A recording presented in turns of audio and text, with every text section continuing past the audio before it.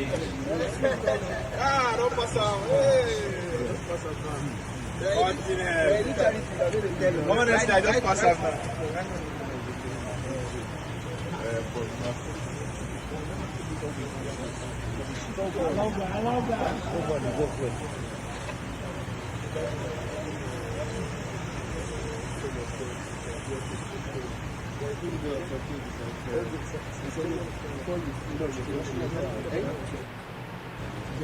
Yeah.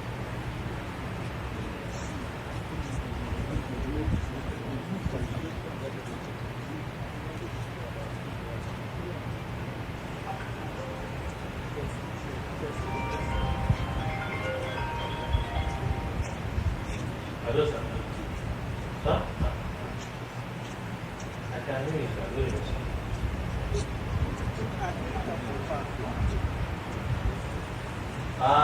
There was no explanation given. But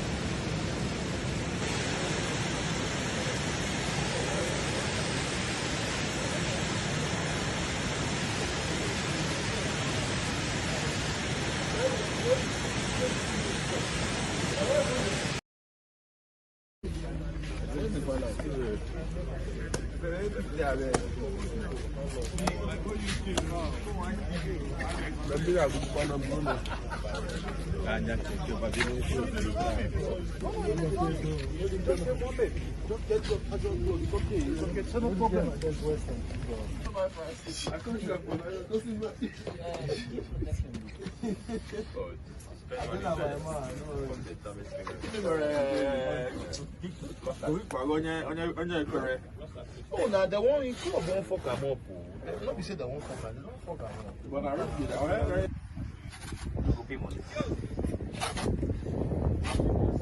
Just one good camera. Now iPhone 11 use the videos. They don't swear for you.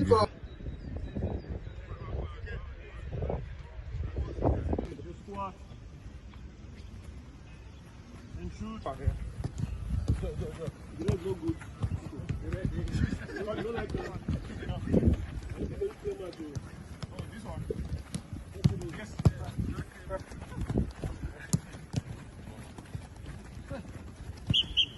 Okay. Yes. Okay. Doctor.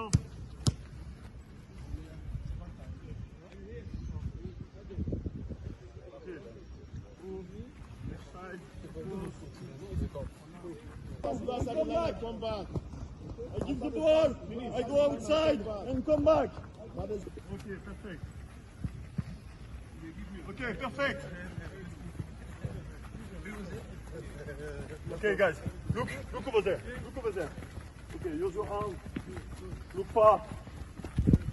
Look far. Look far. Look far.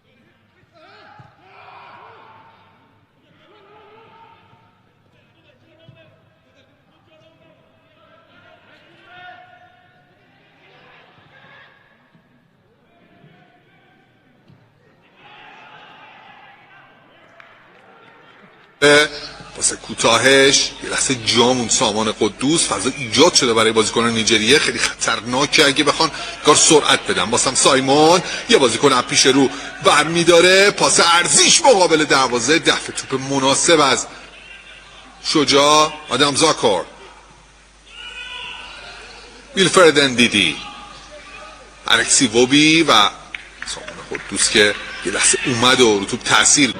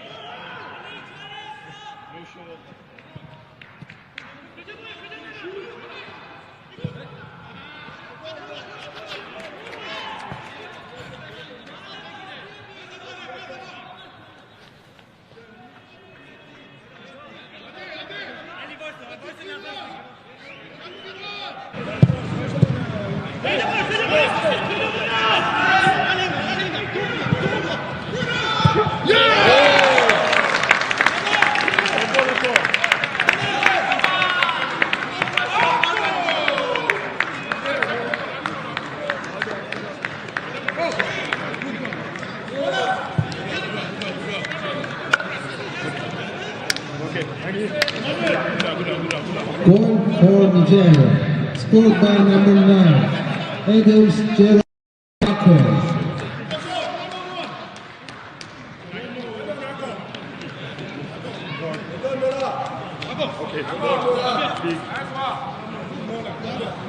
Okay, same.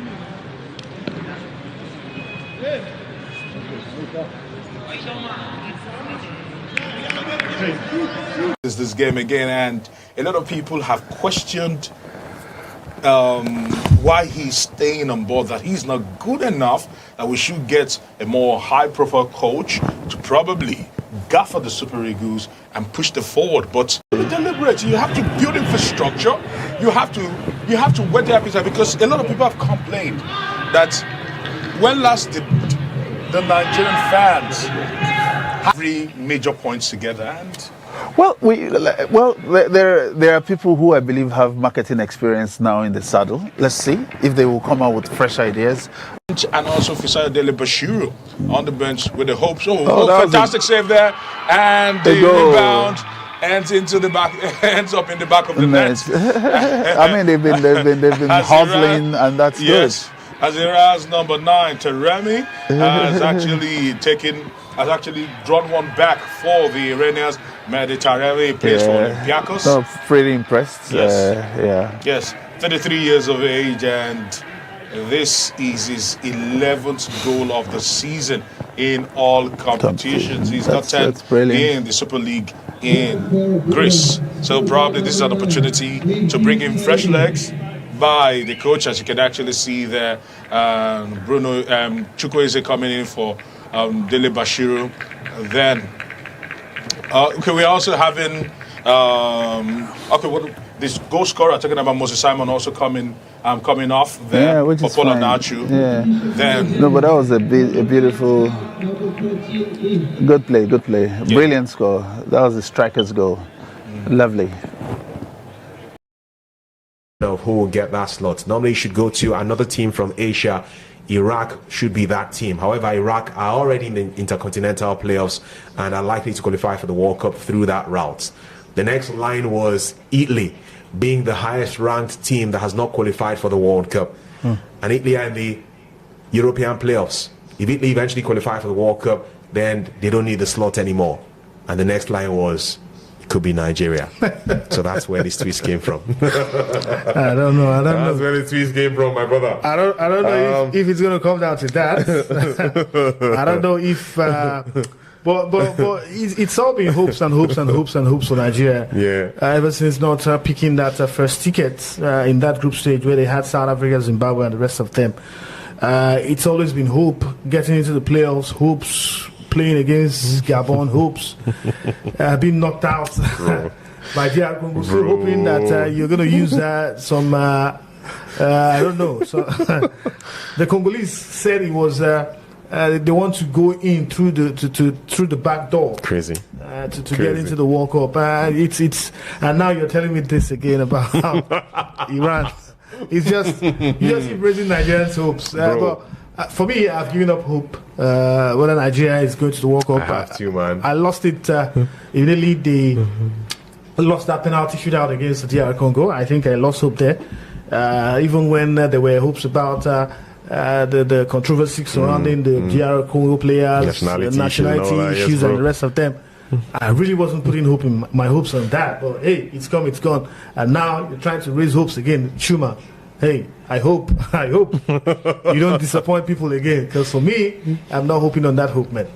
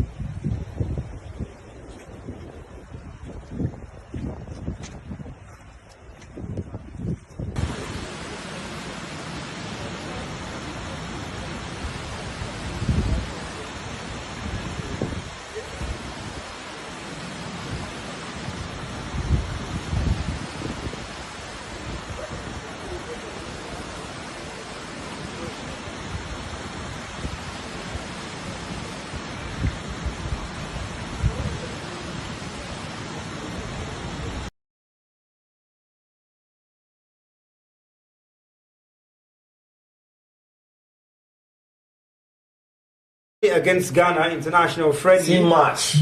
Germany against Ghana. If you like, go miss some. Everybody for Ghana don't they camp like this.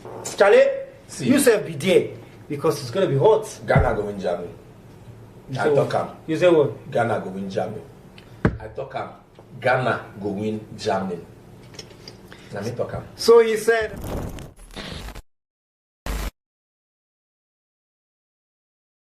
But Elise will be getting the ball on France. 1v1. Edison chipped. Classic. Brilliant. Bold. Beautiful. Goal number 56 for his national team. Kylian Mbappe, the star from France, can enjoy with the fans as he, alongside his teammates, dance. Brazil go behind. France lead 1-0. Fantastic passes from the French team.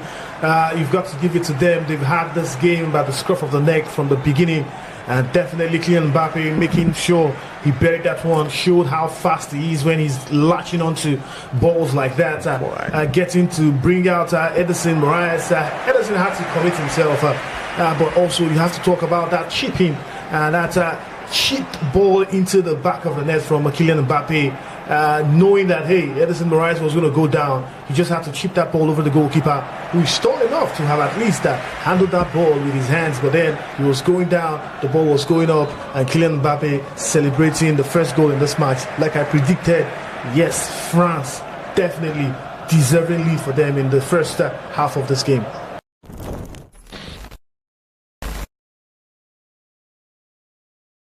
In the box, cuts on his right side, outside of goal. Brilliant. Brilliant goal! Moses Simon! Only 5 minutes! Moses Simon! The man from Paris FC has given Nigeria the lead. And here's a Lukman, has 2 to beat. And Akko running inside, great pass! Akko finds the back of the net! And that's the chance that he's been wanting. Cross comes in, good header off the crossbar! And it's tucked in eventually. Great effort by your man, Tarami. Senior man. Well, the header was good off the crossbar. And Okoye was crumbling, tried really to keep it out. But Iran have got themselves one back. Yeah, my pressure, they kill me sharp. They don't try. That was the first time I saw Chibuike, and I was very, very impressed with how he was playing throughout that tournament. And I told my friends that, I like this guy. He was actually a defensive midfielder then. But the way he was playing, he played like someone that can even play offensively. So I think I fell in love with how he played. And before I know, he don't travel, go Austria, go play. Yeah. From there, I can't begin to say, they play for 3-man defense. Before you begin to play center back. And you get as you take plan your thing, you get as God take leave you. So maybe you be God. If God thought say center back, now you will take Jello. So be absolutely. But I'm right now very, very happy that he has gotten his invitation. And one good thing, Benjamin Fredericks, where everybody they shout now, best defender. He actually got his invitation from something like this, a friendly match that was played in Brentford. Lock everywhere inside yes, in Brentford. He was invited because Brentford field they won't use, and from there he got his opportunity. He took it, and bam, that's the end of the story. Chibuike Turkey. Now we did so they don't invite you come. I know, right? If they give you opportunity to play, collect them. Opportunity might come maybe once, but this opportunity will come as they put you, collect them, no leave them again. Bam. Nobody went to that place will play past you. Collect them, my brother. I think one of the people that will be very happy for Chibuike's invitation has to be our friend Yema, the Rivers United boss, because he worked with him when he was at Eyimba, so he knows the quality and has always been hoping that this guy gets the invitation.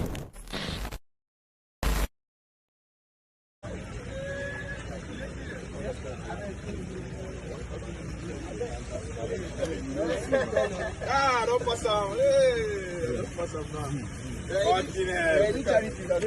Honestly, I don't pass on now.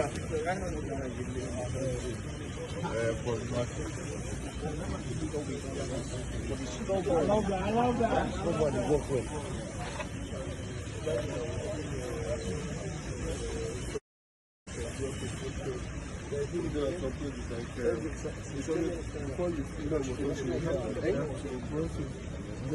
Yeah.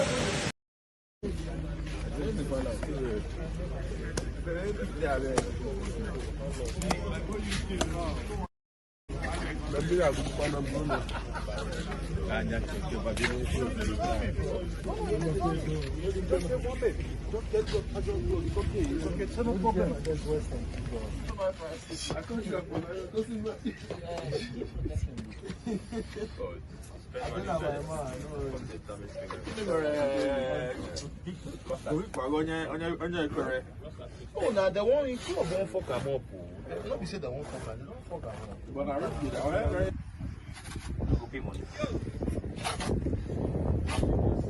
Just one good camera. Not iPhone 11 use the videos. They don't swear for you. Just squat and shoot. Go. You don't go good.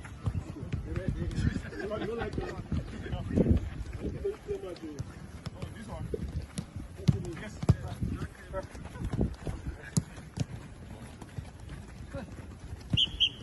Okay. First, okay. Doctor.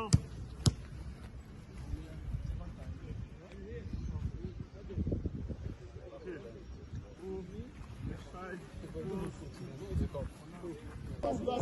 Come back. I give the ball. I go outside and come back. Okay, perfect. Okay, perfect. Okay, guys, look over there. Look over there. Okay, use your arm. Look far. Look far.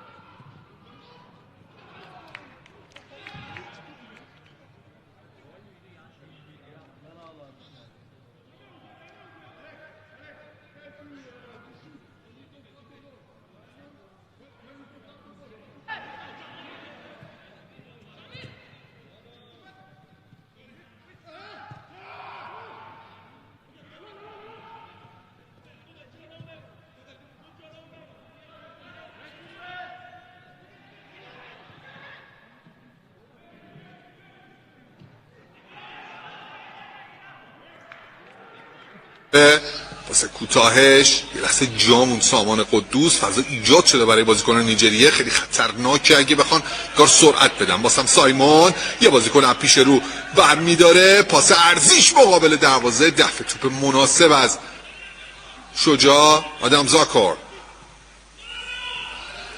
ویلفرد اندیدی، الکسی ووبی و سامان قدوس که یه لحظه اومد و رو توپ تاثیر.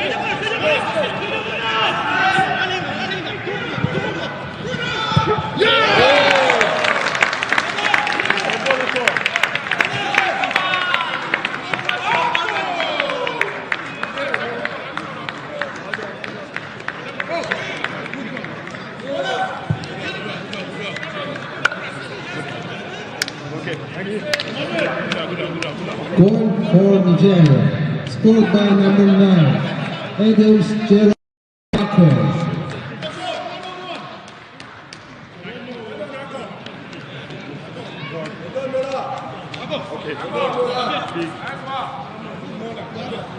Okay, same.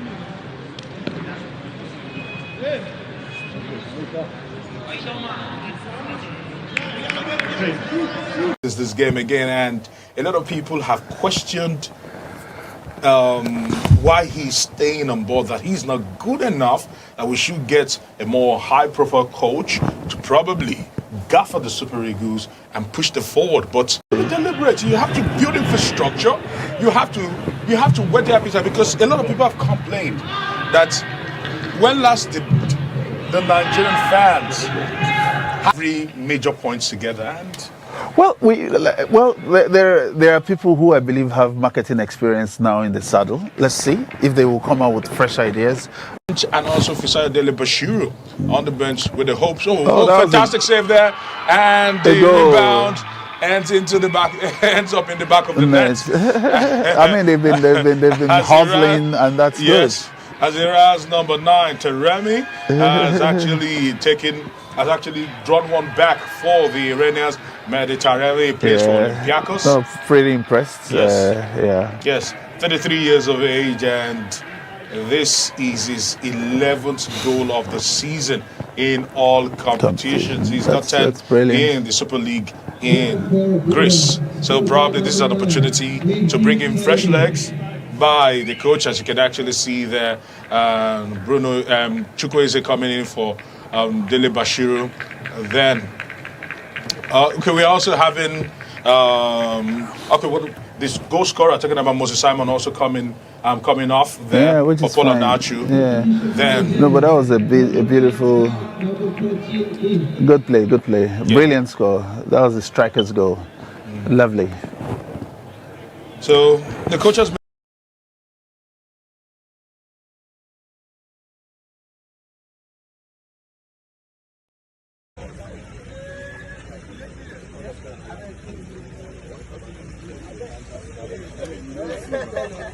don't pass on. Hey, don't pass on now.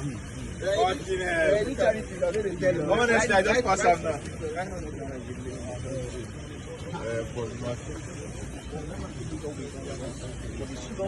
I love that.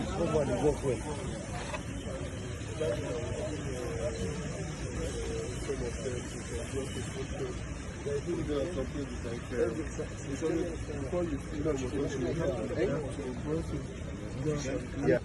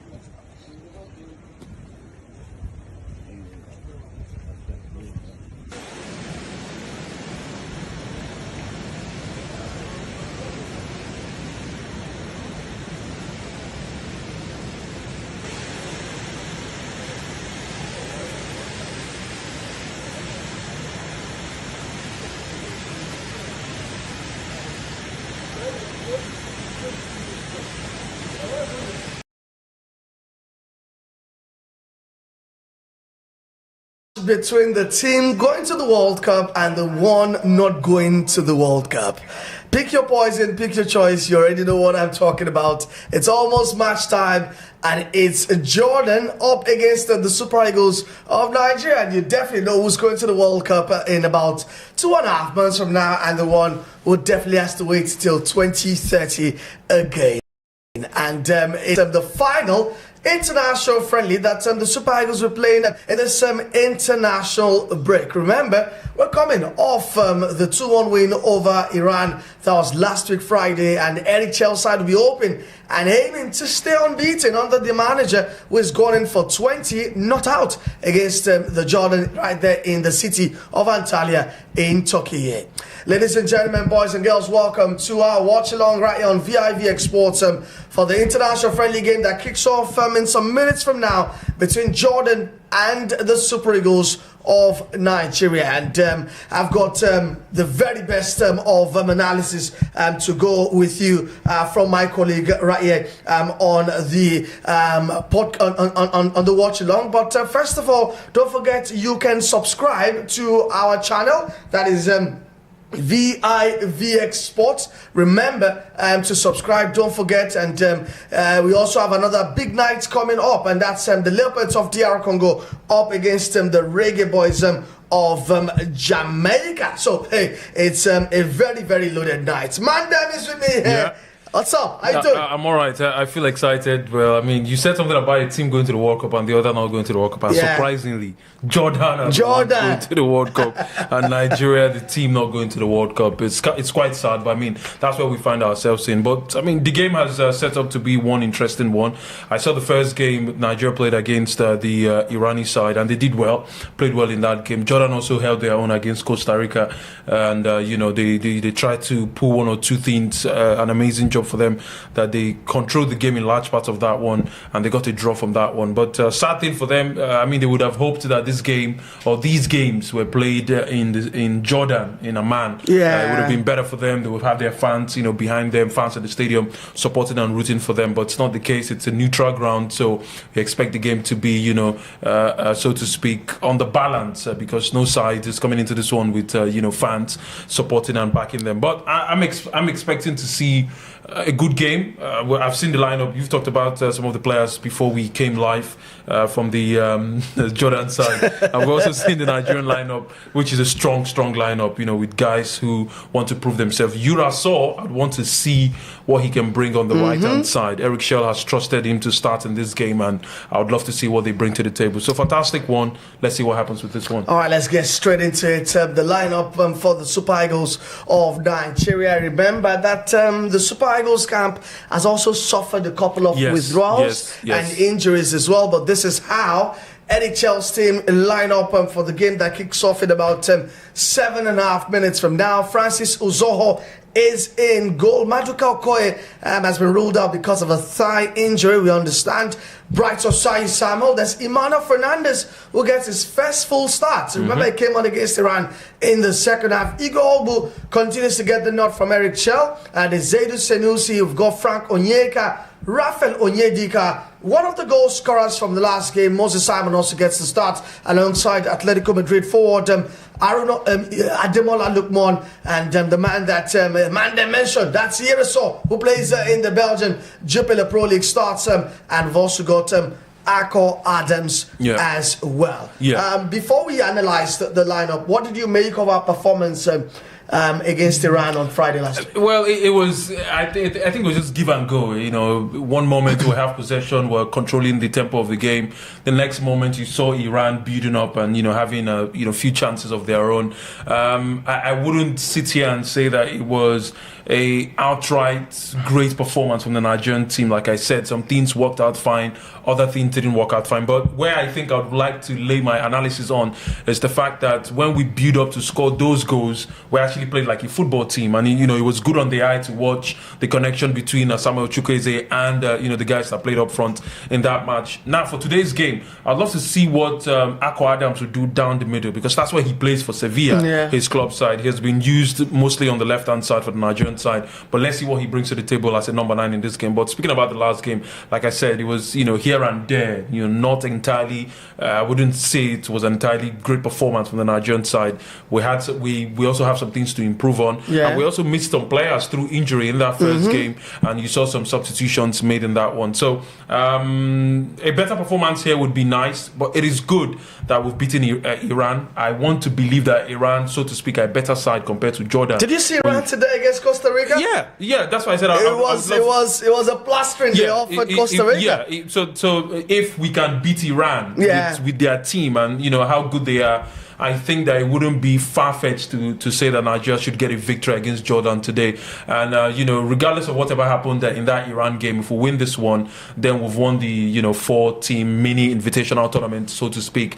And yes, we'll have to give credit to Eric Schell. I have to say there's 19 competitive games, no losses to record. So far, so good. I can't give credit to a man who doesn't take my country to the World Cup. I know that we're going to go there. I'm not. But I think you cannot because blame him. Games like this are painful reminders of why we're not going to be at the World Cup. Because I think the 3 teams involved in this tourney are all going to the World Cup. I think Costa Rica going as well. Costa Rica, Iran, and Jordan, yes. It's a painful reminder. It's a painful reminder. I get that, Olawale. But again, when you look at it, Eric Schell didn't start the World Cup qualification campaign. Was he involved at a point in time? He was involved. Yeah, so he is involved. Has to also carry the can. Yes, he should carry part of it. But I don't think we should cast the blame on the manager because, the games that he played, except from that game against the DRC, which I think that Nigeria were poor in the extra time. They should have done better in that one. They should have even killed off the game in extra time. They had chances. They should have buried that game and not even drag it to penalties. But it's what happened with football. Again, like I said, if Eric Schell was the man who started the World Cup campaign, I doubt that we're going to be in this situation. It's all about hindsight. I know hindsight can be 2020. It's all about cool that shoulder. Yeah, should have. Who knows if he had decided as well might not have qualified for the World Cup. Right. Because we also know that these things go beyond the manager. Yes, but they do. Once again, games like this is just a very painful reminder that Africa being given 9 plus 1 spots. Plus 1 spot, which is 10 So the teams. World Cup, and we don't have Nigeria. the so-called giants of Africa are not going to be part of it. We have to start relying on back door, front door, all those things. Sometimes it's funny when I had hope was when we played in the playoff, the African playoff, against Gabon and the DRC. That conversation of ineligible players for the DRC, I didn't cling myself on that. I never believed that was going to suffice good for the Super Eagles of Nigeria side. And taking the matter to CAS, what if DRC in the end don't qualify and CAS now offers Nigeria tickets to the World Cup? What then happens? We'll see. Are we going to take out one team that qualified and put Nigeria in there? Just forget about it. That's what I'm saying. So it's best we forget about it and move on. It's some Nigerian fans would. It would be nice to see the Super Eagles of Nigeria in the World Cup, but we can't go as it stands right now. This is the game we have to manage now. All right, Jordan versus Nigeria is live right here on vivxsports. We've got the watch along kicking off very, very soon. We're just building you up to that. We shared the starting lineup with you with first full caps for players like Emmanuel Fernandez and Yera. So what do you want to see from the new boys today? I want to say explosiveness, because this is an opportunity for them to, so to speak, register their name when it comes to guys who would be called up Cup, because don't forget the 2027 Africa Cup of Nations qualifiers is up next, and that would be another occasion where these new guys like Emmanuel Fernandez, like Uraso,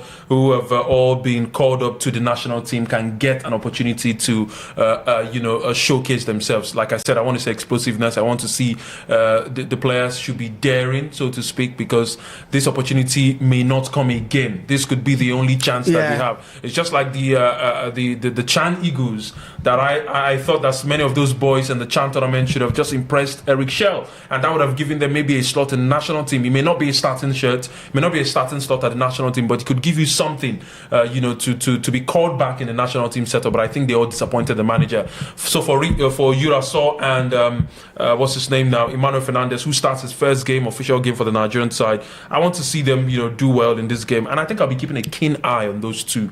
That's Uraso on the right hand side and Emmanuel Fernandez sitting on the right hand side of the defensive partnership alongside Igor Ogbu. So fantastic one. I don't know what I make or think about the jersey though, but I mean, hey, I'm not the designer. I'll probably take a thought of that, but that jersey gives me the icks, right? Just send me back to Korea, Japan 2002. Yeah. All right, for Jordan, this is how the start.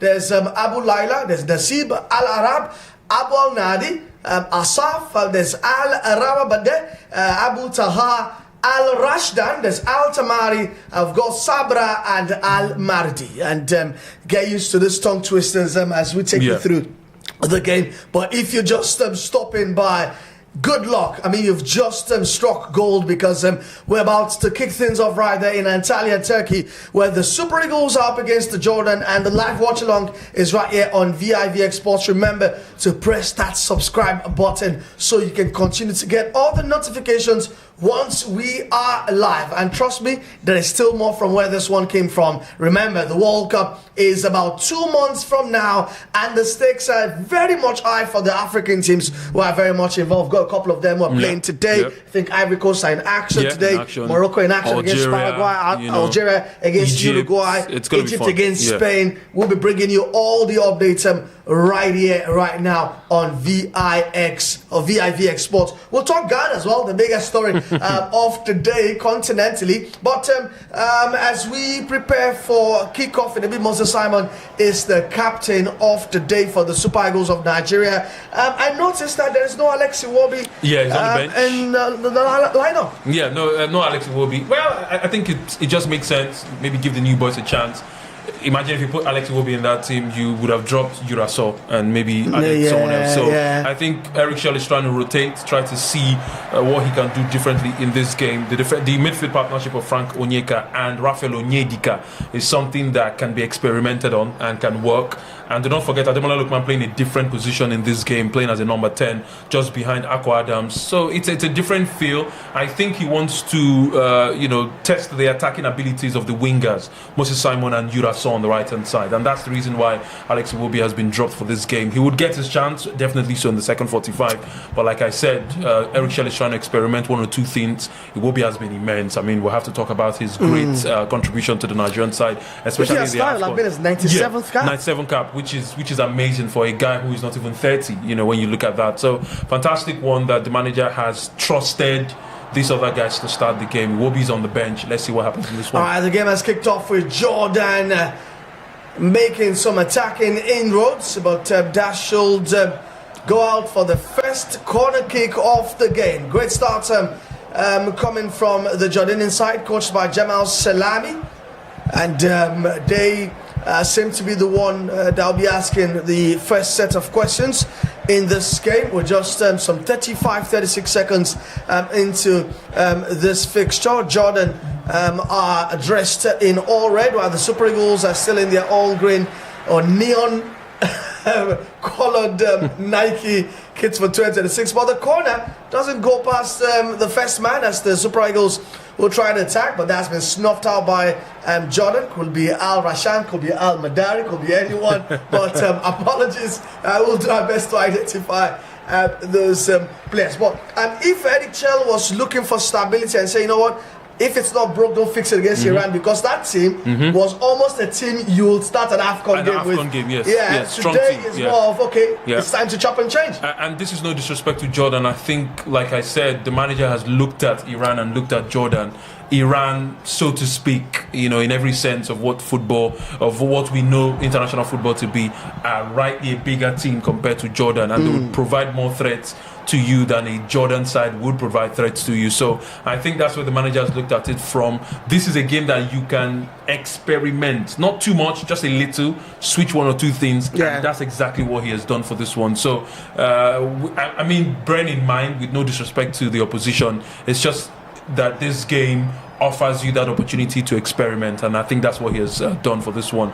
And I mean, they've not started badly. That's the Jordan side now. They've tried to impose themselves. Just 3 minutes of football played out there in Antalya, and we get to see more from this guy. I think this game is going to be interesting with the way you know, both teams have started, you know, like a house on fire, especially for the Jordan side, who are the corner in you know, in as many as the first minute of this one. So let's see what happens. You did a wonderful job, I have to say, with calling the names of the Jordan players. I would have stuttered a few times. Yeah. Alright, misplaced pass from Jordan while trying to play out from the back. Is out for a throw as Super Eagles will try to build from the back again. It's a back line that has Emmanuel Fernandez, who we understand is heavily coveted in England, plays at Glasgow Rangers currently, and he's been partnered by Slavia Prague's Igor Orgu and Ademola Lookman asking for the ball in that number 10 role, but still doesn't get it, as the Super Eagles are a bit more patient. Yeah, you know, with the build-up, hopefully try and see if there will be openings to really take advantage of. Ademola Lookman now finally gets on the ball, as he's trying to also look for options, but has to go back again to, I think that's Emmanuel Fernandez, and now Francis Uzoho. I was thinking it was going to be Adela probably giving a shot today. Yeah, giving a chance today. I mean, we've seen Uzoho for the Nigerian side. We've seen him in different games. We can tell how good of a goalkeeper he is and stuff like that. But this is surprising to me. I mean, if you're giving players the chance to get their first official start for the national team, maybe today is the day to give Adele a chance to start for the Nigerian side. But I mean, hey, it's Eric Schell. He understands what he wants to do. He has opted for Francis Uzoho, who to me is a more experienced goalkeeper, so to speak, in a game like this. So not a bad one that we have Uzoho in goal. Also looking at the back line, it's a well-marshaled and experienced backline. Bratusai Samuel, who was immense for us at the AFCON. Zaidu Sanusi, also one of the veteran players who have been in this side for a long time now, you know, also starts in left back. So not a bad one to see Francis Uzoho start for the Nigerian side. Free kick taken by Jordan, swung in, but the Super Eagles clear just in the meantime. But Jordan on this right-hand side, just trying to keep the ball very much alive. You can also see a cross-section of fans who have come to take this one in. I mean, anywhere you go, the Super Eagles is a massive draw. And the Jordanian people, Jordanians also have a massive following right there in Turkey. There seems to be a vibrant Jordanian community in Antalya as well. Jordan on the attack now from the left-hand side. Whips it first time, but that is blocked. But Jordan get another free kick, and they seem to have upped the ante a bit. Yeah, they've done so well. I think 6 minutes in this game now, we've seen more from the Jordan side, who traditionally from this game should be the home side, you know, playing against Nigeria. They've won a free kick just inside the Nigerian half. They've controlled the tempo of the game, so to speak. The early stages of this one have been the better side, like I said, with creating chances and looking to score the first goal of this game. And winning that free kick on the far side was Uraso, who put a hand through the face of the Jordan player. And you can see the Jordan bench quite relaxed. They've started the game well, and just like they did against Costa Rica, I think they're doing well against Nigeria in the first 6 minutes of this one. All right, lovely. Zaidu Sanusi thought nice. He got that one. He's lost it. Cross comes in from Jordan. They still continue to attack, this time from the left and flank. Jordan just trying to keep those passes short and crisp, but that's led to a foul. Foul on Frank Onyeka, I believe. Yeah. And that'll be a free kick And I think that's an opportunity for the Super Eagles to breathe a little. It's a foul any day, anytime. You just went into that one across the player, and you can see the Nigerian bench. And Didi and Ejuke. You can see Adile in there. What's his name now? Alex Iwobi. It's a strong Nigerian bench. I mean, that bench can win you this game. Same with the lineup too, can win you this game. So it's a strong Nigerian team, and I think we don't credit how good this generation of Nigerian players are so much.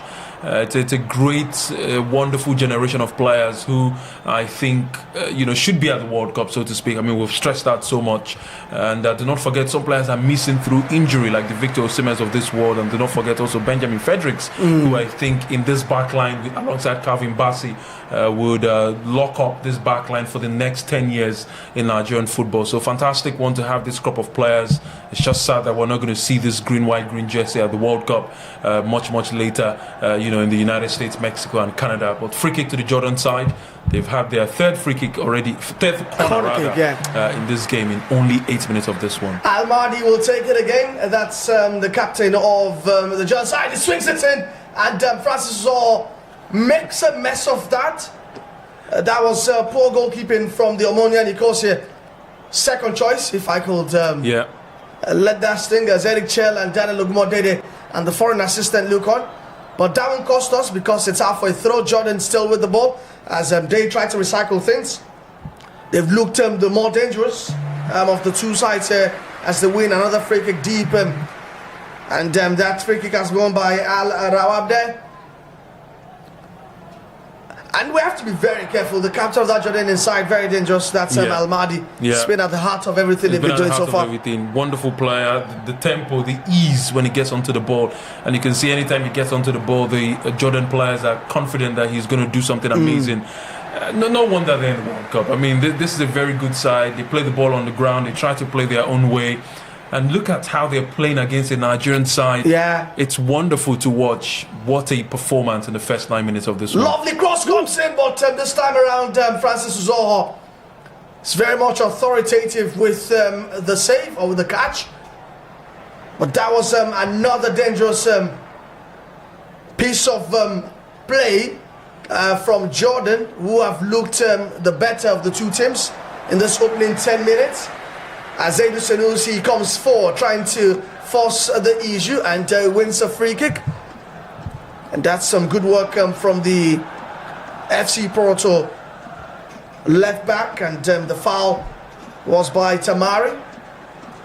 That was a whipped-in cross, very dangerous, but Uzoho very much up to the task. The Super Eagles restart play again with the free kick taken. And now they come through Bright Osayi Samuel, who knows he's got the lay of the land. He used to play in Turkey with Fenerbahce. These days now at Queen's Park Rangers in the English Championship.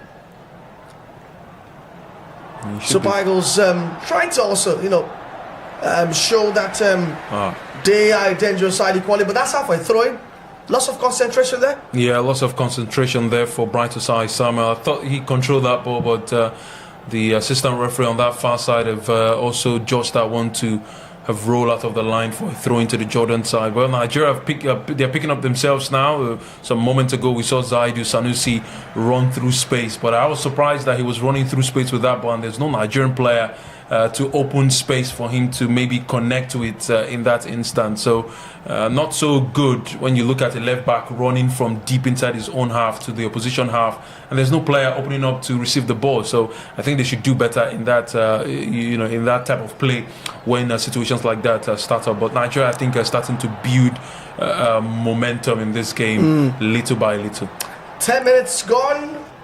First half, if you just join in. This is the watch along for the international friendly game between Jordan and Nigeria. The final of this round of international window. It's the final window before the World Cup, by the way. The World Cup, the Super Eagles will be watching from the comfort of their television. And feel free to also reach out to us. The numbers are right there on your screen at the bottom. And remember to subscribe to our channel as well. What do you like about the Super Eagles side? Tell us what you also don't like about the Super Eagles side. And I also like to know, which of the African teams do you think is going to make a massive impression at the World Cup? I, alongside Alex, is still going to talk about the African representation. That's going to be much more later. But back to the game, still goalless. And Super Eagles just trying, to just get a hold of the ball. He got with this time around, finds the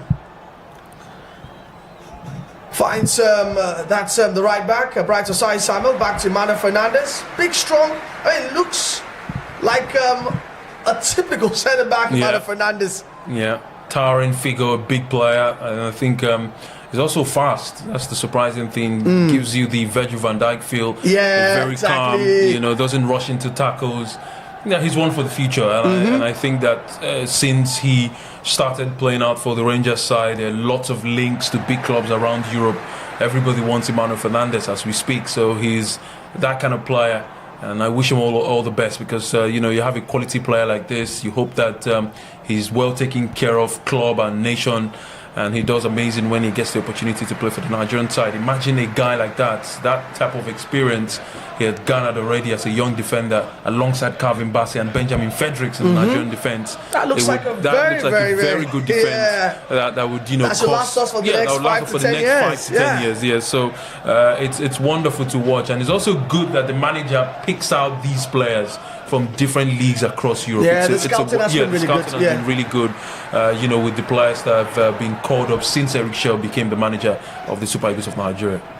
All right, Super Eagles still enjoying the lion's share of the possession, but I stand to be corrected. I'm not sure the Super Eagles have touched the ball in the Jordanian box. Yeah, they haven't so far after 13 minutes, but the Super Eagles, maybe they will this time around with Yereso. Ball's out for a throw-in. Was put out with good defending coming from Abonadi.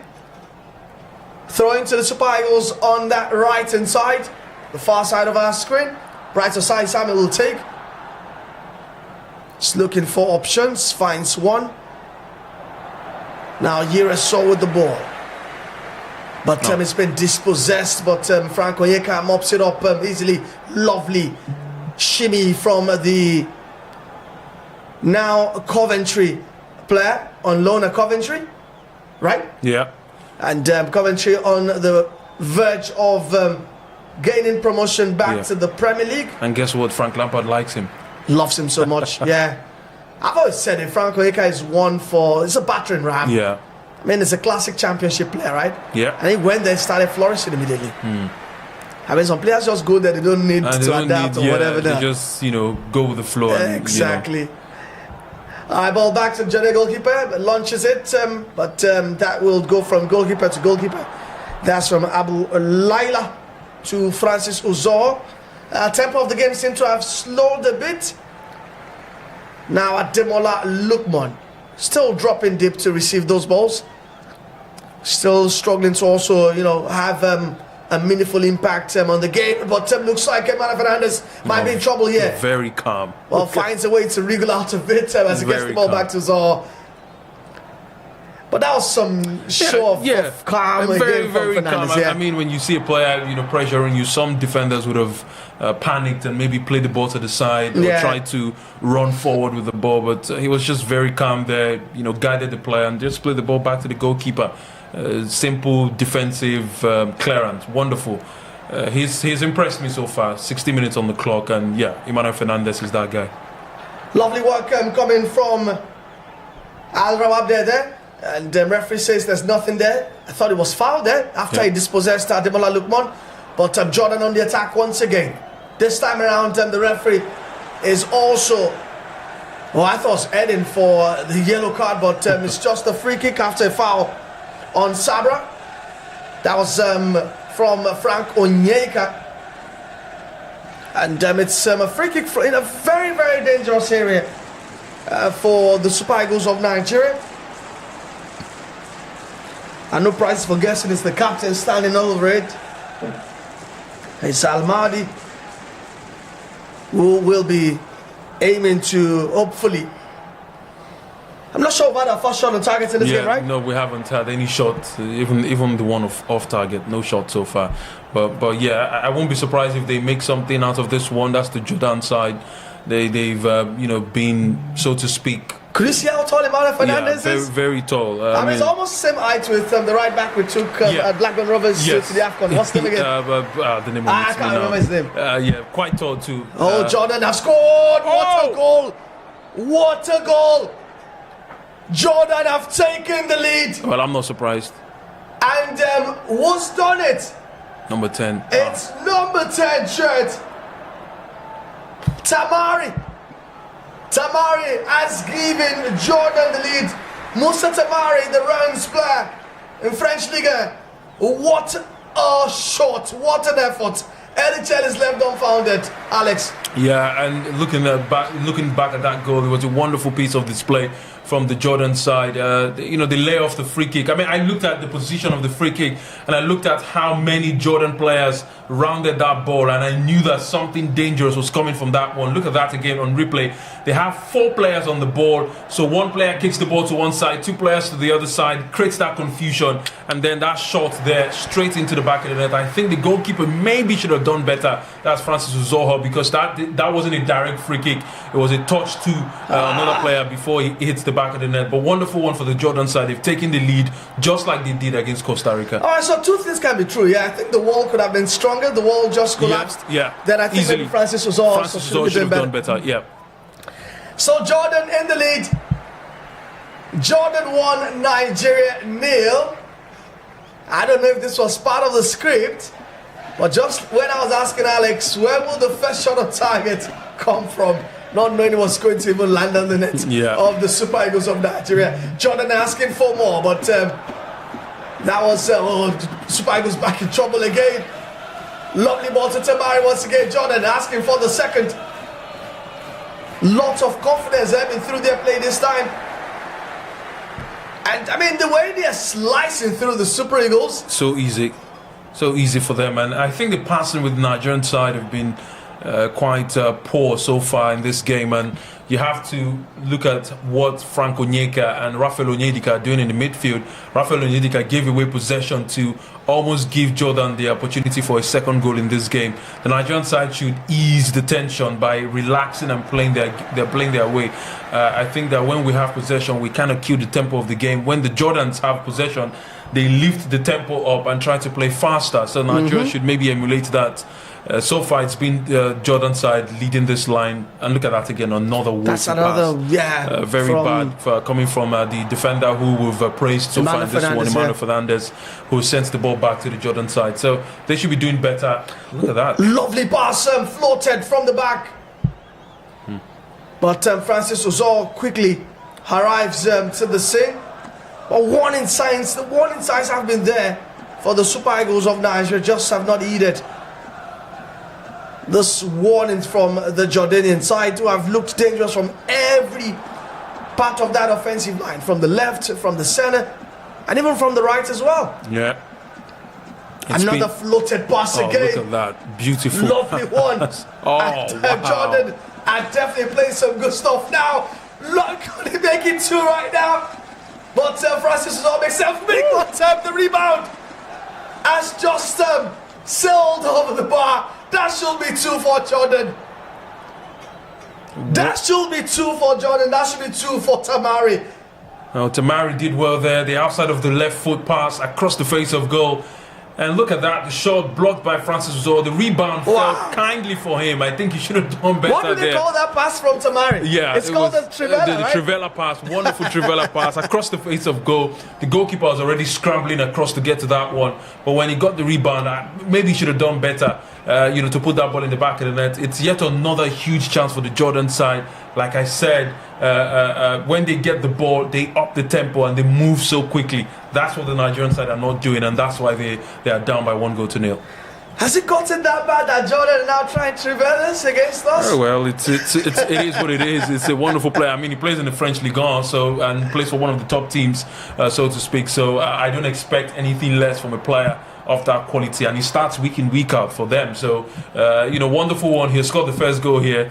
Hey, why not try Travella? I mean, it's something that you can do if you score a goal for your national team against a strong Nigerian side, because this is a strong Nigerian team, but this Jordanian side have been doing so well so far in this game. And Jordan have been stronger in defense as well, in the tackles, in the one-on-ones.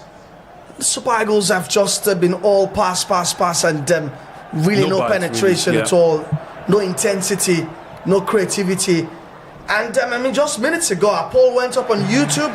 They were so prescient of the poll because the question on the poll was, will Francis Uzoho keep a clean sheet? Oh no, that's in the bin already. And guess what? 72% said yes, 28% said no. Oh, no way. But if you had asked me that question before the game, I would have said no. I mean, so the 28% just said, hold my beer. Yeah, I think I would have said no because, like I said, if you saw what they did against Costa Rica, a very good side, so to speak, when it comes to football in the Americas. They're a very good side, Costa Rica, and they scored in that game. They created chances upon chances, and it was a high-tempo game. So, I mean, if they play that same way here, which they've done so far in the first 23 minutes of this one, and they've scored one goal. So, yeah, I would have opposed the clean sheets for Francis Uzoho, definitely so. I mean, on the balance of... Just look at that. It's just brilliant to do this. Lovely routine. Goalkeeper should have done better. Yeah. I'll take that to the bank anywhere. The goalkeeper should have done better. I mean, it was a ferocious effort from Tamari, no doubt. Yeah. But the way the wall just lost its shape, and was also fumbled with it. It was almost directly at him, right? Yeah. Yeah, I think it's directly at him. But sometimes you just don't see these things. Super Eagles now finally in the box. Laying on the plate, it's 1-1. It's 1-1 for the Super Eagles of Nigeria. They have equalized, and it's Rafael Oyedika almost against the run of play. And the Jordanians are complaining, saying that there might have been handball in the build-up to that. And looks like the center referee offside has flagged. Okay, yeah, he's signaled for offside, because I can also see the assistant referee flagging up as Akko Adams so not believing what he's saying. But for a moment we thought the Super Eagles had restored parity. I mean, like Alex said, lots of goals in this one, he says. Yeah. And we've seen quite a few. Nicely done by Zaidi Sanusi on the left-hand side. I don't think he was standing offside. I think that it was got a touch. Mo Simon listed on the plate. Lays it off, and I think it hit someone. Maybe he did touch somebody on the hand before he went into the back of the net. But I mean, the replays are not justifying. Yeah, they're not conclusive. We can't even justify if it was a correct decision or not. But the goal has been chalked off, and Nigeria would have to go again. All right, goal has been chalked off. We have to do this again, and Super Eagles now camping in the Jordanian area, trying to win a corner kick, but that will have been shepherded out for a throw-in. Super Eagles still trying to get back into the game. 24 minutes gone. And to those who are joining the watch along, big shout out to everyone. Remember to subscribe and also tell everyone about the game. It's on. Jordan 1, Nigeria 0. Tamari with a beautiful free kick goal to put the World Cup debutant in the lead. I mean, on the base of this 25 minutes we've seen, I think Jordan deserves to be at the World Cup. Yeah, right? They certainly deserve to be at the World Cup. They're a fearless side. I think they've not come here to respect the Nigerian team. But look at that for a chance. Chance again, and the ball trying to just get it on target. What time it's finally hit? This time it will count. This one should count. This one should count, and it's Moses Simon who has finally restored them and level matters for the Super Eagles of Nigeria. And it was just another moment of individual quality. Yeah. For the Super Eagles of Nigeria. Alex. What a strike from the veteran captain. That's Moses Simon. Wonderful goal from him from the left boot. It was walked so well on that left-hand side by, I think, Zaidi Sanusi and Ademola Lookman. The ball was sent into the box and then was cleared off. He had an opportunity from the rebound and he hit it so well with his left foot into the back of the net with no chance to the goalkeeper of the Jordan side. Just looking at that again on replay, Ademola Lookman with the ball had a chance to shoot. It was blocked by the Jordan defenders, and look at that shot there into the back of the net, and wonderfully so. I mean, one goal was chalked off, this one would stand. So this will stand, and it just shows you, I mean, So it's on the bigger side. I mean, you can see the ease of how they created that opportunity and scored. And some of the Nigerian players are just remonstrating to the referee. Okay, chop this one off if you can. So maybe there's also something there. There's something we could exploit if we attack more. Yes. Because I think anytime we've gone there and tried to do some damage, there's been some soft underbelly there. Yes, and that's Akwa Adams to Lukman, then to what's his name now, Moses Simon. So the three attackers for the Nigerian side have done so well.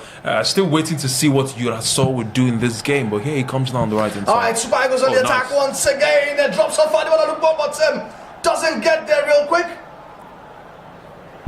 Super Eagles now looking, very much improved. All right, so that's a flash across goal from Ademola Lukman, who finally looks very much alive and involved in the game. What's impressed you the most for the Super Eagles? For now, I think I'd give it to, I'd say Moses Simon and Emmanuel Fernandez. For Moses Simon, I mean, for the goal, it was well taken from the chest on his left foot, and also he has created some danger, bit of danger on this left-hand side.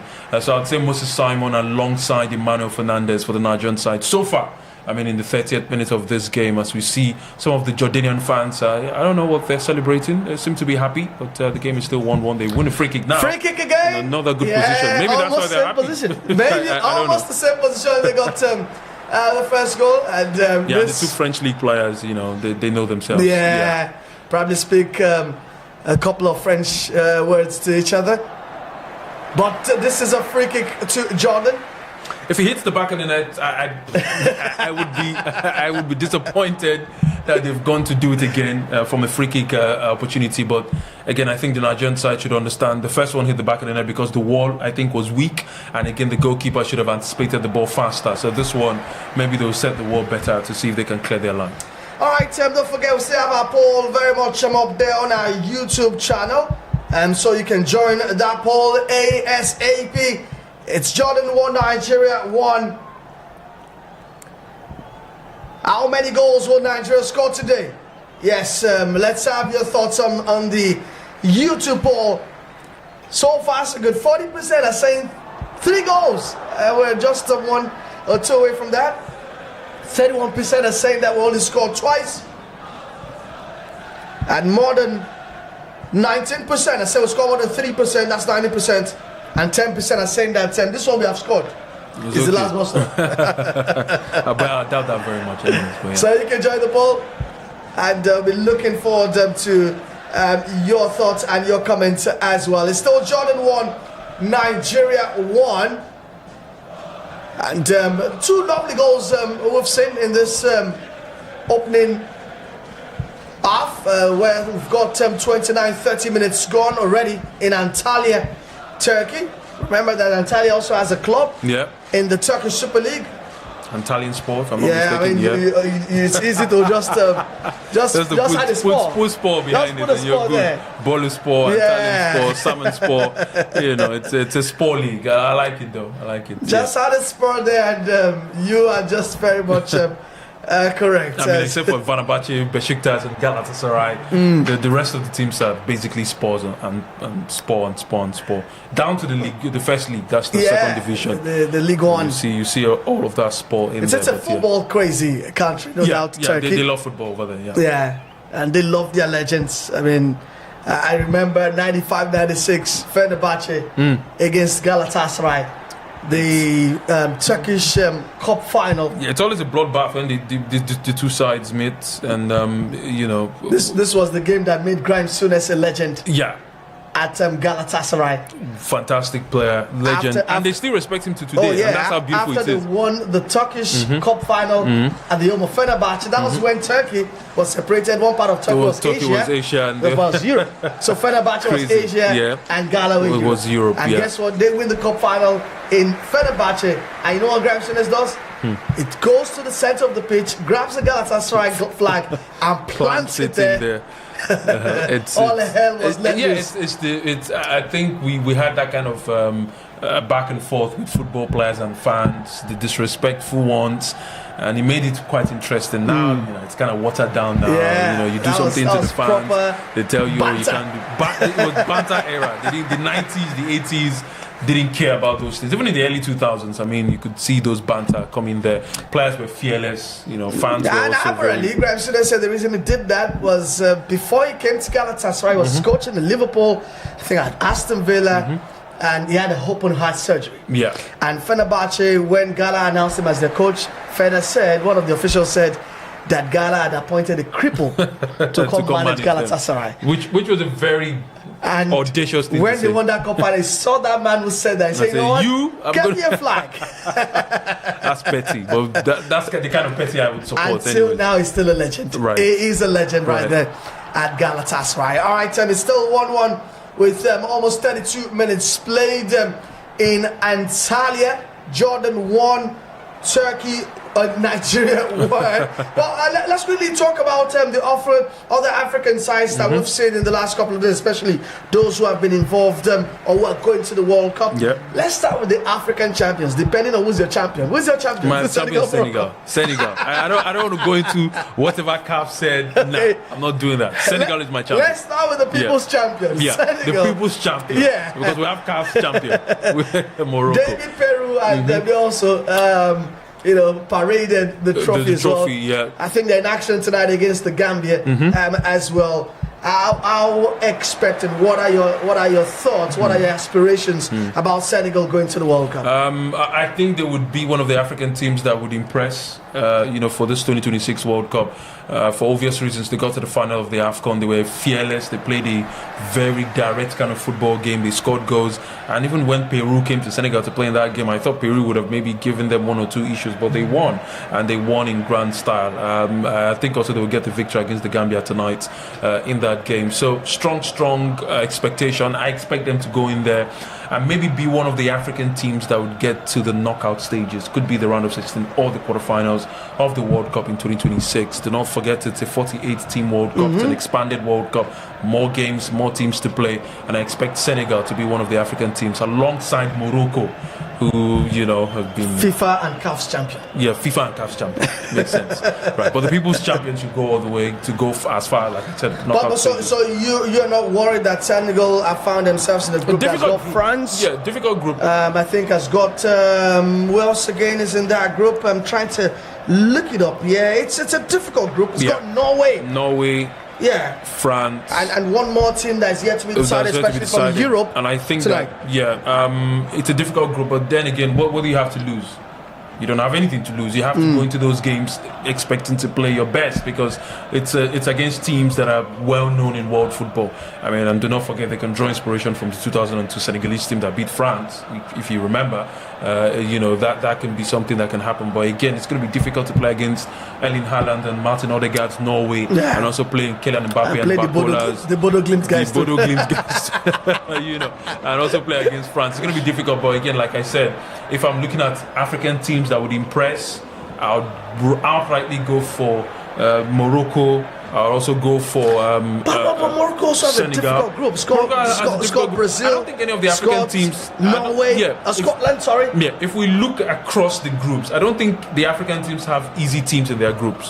So it's make or mine. It's either you go in there and show Africa that you can challenge. Even if Nigeria made the World Cup, they wouldn't be placed in an easy group. I can tell you that for free. Every group is difficult. It's difficult. Yeah. So I don't think that. I think it's high time we expect more from African teams. And I think it starts from 2026, because now we have 10 teams in the World Cup. Okay, maybe 9. We're waiting for the DR Congo. If there's any African team or African teams who have stepped up the last couple of years, Morocco and Senegal, they've done well. We've seen them even in friendly match against the big side. Even the big side. I saw Senegal, Brazil. Yeah, they beat Brazil last year. It was a very good game against Brazil. Even though I was so disappointed with the game they played against England in the 2022 World Cup in Qatar, that was unbelievable. I didn't expect them to play that way, losing 3-0 in that game and being knocked out of the tournament. But again, like I said, I'm looking at Senegal, I'm looking at Morocco, maybe Cote d'Ivoire, maybe some of the other African teams too who qualify to the World Cup. Ghana could also pull off a surprise in their group, even though it's a difficult group for the Ghanaian side. So these are teams that you look at and say you expect them to step up to the plate and maybe do one or two amazing things in the World Cup out there in the United States, Mexico and Canada. So yeah, I'm no Nigeria, so I'll be rooting for every African team, wishing them all the best. If we have 5 African teams in the knockout stage, that would be wonderful. All right, looks like Alex doesn't rate the Pharaohs of Egypt led by Mo Salah. They found themselves in a group that's got Belgium. That group is not. They have Iran, and also Belgium, New Zealand as well. Maybe they'll beat New Zealand. Yeah. Maybe they'll get a victory against New Zealand. But the Iran and the Belgium game, that's where things will get so difficult for them. All right, Ivory Coast in Group E, that's got Germany, Curacao, and Ecuador. And for South Africa, they're up against El Tri of Mexico, and South Korea were spanked last weekend by Senegal in London. Cote d'Ivoire should be getting to the knockout stages. Yeah, I think they also have they're beating Curacao. I put my money on that. But it's difficult against Ecuador. It will be difficult, but they can get a draw from that game. Which means they have 4 points, and that means that they would be, one of the teams who would be looking at qualifying to the next round. Because I don't think they will get anything from that Belgium game. The Belgian side made US look so ordinary when they trashed them 5-2, if I'm not mistaken, out there in the city of Los Angeles in their friendly matchup that they played. So it's 2 months away. It's fun that now we're talking about the World Cup, even though the World Cup song is not something I want to listen to any day I want to think about the World Cup. But again, we're coming closer to that. To have 9 African teams, while if we don't have at least 4 or 5 teams in the knockout stages, it would have been a disappointing campaign for African teams at the World Cup. All right, let's get back to Antalya. Still Jordan 1, Nigeria 1. Halftime approaching. Lovely footwork there. Saw the plate, but that finish was just lacking in precision. That wasn't the finish Abu Taha will have been looking for. But great work once again from the left-hand side. From number 13, El Mahdi, the captain of the side. But it's going to be out for a corner kick. Yeah. The umpteenth one that Jordan will be playing. Yeah, they've out-cornered us today. Yeah, they've done that. And because of their brilliance. And if you check, most of the attack are coming from that left-hand side. Yeah. Maybe they think they can run against the brighter side Samuel. They've also attacked that left-hand side so well. They've gotten all their corners from the left-hand side. But this time around, they don't do anything with it. All right, Tamara's corner will not threaten the Super Eagles of Nigeria. It's been cleared back to Jordan, who will launch another one back into Super Eagles area. This time, they come from the right. Al Mahdi, the captain, sends that crossing by Mane Fernandez. Very much aware to that. Al Mahdi gets it back. Sends it a pass across to Al Rashton. Well, Rashton is dispossessed. Moses Simon. Simon is disposed again by Al Rashton. Now it's Tamari.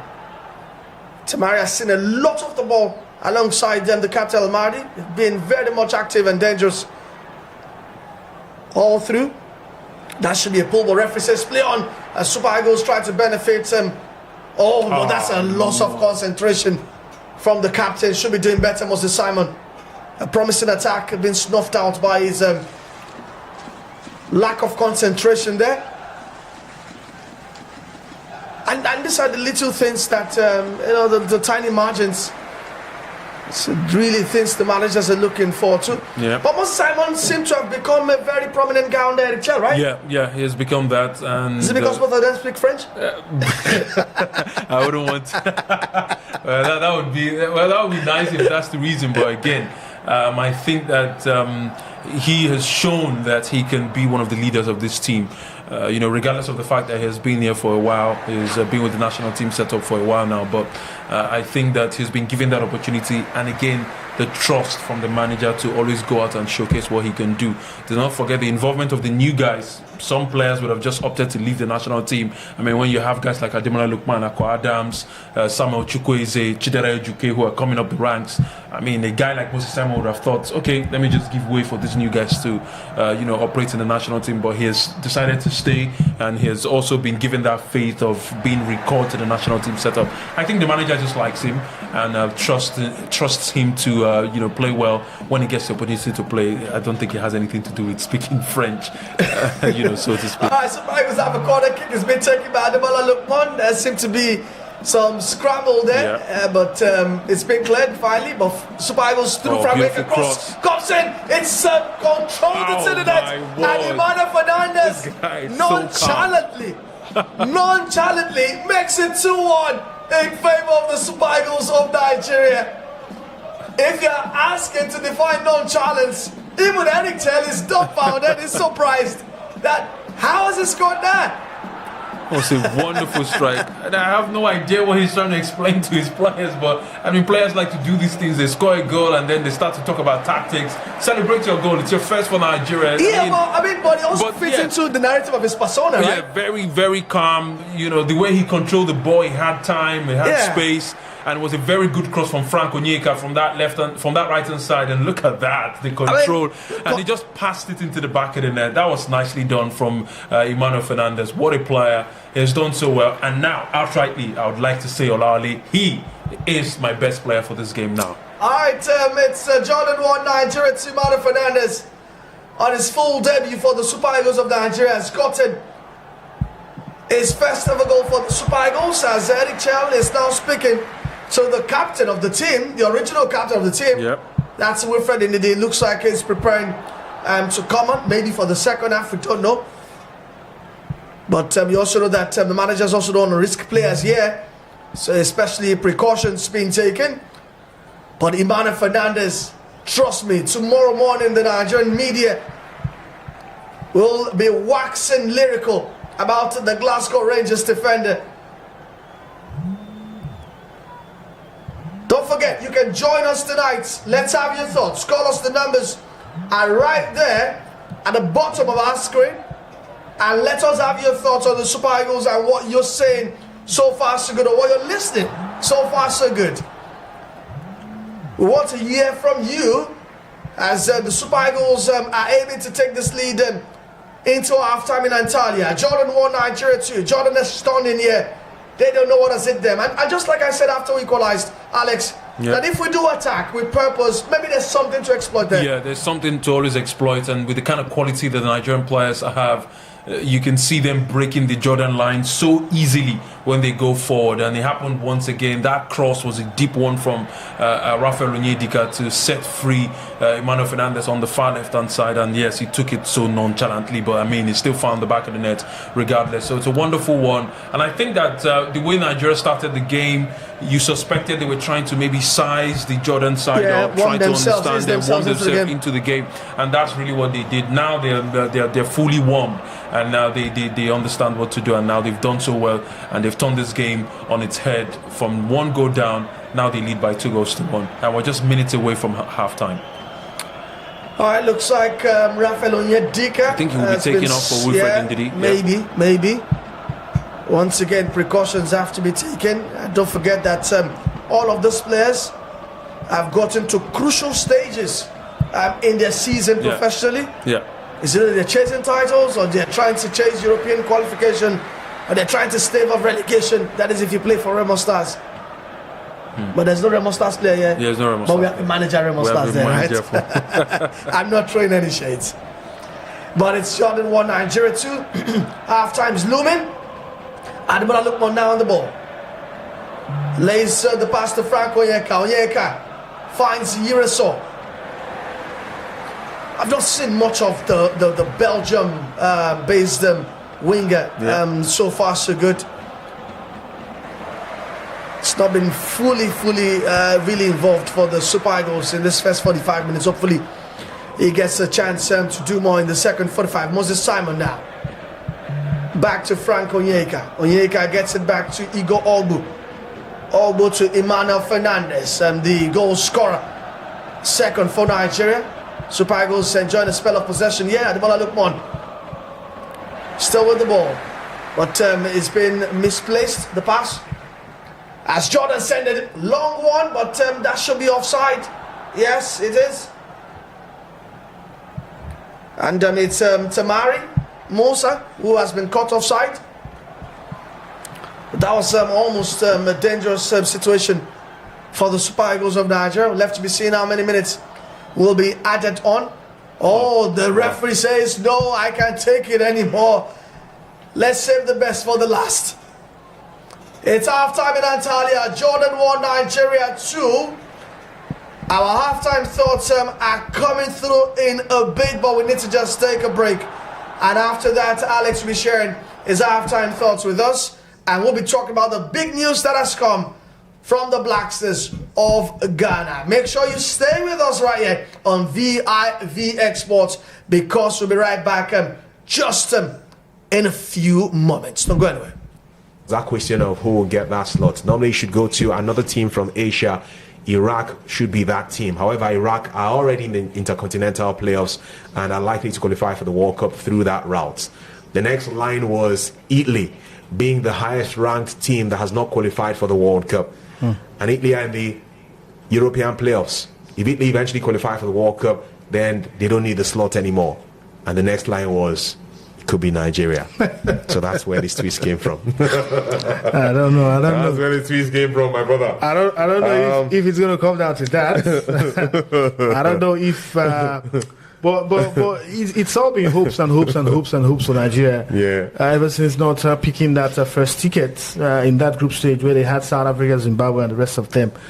It's always been hope getting into the playoffs, hopes playing against Gabon, hopes being knocked out by DR Congo. So hoping that you're going to use some. I don't know. So the Congolese said it was. They want to go in through the back door. Crazy. To get into the World Cup. It's and now you're telling me this again about Iran. It's just you just keep raising Nigerians' hopes. But for me, I've given up hope whether Nigeria is going to the World Cup. I have to, man. I lost it immediately. They lost that penalty shootout against the DR Congo. I think I lost hope there. Even when there were hopes about. The controversy surrounding the DR Congo players, nationality issues, and the rest of them. I really wasn't putting hope in my hopes on that. But hey, it's come, it's gone. And now you're trying to raise hopes again. Chuma, hey, I hope you don't disappoint people again. Because for me, I'm not hoping on that hope, man. In the box, cuts on his right side, outside of goal. Brilliant goal! Brilliant goal! Moses Simon! Only 5 minutes. Moses Simon, the man from Paris FC, has given Nigeria the lead. And here's a Lukman, has 2 to beat. And Akko running inside, great pass. Akko finds the back of the net. And that's the chance that he's been wanting. Cross comes in, good header off the crossbar. And it's tucked in eventually. Great effort by your man. Tarami, well, the header was good off the crossbar, and Okoye was crumbling, tried really to keep it out, but Iran have got themselves one back. Yeah, my pressure the key win shot. They don't try.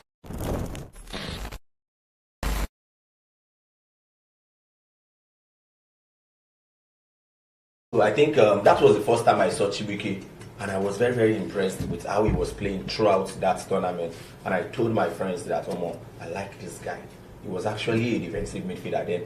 But the way he was playing, he played like someone that can even play offensively. So I think I fell in love with how he played. And before I know, he don't travel, go Austria, go play. Yeah. From there, I can't begin to say, they play for 3-man defense. Before you know, begin to play center back. And you get as you take plan your thing, you get as God take leave you. So maybe you be God. If God was saying center back, now you will take Jello. So be absolutely. But I'm right now very, very happy that he has gotten his invitation. And one good thing, Benjamin Fredericks, where everybody they shout now, best defender. He actually got his invitation from something like this, friendly match that was played in Brentford. Lock everywhere inside in Brentford. He was invited because Brentford field they won't use, and from there he got his opportunity. He took it, and bam, that's the end of the story. Chibuike Turkey. Now we did so they don't invite you come. I know, right? If they give you opportunity to play, collect them. Opportunity might come maybe once, but this opportunity will come as they reach you, collect them, no leave them again. Bam. Nobody waited that place will play past you. Coletta, my brother. I think one of the people that will be very happy for Chibuike's invitation.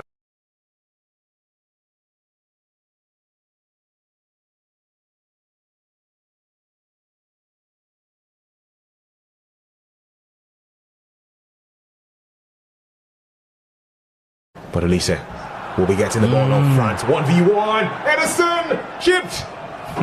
Classic. Brilliant. Bold. Beautiful. Goal number 56 for his national team.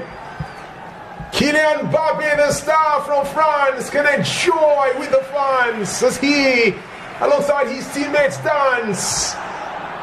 Brazil go behind. France lead 1-0. Fantastic passes from the French team. You've got to give it to them. They've had this game by the scruff of the neck from the beginning. And definitely Kylian Mbappe making sure he buried that one, showed how fast he is when he's latching onto balls like that. Getting to bring out Edison Moraes. Edison had to commit himself, but also you have to talk about that chipping and that chipped ball into the back of the net from Kylian Mbappe. Knowing that, hey, Edison Moraes was going to go down, he just had to chip that ball over the goalkeeper, who is tall enough to have at least handled that ball with his hands. But then he was going down, the ball was going up, and Kylian Mbappe celebrating the first goal in this match. Like I predicted, yes, France definitely deserving lead for them in the first half of this game.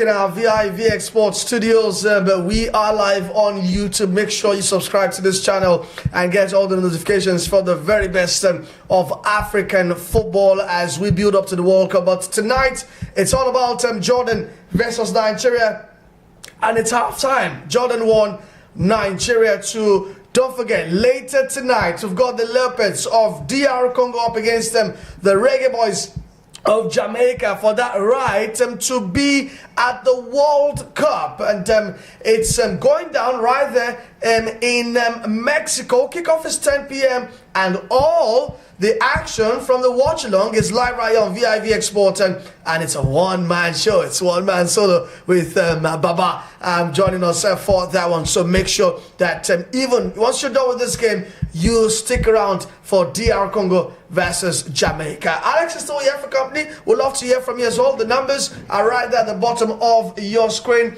234-813-6197-658. You can also call us on WhatsApp. You can call us on mobile as well. What have you made of the first 45 minutes? What have you made of Alex's man of the match so far, Emmanuel Fernandez? Yeah, Emmanuel Fernandez, great guy, wonderful player, nonchalant defender. Yeah. But he has been immense for the Nigerian side in this game.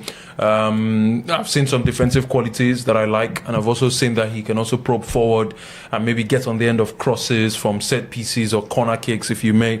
Wonderful goal for him to score his first in his first official start. This is the second cap, first goal for the Nigerian national team. It's something that rarely happens with defenders, but he has done so well to find himself in a very advantageous position to put that ball into the back of the net. So wonderful one for Emmanuel Fernandez. Before this game started, I talked about the fact that Emmanuel Fernandez and Yura Saw should take this opportunity as one that may bring them on the names of the players that they would recall for the qualifying series of the AFCON 2027. And I tell you for free that Emmanuel Fernandez's name would be repeated when they talk about players that should be called back. Not so much for Yura Saw, but I think he's a quality winger. He has not shown his quality in this game. Maybe in the second 45, if Eric Shaw can still give him an opportunity to play the first 15 to 20 minutes of the second half, he could still show that he can do something in this one. So let's wait to see what happens. Like I said, I'll keep a keen eye on two players, Emmanuel Fernandez and Yura Saw. And generally for the Nigerian side and the first 45 performance, I think Nigeria were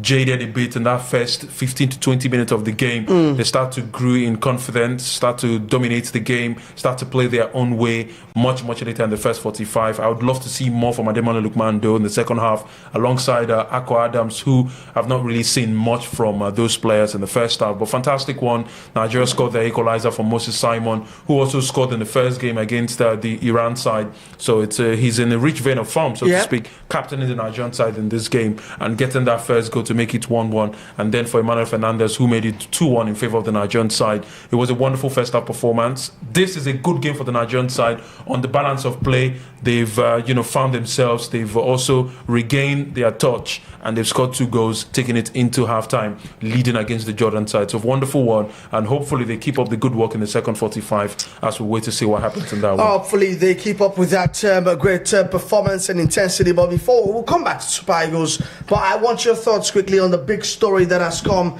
from the Ghana Football Association early this morning, and it came hours after the Black Stars lost 2-1 in Stuttgart to Germany, making it 4 consecutive losses. And with about 72 days to the FIFA World Cup, the GFA, led by Kwaku Okrako, have sacked Otto Addo. Yeah. I mean, what did you make of that? 10 losses for Otto Addo in time span where he was manager for the Ghanaian side. But we have to say, the World Cup qualifying performance for the Ghanaian side with Otto Addo was wonderful. Yeah, it was good. We have to give him credit for that. They went in there and they did the job, qualified, and they had no story to, or nothing of that sort of, they didn't need to do any permutations or whatever. No permutation, nothing. Ghana went through to the World Cup, and it was fantastic campaign for them. Otto Addo also did well for them in that one. But I think that recently, again, I think they didn't go to the AFCON. They didn't go to the AFCON, which their AFCON qualifying performances were poor, so to speak. It didn't reflect what they did for the World Cup qualifying campaign, and I think that was where things started to crack for Otto Addo. And again, do not forget, when you lose to Austria 5-1, and then you lose at the death, just a final kick to Germany. But there's no shame in losing to Germany. There's no shame in losing to Germany. You can also say there's no shame to losing to Austria. But it's the manner at which they lost those games. They played woefully against Austria. They didn't have any sequence in that game where they dominated possession for at least 5 minutes or even 6 minutes of the game. It was poor from the Ghanaian perspective. Even though they scored a goal in that game, they considered 5. And then against Germany, they played some amazing football. They tried to look different, against the German side like they did against Austria, but it just didn't work. Undav scored that final minute goal, and then they lost again. So I'm not justifying what the Ghanaian FA had gone to do, that sacking the manager at the end of the day, but I mean, they know better that they would need somebody to stable the ship and bring the team up to speed, because they are in the World Cup, and the World Cup is just a few months away. So they need a manager who would come in and set things. But here's where the problem starts for Ghana, and this is what I think though.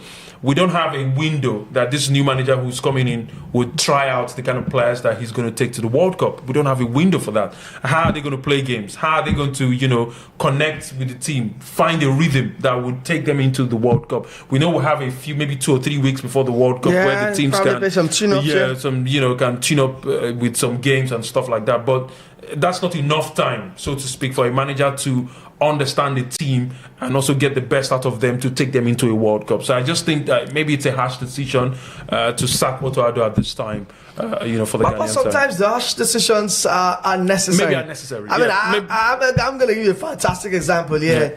The African team went on to make history and become the first African side to get to the semi-finals of the World Cup. Yeah.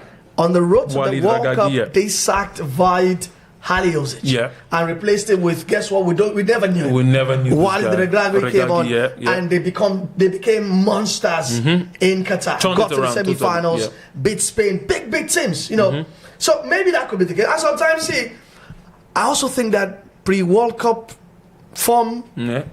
Sometimes might not mean anything. Yeah, it doesn't matter. You might go to the World Cup and become something else. Yeah, and I support that. And you can take example from Morocco. You can also take example from Ivory Coast. They were almost out of the 2023 AFCON. Yeah. They made that rash decision, and the new manager came in. Everything changed. It around, and he won the AFCON for them. So yeah, maybe that could work in favor of the Ghanaian side. But again, like I said, it's a harsh decision any way you look at it. So how did the GFA replace Otto Addo?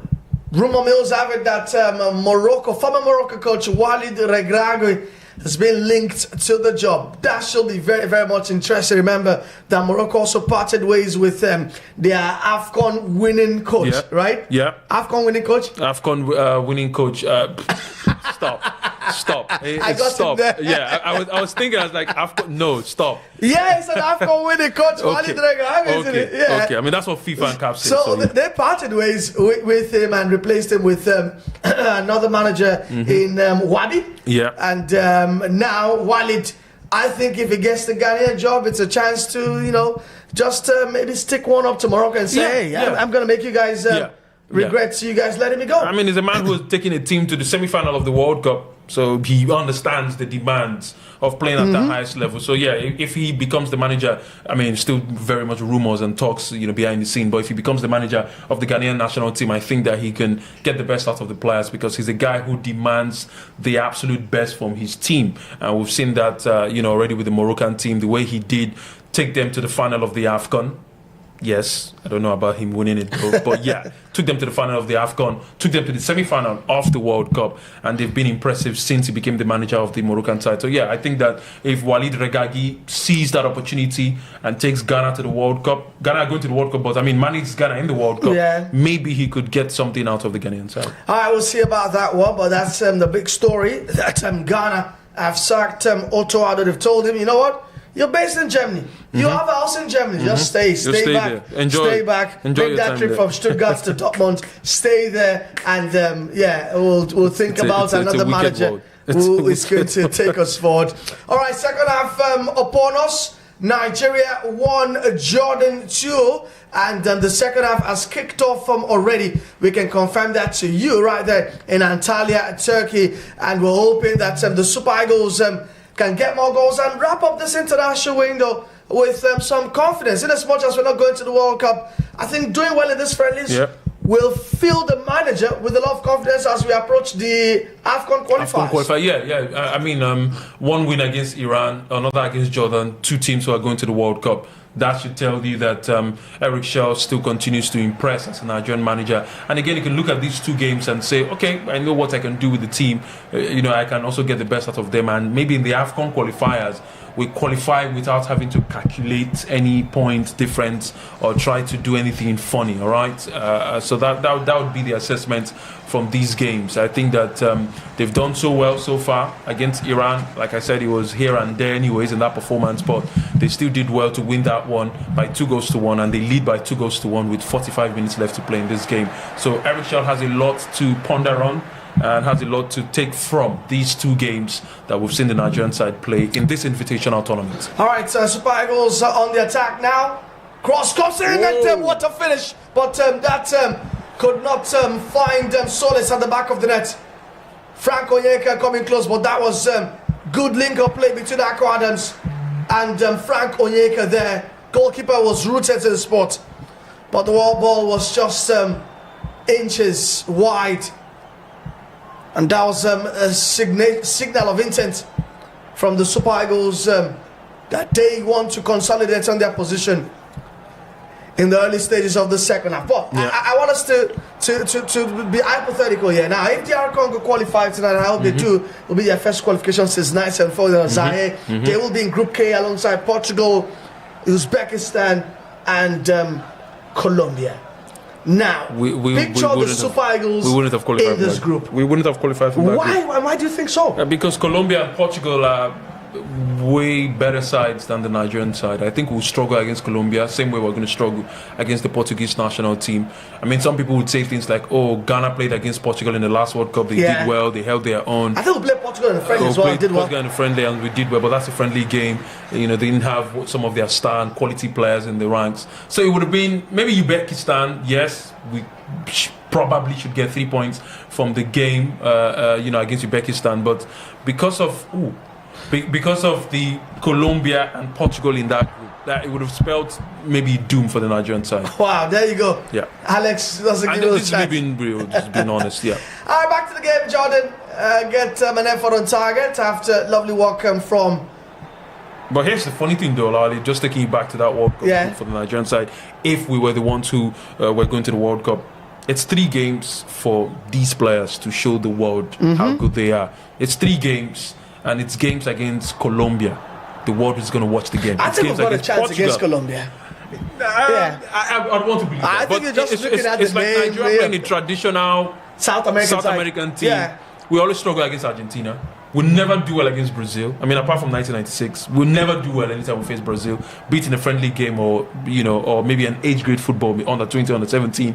We never do well against these teams, especially the South American teams, Argentina, Brazil. I think we're going to struggle against. Maybe if it was Ecuador, I would have said, okay, Nigeria maybe would stand a chance of getting something against Ecuador. It's Colombia we're talking about. James Rodriguez, Luis Suarez, and what's his name? The young Luis Suarez, the other one who plays for Sporting Lisbon, and then this guy Luis Diaz, who's been doing immensely for Bayern Munich this season. I think we would have struggled against them. Honestly speaking, yes, we have the team. We have a very strong team. We can play our way. But I mean, look at what we did against Morocco in the AFCON semi-final. We struggled, and that's the way many of these European teams play. I think we're going to struggle. Maybe we dodged the bullet in that one. Maybe we just dodged the bullet, but the World Cup is the World Cup. Even if you get beat, you just don't want to be there, mixing it with the very best in the world. All right, goal kick to the Super Eagles of Nigeria to get back to this one in Antalya, Turkey. Jordan 1, Nigeria 2. Jordan seemed to have had a bit of the upper end in this early phase, as Francis Uzor will punch that one long. And Jordan will come attack it again through their captain. That's Al-Mahdi. Al-Mahdi finds Abu Taha on the left. Taha back to Tamari. Tamari looking for options. 1-2, love exchange. So they're trying to just, find an opening. Abu Taha still on the left hand side. This time around, still very much insistent, wants to take the cross on his left, and he wins a corner kick for his troubles. But that was great work from the left back there, Abu Taha. The Nigeria Football Federation president also in Antalya taking this one in. That's Alhaji Ibrahim Gusso, the Football Federation president. As Jordan gets a corner kick here, open to get back into it. Swept in, but Super Eagles should be able to clear. That was a wicked delivery coming from Tamari there. But Abu Laila, the goalkeeper, balls back with him as they try to regroup, and Super Eagles will probably now be a bit content to sit back and see if they could eat on the break and pick apart Jordan. I think that will be the position of the Super Eagles now. Just try to sit in their shape. Moses Simon now with the ball. Goes back to Zaidu Sanusi. Both sides unchanged, by the way. Yeah. We thought Wilfred Ndidi was going to be introduced, but Rafael Hidika has continued. So both sides keeping the same personnel from the first half. Well, that's a wrong pass from Franco Onyeka there. It's Jordan coming to the pocket of space. Oh, trying to get past Igor, but Ogu remains very resolute there and intercepts. Emmanuel Fernandez, lovely again. Cool as a cucumber. I mean, if Liverpool are looking for a replacement to Virgil van Dijk, I think they probably have one right now. Yeah. That they could start rearing. I mean, there are probably a few you can see edges there, things he has to work on. But this guy looks like we've got something on our hands in the future, in the near future. Quality. Yes, there are things to be improved on. Maybe his anticipation time, his reaction to maybe loose ball, some things that he can improve on. And do not forget, as you grow, the experience will also teach you one of the things that you should understand is it's football, and you learn new things as you play football, every time. So, I've seen him for Rangers this season, strong defender, good in the air. Also very strong when he's, look at that, nicely done again from Emmanuel Fernandez with the header down there to, you know, create danger against the Jordan side, but that one will roll out for a goal kick and off target. But again, what a player he is. He's very calm on the ball. Free there, yeah, very free to pick that one. Very calm on the ball, very calm off the ball, and his tackling abilities are also very good. So I think he's one of the players that I'm looking forward to the things that he would do, not just for the Nigerian national team, but in Europe, because we're hearing rumors that teams in the Premier League are already eyeing the player. Arsenal, Liverpool already looking to, you know, go the direction of Emmanuel Fernandez. And hey, what would it be? A fantastic feeling to have a Nigerian defender play for Liverpool, Arsenal at the very pinnacle of Premier League football. That would be lovely to see. Jordan with a couple of players on the sidelines getting ready, going through their paces, and hopefully we'll have a taste of the action. 54 minutes gone. Result stays the same. But it's just for a moment. Brad Saisama lets the ball run through him. He's lost that one for a throw into Jordan. I mean, for a side whose name is probably popular in the Holy Book, for the Christians, they've really impressed with their football, and they went through a very, very interesting, rigorous qualifying process. Yeah. So credits to them to have come out unscathed and qualifying for the World Cup. They're a team that naturally has got this intensity about them. They want to fight for every ball. And like Alex said in the first half, anytime they have the ball, they just want to go forward. Yeah. They just want to go forward. And it's the attacking intent of the team. I think this is how you'd want to see them play in the World Cup, because the World Cup, it's nothing to lose. It's go there, express yourself at the grandest stage of football. You know, you don't have anything to lose. You don't have to go there and try to be too pragmatic. And have you checked out their group? It's a crazy group. Actually, the alphabet of their group, also the alphabet their country starts with, is Group J. Oh, nice. And they've got Austria, Jordan, and world champions Argentina. That's nice. That's really nice. But yeah, Jordan. Well, I mean, Saudi Arabia beat Argentina in the last World Cup. Yes. Who says Jordan cannot, you know, take inspiration from that and say, oh, we can win one game in the group stages and, you know, do something for ourselves and make our country proud. It's already a proud moment that they are going to the World Cup. Very proud moment for them. And this is not a sight that I would like to see. First, it was Maduka Okoye. I think now it's Francis Uzoho who's down on the ground. Looks like Uzoho has pulled something. Yeah. Maybe that chance now for delay. Yeah, maybe it is. It's a friendly game. Just give the other goalkeeper a chance. Yeah, it's a problem with his left thigh. Yeah. As, just close to the knee. Just very close the medics to the knee. are checking that out. It looks to be in some pain initially. And just like Alex has said, maybe, I mean, it won't hurt to give Adebayo Adele a run for the next 35 minutes in this game, which still counts as a cap, right? Yeah. Yeah, it does. It does. And we also saw, I mean, I remember pre-AFCON, we also saw the goalkeeper based in Tanzania, who has been cleared of match fixing issues. That's Obasoje Amas. Yeah, Mas Obasoje. Yeah, I'm surprised it's not. I would have looked at it maybe a guy who they would call up other than Adele, but I mean. But we'll talk about the number one, that's Stanley Wabali.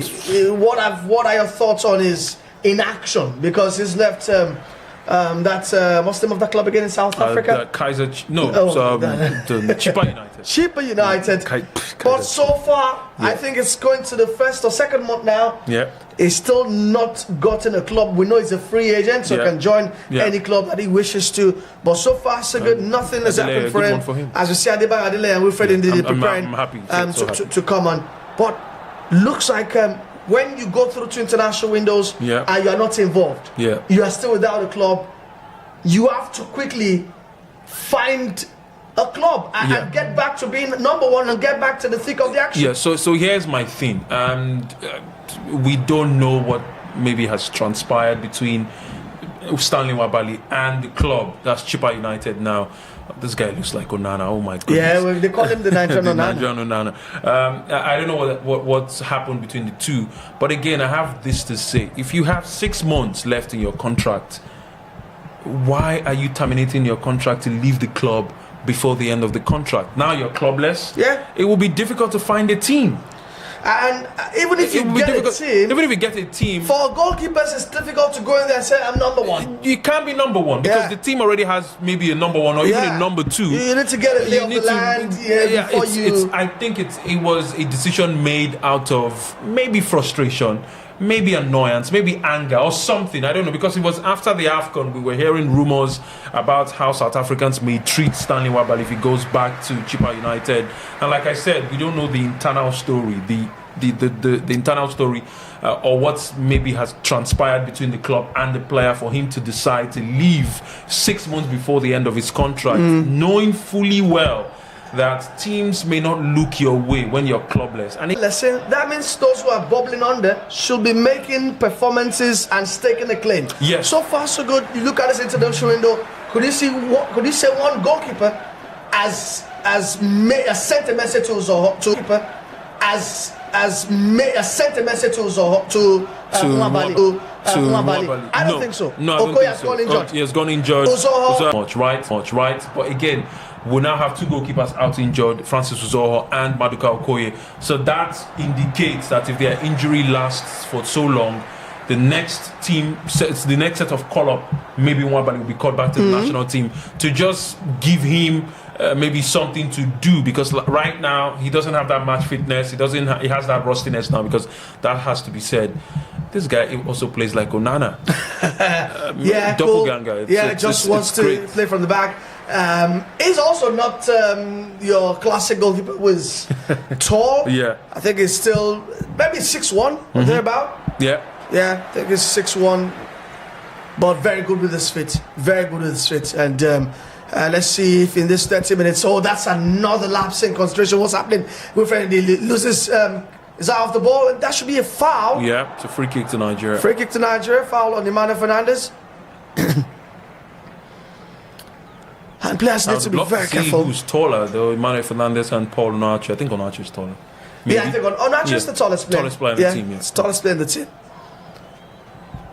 But I mean, just imagine having Emmanuel Fernandez, the Blackburn right back, Calvin Bassey, Benjamin Frederick. I mean, set pieces we should be challenging. We should be challenging, we should be challenging Arsenal there. Maybe Shell can adopt the Arsenal way of playing set pieces, because these guys they have towering figures. Yeah. And don't forget Osimhen is one guy who can win. Frank Onyeka there who can win the ball in the air. So yeah. It's a strong team. We should be getting the best of these players, for this next generation of Nigerian players. And once again, Emmanuel Fernandez very much calm in the presence of pressure. Jordan and player is down, by the way, as play is being altered. It looks like any time from now, Jordan also will have to show their ends and make a few changes. But so far, they remain unchanged. And the Super Eagles with a couple of changes. Wilfred Ndidi has come on, just as we've also seen Wilfred Ndidi and Alex Iwobi come on for his 97th cap, and also Adebayo Adeleye, who has replaced Francis Uzoho in goal. Remember to subscribe to our YouTube channel. We are vivxsports, and we're bringing this watch along to you live. As Super Eagles try to attack from the right hand side now. Brighton side, Samuel. I think Iras also has come off, I think. I think he's the one down on the ground, so to speak. I think Iras is still very much on, yeah. I think the manager just wants to have a full look at him. Yeah. But if this is, where you want to draw your assessment, it's an audition, if this is an audition, I don't think it's a good one. All right, Jordan trying to attack. The Super Eagles trying to keep a high line there. And then that should be a foul on the Jordan player. Free kick to the team in red. It's still Jordan 1, Nigeria 2. And later tonight, we have more African teams in action. Ivory Coast face Scotland. Algeria are up against Uruguay. Morocco play Paraguay. And also Tunisia up against Canada in the early hours of tomorrow morning. In the early hours of this morning, Cameroon beats China 2-0. All goals were scored in the first 24 minutes. And the Indomitable Lions were toothless for the rest of the game against the Chinese side. Don't forget, Senegal take on the Gambia, and the Albi Celeste of Argentina in the early hours of tomorrow are up against the Chipolopolo of Zambia. We're interested. I think I've got two teams. I think one is playing at home, friendly, and the other play away from home. It's made that trip to play that glamour friendly. I hear that Lionel Messi will start in that send-off game for the Argentines out of the World Cup. So it's a packed night for African teams. Don't forget, even in Europe as well, the European playoff final starts in about less than an hour from now. It's action in Kosovo, in Zenitska, in Stockholm. And where's that final place? In Czechia, yes. Yep. Czech up against Denmark. They lead Denmark 1-0 already, 6 minutes. Oh, wow. So that's a statement of intent from the Czech side. Jordan on the attack now. But handball has been spotted. And don't forget, this game was supposed to be played in Amman, the Jordan capital. But because of the Middle East crisis, the game had to be moved to Antalya, Turkey. And with this result, that means we'll have won the Four Nation tourney, right? Yeah. Yeah. So at least if we can go to the World Cup, take something. We can win whatever the tourney is called. Now Jordan in that pocket. We've got number 8 shirt, Al Rawabden. Almost gets into trouble there. The back pass. Goalkeeper Abdullahi can't get there on time, but looks like the referee has spotted a foul. Yeah. So that won't even be a corner kick to Nigeria. It'll be a free kick instead to Jordan. Tempo of the game seems to have dropped. Yeah, it seems to have dropped, and I don't know for any reason why that would have happened. But again, when you look at it, Nigeria have tried to kill the tempo of the game right from the first 45. They have the possession. They just try to play the ball around. Jordan are the ones who, when they get possession, they try to play very quickly and move the ball forward. And look at that again from 2 passes. They're already in the half of the Nigerian side.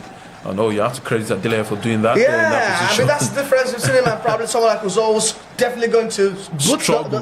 Put the ball forward. He's going to put the ball forward, but he tries to keep the sequence of passing alive, despite the positioning of the pass. Just keeps it alive. That's lovely. And I mean, for those who have been following Adebayo Adele for a long time, they'll tell you that's who he is. Yeah, he just wants to play. He just wants to play the ball. He wants to be that. Extra man for his team. Lovely work from Jordan there. Cross should come from the right. But that is being headed out, I think, by Emmanuel Fernandez again. Well, I think Emmanuel Fernandez didn't get to that ball. He was looking to head it, but I think a Jordan player there just put... Oh, okay. It's a header from Emmanuel Fernandez. The Nigerian player seemed to be complaining about something. And this will be the first real danger for Adebayo Adeleye to maybe... exercise his goalkeeping rights, so to speak, since coming on, because he has just been passing the ball around. For a goalkeeper with a small frame, you see how he's going to deal with the physicality here. Yeah. Corner kick to Jordan. It's been taken, but that's a poor take. But Jordan will come once again. It's a deep one, but Adebayo Adele is almost exploited there for his... lack of physique. Yeah. Are you sure he's 6'1"? I don't think he's 6'1". I don't think he's 6'1". I don't think he's. But that was a good leap though to get to the ball. But he struggled to keep that one out. That easily should have been 2-2 for the Jordan side. But yeah, first real opportunity for him to showcase what he can do as a goalkeeper. He didn't flop his line. But I think you go to a major tournament and Adebayo Adele is not going to be on the team. No, he's not going to be on the team. He's not going to be on the team, talk less of even starting a game or having opportunities to play. Yeah, I mean, you look at goalkeepers like... You see what Adebayo Adele is doing? Yeah, he's moving around. Yeah, I know. He's making himself available. But I mean, that's not... So if you're in a team that dominates the ball every time, are we going to dominate Barcelona? Okay, you're going to love to have a goalkeeper like this. Okay, Barcelona would love to have a goalkeeper like this, but not the Spikers of Nigeria. Come on now, let's be real. Come on. I mean, Eric Chell has also wants to play expressive impose football. his team to play expressive football. We've seen him play 4-3-3 now since the AFCON. And it would be nice to have a goalkeeper like this who can ensure that connect with. It's good to have goalkeepers like this, because what goalkeepers like this can do is when you press, the goalkeeper can pick out passes, long passes to beat the press from teams. But again, like I said, how many teams are Nigeria going to play against when it comes to world football and keep possession for long Alex, spells? don't forget Mexico have gone back to, guess who? Guillermo Ochoa. Yeah, they will always call him. And I think even in the 2030 World Cup, they may even call him.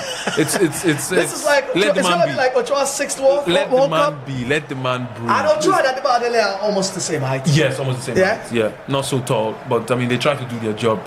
But I mean, Ochoa has shown so much quality over the years. His penalty catching abilities, his in-game management, with the way he sometimes springs up with these reflexes to save in very difficult moments where you don't expect the goalkeeper to pop up.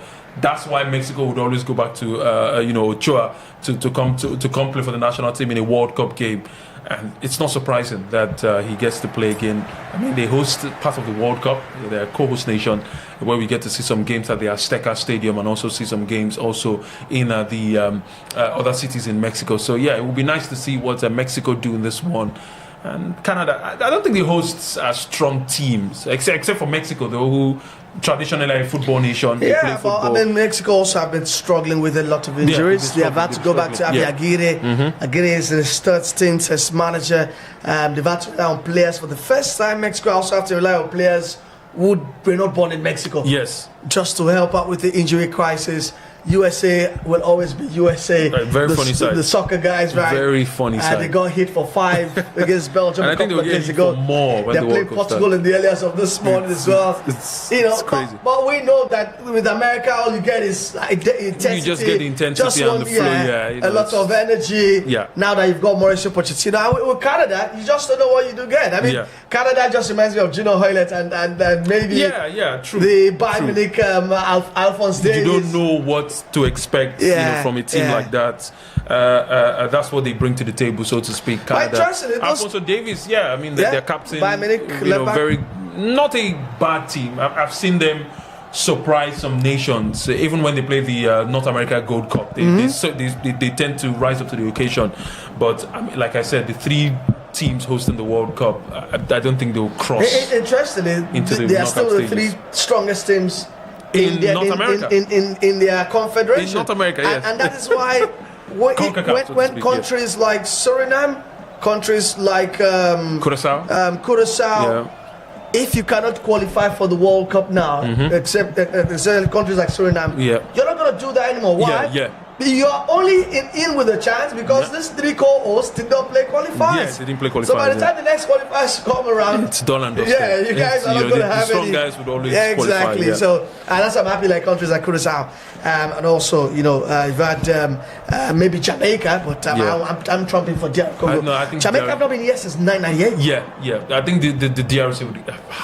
The DRC should watch it though, because Jamaica could be surprising and could do some surprising things in that game. But I think like you said, I would give it to the DRC easily. Should get to the World Cup proper after tonight's game. Don't forget the other Interconfederation finals in Guadeloupe sees Bolivia take on Iraq. They won't have the high altitude to build them out in Guadeloupe, but we saw them against Suriname. They were almost shocked, considered first, but found a way to power past Suriname, who has got, guess who's the manager? Hankton Cart. And the sporting director at Curaçao is Patrick Kluivert. You know that that country, Suriname, has got a lot of Dutch descent people there. So explains the Dutch connection. Jordan trying to connect into net, but great work from Adebayo Adele, who springs away from his line. And that was once again Musa Tamari asking questions, just almost on the turn there. But Adebayo Adele is quick to hit. Corner kick taken quickly, it's a short one, but Super Eagles desperately hanging on in here. Effort from distance from Al Rashdan. And that's going way top, and Jordan will now make changes with 15 minutes to the end of the game. We're in the start, about 4 players are getting ready to come on. Hako Adams is offside there. Still Jordan 1, Nigeria 2. The changes will now be made as Jordan are preparing to bring on 4 players. Alpha Code is preparing to come on, just as obeyed, and also number 24 shirt Azize, plus number 25 Al Dawood, all preparing to come on as Musa Tamari, who I think that the Super Eagles defense will be happy to see the back of Tamari. It's been a thorn in the flesh. Right. Yes, come off the runs attacker. And also coming off is Ahmad Asaf, the number 17. Was coming off as well for the Jordan side. What did you make? Yeah, I mean, I saw Gabriel Agbola, who at the point in time probably could have played for the Super Eagles, but didn't. Went on to play for England. I think had one cap, and it was used and dumped after that anyways. But it was on the radio today, and he's of the opinion that for players who skip international friendlies because of injuries, withdraw and go back to their clubs, that once club football resumes, they should be missing the first game after the international window. And he's saying this in response to what we've seen with Arsenal, where about 11 players not involved. That was just, I don't know how they managed to, oh, look at that big chance. Oh, Jordan 2-2. Where is he going? Where is Jordan he going? Equalize. Where is he going? Where's the goalkeeper and going? it's one of the new entrants who has leveled matters. Al Dawood has equalized for Jordan with almost his first kick off the game. The Al Saltam attacker, 33 years of age, Mohamed Al Dawood, plays his football in Kuwait and now is scored in Turkey. But that was easy peasy. Yeah, too easy. Yeah, the pass just in behind the Nigerian defense. Everybody's struggling to get to the end of that one, and that's a beautiful pass.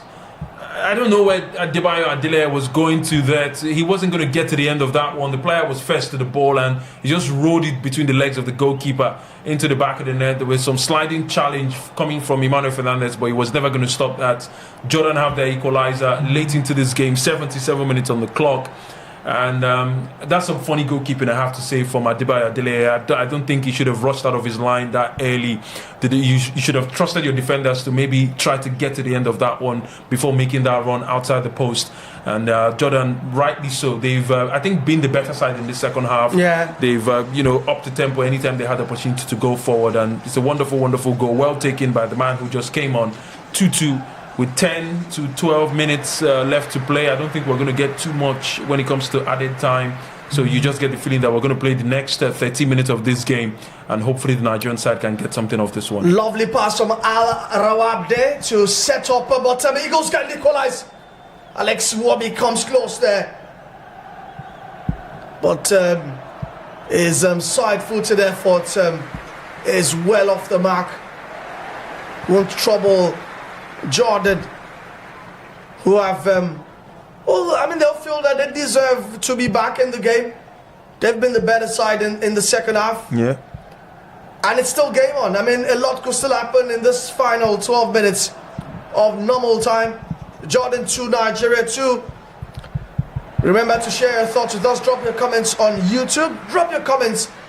You can call us on WhatsApp as well. We'd love to hear from you. The numbers arrive there at the bottom of your screen. Can the Super Eagles respond to this one from Jordan? That's another poor pass from Wilfred Ndidi. I mean, it sets up the game, Alex, for a very interesting finale, right? Yeah, it does set up the game for an interesting finale. And I know deep down in the back of the heads of the Nigerian players, they wouldn't want to end this game as a draw, looking at how impressive they were in the dying stages of that first 45 minutes, and they should have scored more goals. Now you can see they've upped the ante. Now they're looking to, probe from that left-hand side with Zaudi Sanusi looking for the man who has been the captain, before Wilfred Ndidi came onto this game in the second 45. I thought that Wilfred Ndidi and Alex Iwobi they've not done so much since they came on. And look at Jordan coming forward once again on the right hand side. That's another lovely pass, this time to the path of another of the new players in there. That's Azize all on his own, but finds help. Back, the ball is back with him. Azize. It's good. Wants to swing this one in. Swings it in, but lovely intervention from Igor Ogu there. Another moment to worry for the Super Eagles. But it's Emmanuel Fernandez. Sorry, it's Wilfred Ndidi sorting things out there. Yeah, you're about to get on Gabriel Agbola's POV, right? But I don't know, man. When you look at, for the Arsenal side, like I said, I don't know how they've done that, because you can't tell me it's almost 6 or 8 Arsenal players who have decided to leave their national teams to return back to the camp in England, just because they're fighting for a treble to win this season, the FA Cup. Is it because they're fighting for treble or because they're injured? They're not injured. Olawale, I can tell you for free that number of Arsenal players are not injured. So let's break it down. Bukayo Saka and Declan Rice were returned back to London Colney because Thomas Tuchel gave his approval. Okay. Yeah. So can we rule that out? Let's rule that out. But again, because Thomas Tuchel, they got the blessing of the manager. And they're not even the only ones who left camp. Yes, and it's surprising how Odegaard even left camp. Norway have few games to play. And he was. But Martin Odegaard has been injured even before this international break. Yes. Can we rule that out as well? If we continue to rule them out, we'll rule out all the players. But again, I'm saying. Oh, Jordan about to make it? Okay, I think no. This is we're just saying just PTSD. Yeah. Some PTSD here. We thought it was the third one, but what a look pass. At that again, another traveller pass. Yeah, that's a fantastic pass from Al Abde. But I was trying to break down, and when you break down most of this, I think that some were precautions. Yeah, some were precautions. For example, Zubimendi, yeah, maybe precautions. What's his name again now? The other player, the name omits me. There's Nkapie. There's Nkapie also in there. So don't you also think that maybe Arsenal could have benefited from maybe also having a great relationship with this FAs? Yes. And sometimes it just makes things easy. Barcelona were complaining some days ago of how Rafinha, I don't know, they said the intensity that they saw Rafinha put in the game against France was too much for a friendly match. Knowing that it's a friendly match, you don't have to be pressing every ball you see. But that's how Rafinha plays. And some have also criticized the CBF, that's the Brazilian Football Federation, about the CFB rather, about how the CBF, so to speak, how they've pushed their players to be that intense in a friendly matchup. I know they're playing against France, and I know that the World Cup is in a few months' time. Nobody wants to play a game and look ordinary. Everybody wants to go in there and look good. But these things are bound to happen. Injuries will happen. Players will get injured and all of that stuff. But again, I think Arsenal got away with that one. Trust me. I will wait and see. Trust me. Yeah. In the next Arsenal game, you'll be so surprised that Bukayo Saka will be in the matchday lineup. Yeah, once again, Saka is not injured. He's not injured. He was told to leave. The manager said, we think that these players run the risk. They might be in the red zone, so let's just give them. We have a full camp. So they called up 35 players for this international window. Tell Rashford to go back to Barcelona. Well, Rashford hasn't played as much games as these guys. But anyways, we'll not leave this topic. It's still 2-2, 83 minutes gone, and game still very much there to be won between both sides. And we also know that both sides have made loads and loads of changes, trying to see if they could end this international window on a positive. It does your confidence a lot of good if you leave the international window with a great result and also a great win. But Jordan, goal kick and a mistaken shot by Abu Laila. Super Eagles press high and quickly get the ball back, but they've lost it. As Jordan will concede a throw in right there. We're heading towards the end of the game. By the way, don't forget that by 10 p.m. we are back here for DR Congo against Jamaica. Remember to tell all your DR Congo friends to come through. It's going to be a party for them. Yeah, definitely. We are definitely going to be celebrating them, irrespective of the fact that they got this ticket. at our expense. We are very cool people. We will celebrate them. Lovely cross comes in there. But Jordan will clear. 5 more minutes to the end of this encounter in Antalya. Jordan 2, Nigeria 2. And like we told you earlier on, we have more African countries also in action tonight. The Elephants of Ivory Coast up against Scott McTominay's Scotland. And also we've got the likes of Algeria and Morocco in action. Ghana, they earlier played yesterday and lost them at the death to Germany in Stuttgart. It was sad. I mean, I was rooting for them to get a draw from that game, though. I mean, interestingly, it was a homeboy, the Stuttgart boy. Stuttgart boy who, scored, and the stadium went into a frenzy. Not many people know. I mean, I'm a very strong lover of Ghana. Stayed there a couple of years, enjoy everything Ghanaian, and so I root for them, but. If there's any African country I want to root for the World Cup, it has to be Ghana. It has to be Ghana. It has to be Ghana. And maybe Senegal, but Ghana, so to speak. So I think I'm going to the World Cup and Ghana my number 1 team. Yeah, Ghana should be my number 1 team. It's a great relationship. You can't. When you go to Ghana, you know what I'm talking about. It's a great relationship we have with our Ghanaian brothers and sisters, and I wish them all the best. It's a difficult group that they have to now play in the World Cup. Now they don't have a manager. They're looking for a replacement. It's a sad one that things have happened the way they happened. They didn't go for the AFCON last time out. They'll be looking to make the AFCON this time around in 2027, and I also wish them all the best in that one too. So I mean, not bad that they made it to the World Cup. And like I said, the campaign to that World Cup was very good. They won games, they played really well, and it would be nice to see Antoine Semenyo and the other Ghanaian players also step up to the plate in the World Cup. this is a great chance. All right, Spy goals on the counter. It's 4 against 3 here. Alex Iwobi tries to send a reverse pass, but that spin blocked for a corner kick. Ahmed Jamil's by the way, has come on for Jordan. Super Eagles get a corner kick, but that was a promising attack. Very promising attack, very good. I think I like the way they moved the ball from left to right. The passes were precise, but Alex Iwobi was looking to put that pass across the face of goal for the other Nigerian players running into space. Maybe he should have been audacious. I don't know, try a shot from that position. But I mean, he's a midfielder. He was thinking about getting an assist rather than going all the way to maybe try and score the, so to speak, in quotes now, winning goal for the Nigerian side, because we're just 3 minutes before full time. All right, Adebola look one, takes a shot one, gets it on the return, trying to just make something happen. Lovely. Oh, but the reverse pass is lacking in precision as Super Eagles will come again through Adebayo Adele. Jordan now retreating into their own half here, with the Super Eagles now on the hop. Zaidou Sanusi sends a cross in. It's been repelled again with a header from the Jordanian defense. Now it's Zaidou Sanusi finds Alex Iwobi. It's Wilfred Ndidi now. Timana Fernandez. Ball Tama Chukwueze now been introduced into the action as well. And that left the right half space finds Brighton side Samuel. Signing back to Sam Chukwueze. This is getting interesting. Super Eagles trying to look for those openings. Alex Iwobi back to Zaidou. Iwobi is back with it. So Super Eagles just looking for that chance to make something happen. Cross is whipped in.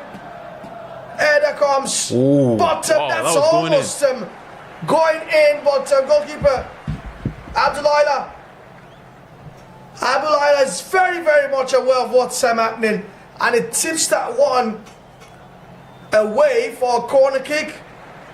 But that was a looping effort. I think was the Simon there. Yeah, that was ending into the back of the net. The goalkeeper did well to clear his line from that difficult position. Nigeria so good on the ball in this final minutes before we hit the 90. They are passing the ball intricately. They are also creating spaces in and around the Jordan defense, and you can clearly see Olali, the Jordan team have gone back with many bodies behind the ball. They're trying to defend this 2-2 draw. It would be nice for them to at least take something off this game, and a draw would be good for them. But for the Nigerian side, they're probing forward, searching for that final attack that may produce the winning goal of this game.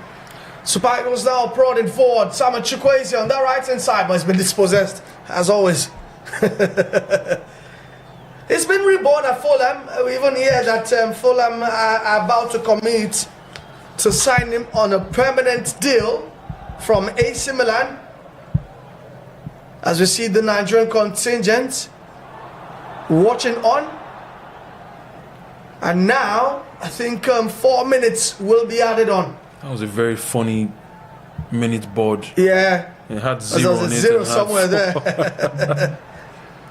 4 minutes will be added on.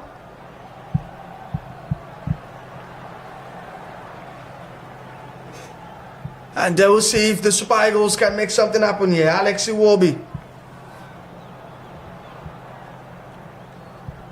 And this will be some long 4 minutes. Yellow card is out, and it's threatening to get ugly here.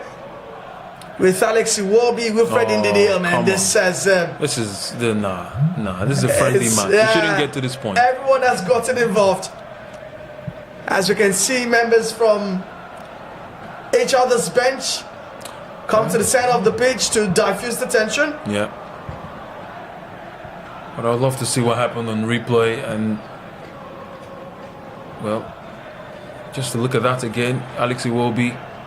Yeah, it's a pull, but I think that's a retaliation from Alex Iwobi. Yeah, maybe he shouldn't have done that. Yeah, I can understand the player tried to stop him because Nigeria had an opportunity to go. Promising attack there. Alex Iwobi on the ball. You know he was going to thread maybe 1 or 2 good passes, or maybe one very good breaking line pass to set up the Nigerian attack. And you know he saw that player just trying to slow his intention to go forward. And then this is crazy, but I mean because it's a friendly game, players can come into the Alex Iwobi is still very much disgruntled. Yeah, he'll be shown a yellow card, rightly so for that. He shouldn't be going into a battle like that, punching the players to the ground. I think it's lucky to be getting a yellow card. I mean, it's because it's a friendly, it's a friendly game. If this was a competitive game, that's a straight red card, no questions asked. Yeah, but the referee is just going to die things down because I mean it's a friendly game. Give him a yellow card and get on with the football. And again, we don't have VAR because if we had VAR, maybe we could go to VAR and then Iwobi should be sent off for that. Like I said, that was a rash decision. Well, yellow card to Ademola Lookman and the man who just came on, the defender. Oh, it's a red card. Yeah. So I'm very much correct. Yeah, very correct. Because any day, anytime, that's a red card. There's no questions asked for that one. Alex will be sent off. And yellow card to the man who tried to stop him, rightly so. No need to protest. Get on with the football. We have 2 minutes left to be played. Just get on with the football. Try and see if you can win the game. But there's nothing to complain about. It's a red card, and it's rightly so given to Alex Iwobi for his tackle. Jamus has not even spent a minute. He's been yellow carded, but Alex Iwobi's been sent off for an unsportsmanlike conduct in retaliation. I mean, this beats Ahmed Jamus pulls him, and Alex Iwobi just goes gung-ho on Jamus. And, I mean, there is no sugarcoating that. Yep. It's a sending off. It's a sending off, and the referee is spot on. And it's a shame that the game like this that has really been exciting to end has descended into this towards the end of it. Yeah, and I was surprised to see many of the players, on the playing surface, going head to head. Ademola Lookman was shown a yellow card for that because he was also one of the players who, went into that, disagreement with the Jordan players and the Nigerian players. Sad one for the man, 97th cap. You should be celebrating this one as a milestone, but ends in a red card for the man, Alex Iwobi, straight down to the dugout. And this game may just end like this because if Nigeria would be cautious now, because if they go forward, push too many bodies forward, the Jordan side could decide to take their initiative to hit for one more attacking opportunity and then get the winning goal of this game.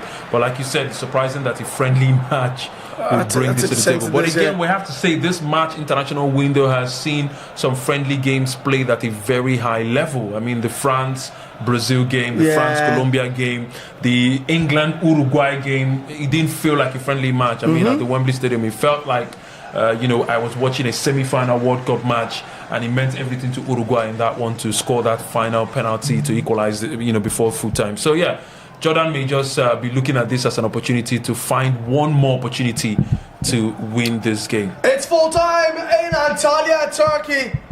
It's ended. Jordan 2, Nigeria 2. But the game descended into a bit of a farce towards the end, with Alex Iwobi getting sent off after a melee involving Jordan and Nigeria. But it's ended no victor, no vanquished, and we'll have to figure out who has won the four-nation tourney. Nigeria. But great test for both teams. Yeah. Especially Jordan will definitely know their level. Yeah, I mean, where they're going to the World Cup. So some of the Nigerian players are complaining to the referee because that incident with Alex Iwobi took at least 2 minutes, and the referee just decided to end the game after the 4 added was completed. For a referee would even give any additional time in the first half. Give so I'm not 4, even surprised. It was very gracious. I'm not surprised that he had ended the game. But yeah, wonderful game. 4 goals scored. And, it was quite interesting, the first half and even the second 45 performance. But yeah, we'll wait to confirm who has won this tournament now. All right, what a watch along we've had right here on vivxsports. Hope you enjoyed all of it. We're talking you through the action from minute 1 till minute 90. And trust me, once again, there's still more from where this came from. DR Congo versus Jamaica is coming right here on this channel from 10 p.m. So make sure that you subscribe to our channel so you can get that notification once we are live. Alex, thank you very much for coming through. Always a pleasure. Always a pleasure to do this with you. Fantastic. All right, and on behalf of everyone who's been a part of this production, thank you very much for watching. Remember to keep following us on all of our social media platforms. We are vivxsports, and once again, click on that subscribe button, and on the comments, leave your comments there. What did you make of the Super Eagles performance? Did you like Emmanuel Fernandez? What did you like? What did you like? Feel free to share with us. Once again, the conversation will always continue on social media. Till we see you again, keep staying jiggy, and thanks for watching. See you next time. Bye-bye for now.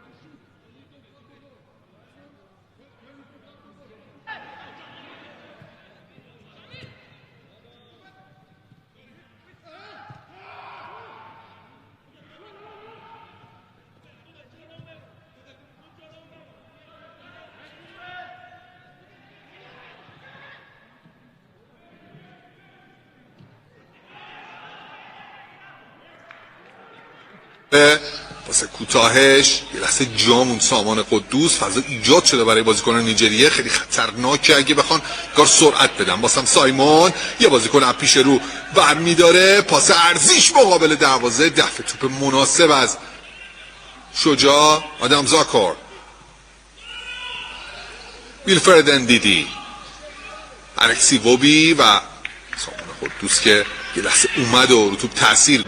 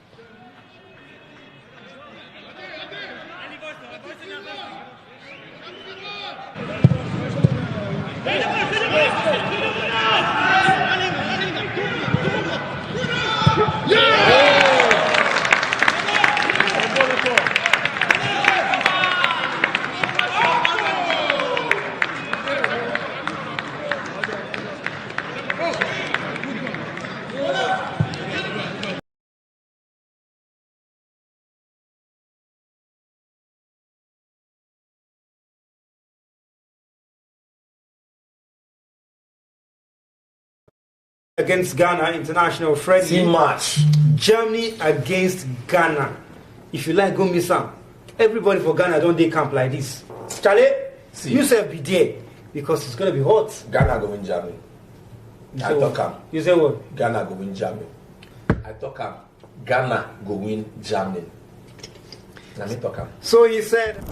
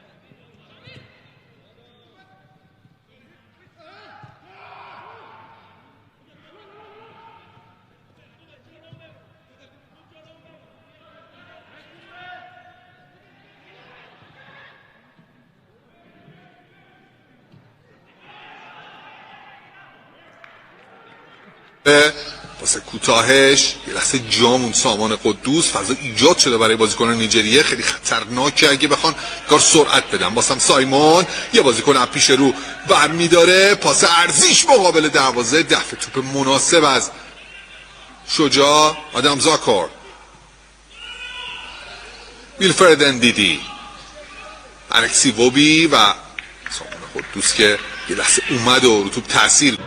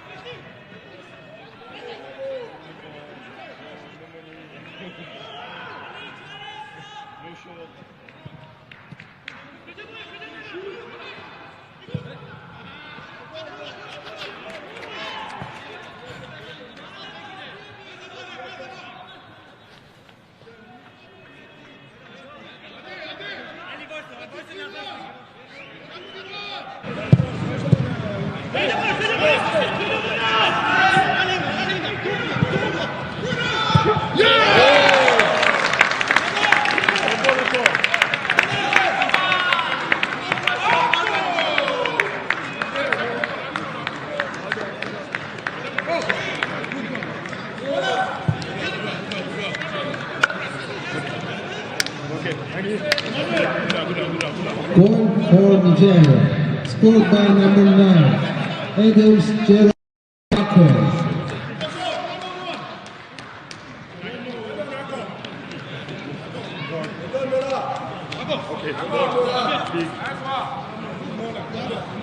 Okay, same.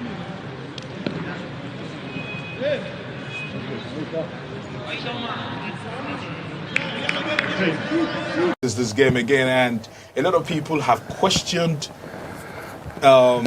why he's staying on board, that he's not good enough, that we should get a more high-profile coach to probably gaffer the Super Eagles and push them forward. But be deliberate. You have to build infrastructure.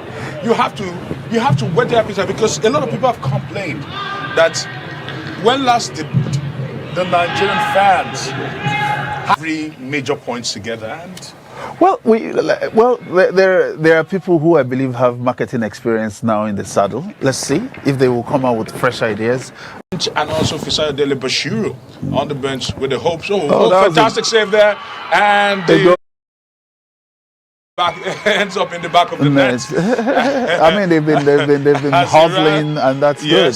Azira's number 9, Teremi, has actually drawn one back for the Iranians. Mediterranean plays for Olympiacos. No, pretty impressed. Yes, 33 years of age, and this is his 11th goal of the season in all competitions. He's got 10 in the Super League in Greece. So probably this is an opportunity to bring in fresh legs by the coach, as you can actually see there. Bruno Chukwueze coming in for Dele Bashiru. Then, we're also having this goal scorer talking about Moses Simon also coming off there which for is fine. Then, no, but that was a beautiful, good play, brilliant score. That was the striker's goal. Lovely. So the coach has made Ghana international friendly match. Germany against Ghana. If you like, go miss some. Everybody for Ghana don't they camp like this. Charlie, you say be there because it's gonna be hot. Ghana go win Germany. I talk am. You say what? Ghana go win Germany. I talk am. Ghana go win Germany. Let me talk am. So he said.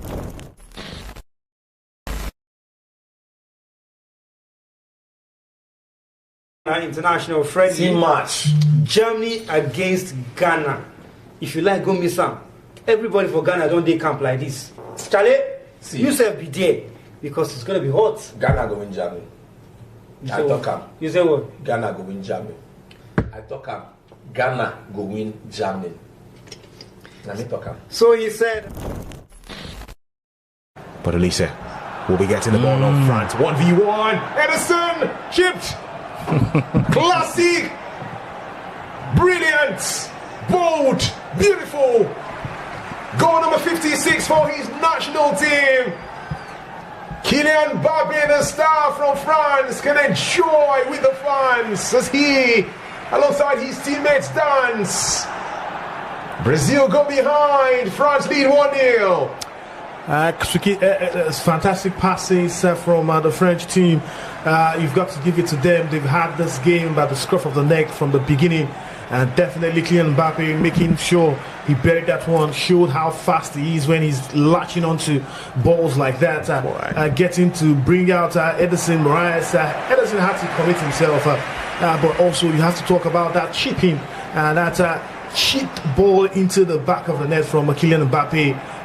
Knowing that, hey, Edison Moraes was going to go down, he just had to chip that ball over the goalkeeper, who is tall enough to have at least handled that ball with his hands. But then he was going down, the ball was going up, and Kylian Mbappe celebrating the first goal in this match. Like I predicted, yes, France definitely deserving lead for them in the first half of this game.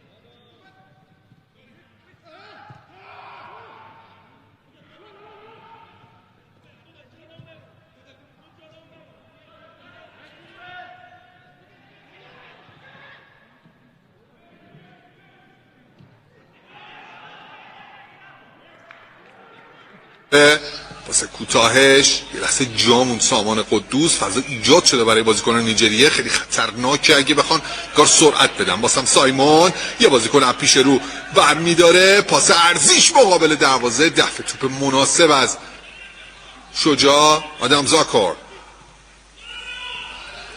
ویلفرد اندیدی، الکسی ووبی و سامان قدوس که یه لحظه اومد و رو توپ تاثیر.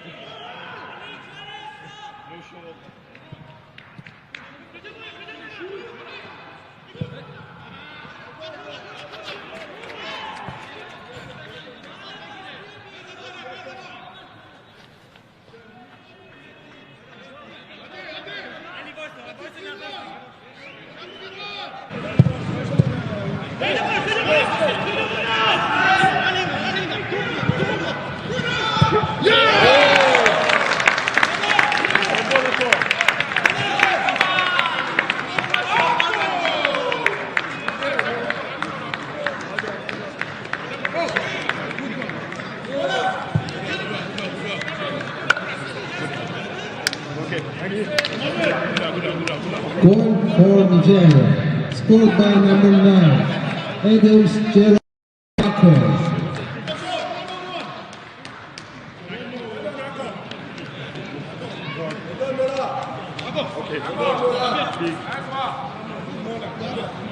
Okay, same.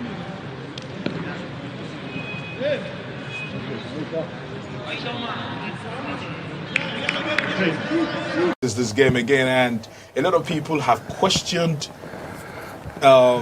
why he's staying on board, that he's not good enough, that we should get a more high-profile coach to probably gaffer the Super Eagles and push them forward. But be deliberate. You have to build infrastructure. You have to whet their appetite, because a lot of people have complained that when last did the Nigerian fans have 3 major points together, and there are people who I believe have marketing experience now in the saddle. Let's see if they will come out with fresh ideas. And also Fisaya Dele Bashiru on the bench with the hopes. Fantastic save there, and the rebound ends into the back, ends up in the back of the net. I mean, they've been hovering, and that's good. Azira's number 9, Teremi,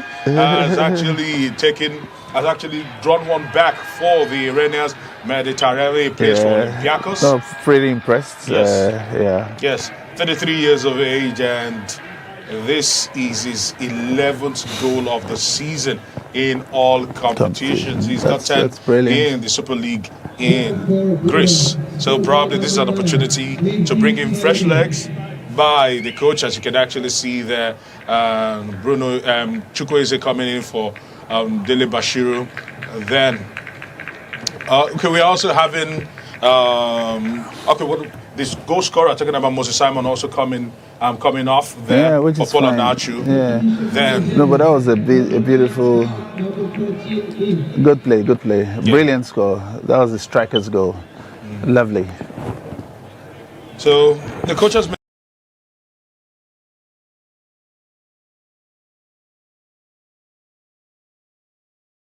The first time I saw Chibuike, and I was very, very impressed with how he was playing. And I told my friends that, I like this guy. He was actually a defensive midfielder then. But the way he was playing, he played like someone that can even play offensively. So I think I fell in love with how he played. And before I know, he don't travel, go Austria, go play. Yeah. From there, I can't begin to say, they play for 3-man defense. Before you begin to play center back. And you get as you take plan your thing, you get as God tell you. So maybe you be God. If God to say center back, now you will take Jello. So absolutely. But I'm right now very, very happy that he has gotten his invitation. And one good thing, Benjamin Fredericks, where everybody they shout now, best defender, best defender. He actually got his invitation from something like this, a friendly match that was played in Brentford. Lock everywhere inside. Yes, in Brentford, he was invited because Brentford field they won't use, and from there he got his opportunity. He took it, and bam, that's the end of the story. Chibuike, Turkey. Now we did so they don't invite you come. I know, right? If they give you opportunity to play, collect them. Opportunity might come maybe once, but this opportunity will come as they root you, collect them, no leave them again. Bam. Nobody where that place will play past you. Collect them, my brother. I think one of the people that will be very happy for Chibuike's invitation has to be our friend Yema. The Rivers United boss, because he worked with him when he was at Enyimba, you know, so he knows the quality, and has always been hoping that this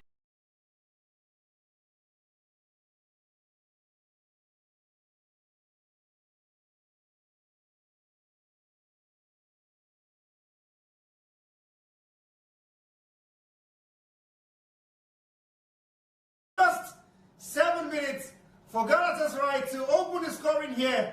And that's a goal against the run of play. They've been behind this game. Liverpool clearly on top. But that ball from the left-hand side, good in-swinger.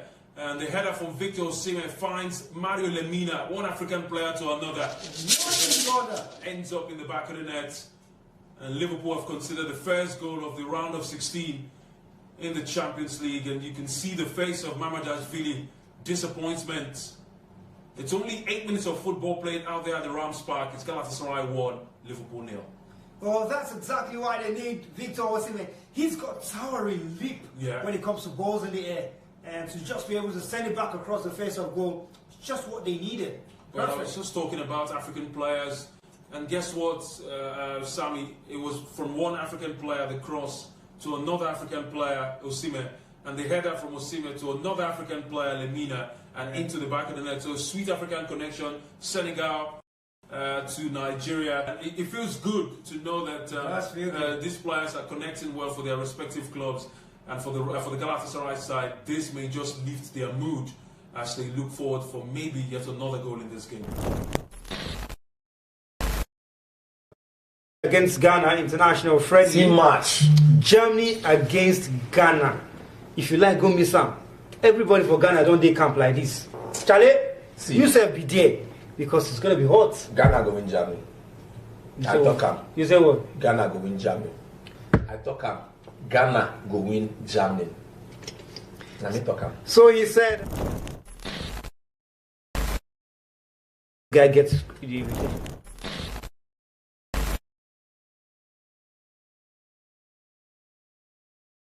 So I think that was the first time I saw Chibuike. Impressed with how he was playing throughout that tournament, and I told my friends that I like this guy. He was actually a defensive midfielder then, but the way he was playing, he played like someone that can even play offensively. So I think I fell in love with how he played, and before I know, he don't travel, go Austria, go play. Yeah. From there, I can't begin to say, they play for 3-man defense. Before you know, begin to play center back.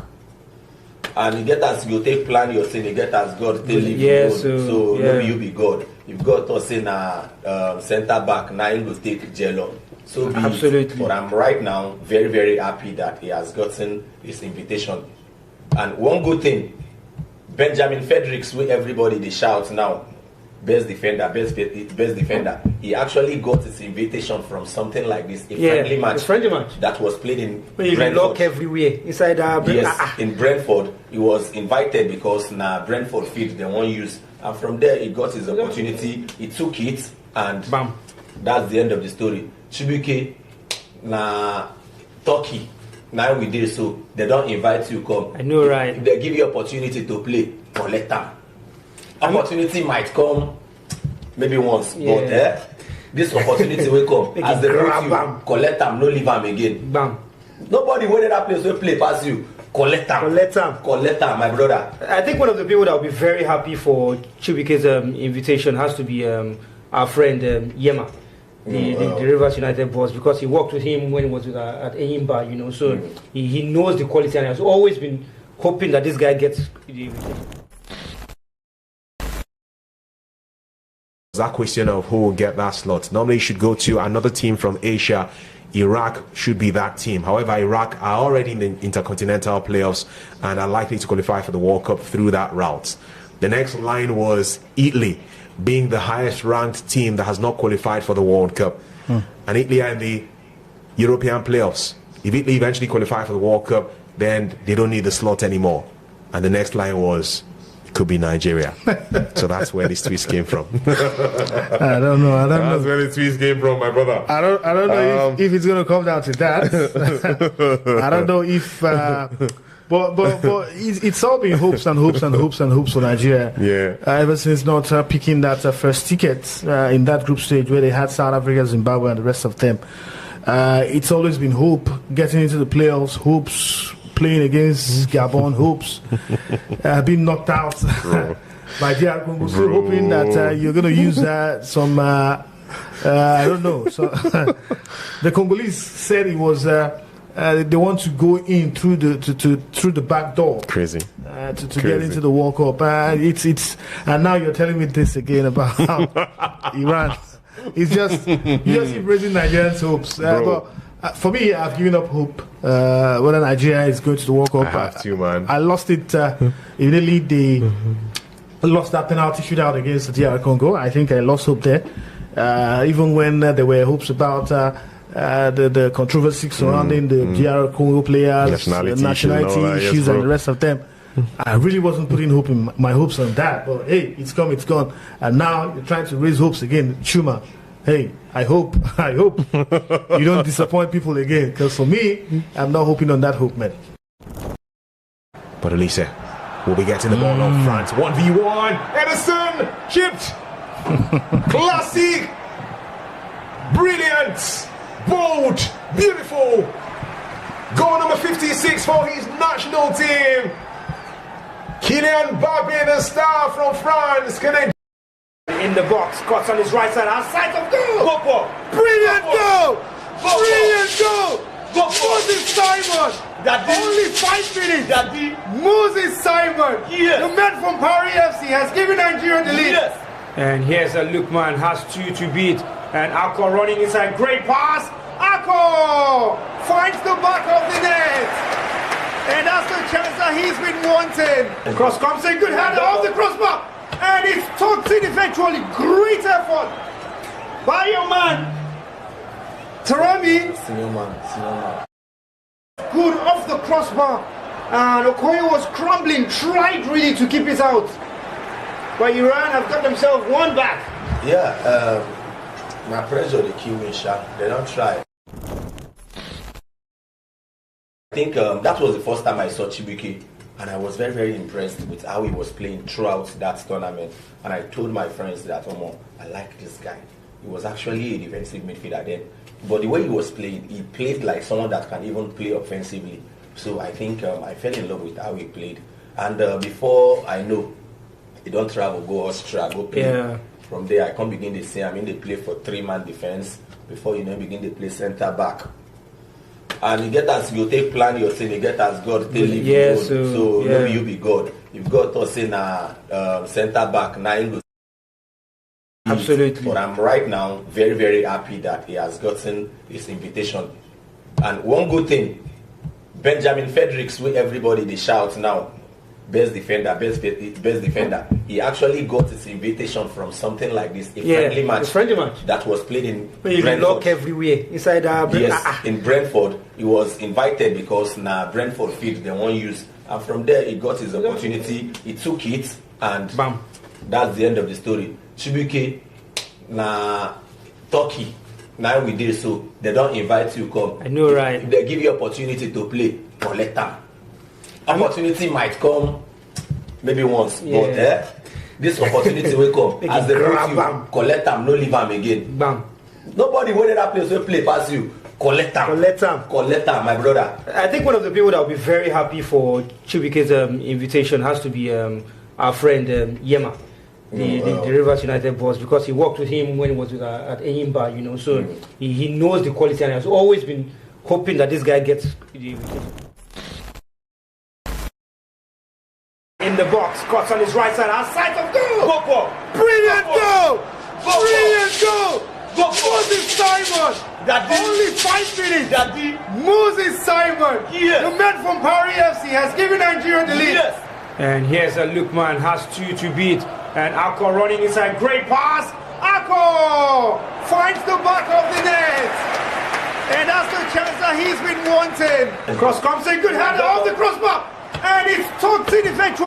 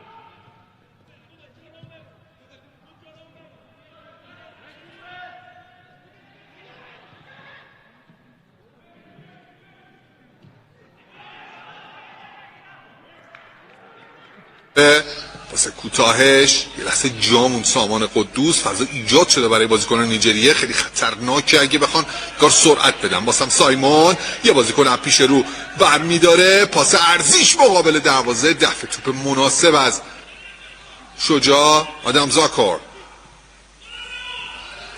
ویلفرد اندیدی، الکسی ووبی و سامان قدوس که یه لحظه اومد و رو توپ تاثیر.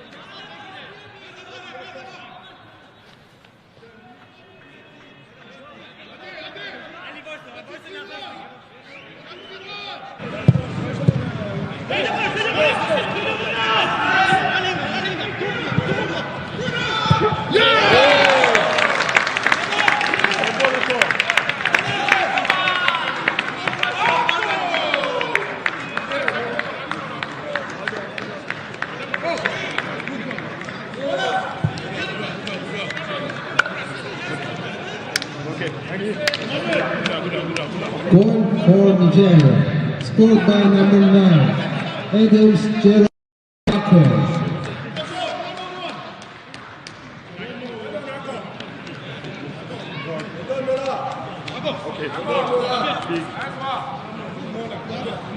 Okay, same.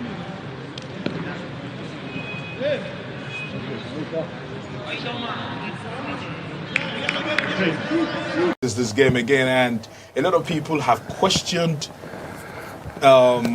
why he's staying on board, that he's not good enough, that we should get a more high-profile coach to probably gaffer the Super Eagles and push them forward. But be deliberate. You have to build infrastructure. You have to whet their appetite, because a lot of people have complained that when last the Nigerian fans have 3 major points together, and there are people who I believe have marketing experience now in the saddle. Let's see if they will come out with fresh ideas. And also Fisayo Dele Bashiru on the bench with the hopes. Fantastic save there, and the rebound ends into the back, ends up in the back of the net. I mean, they've been hustling, and that's good. Azira's number 9, Teremi, has actually drawn one back for the Iranians.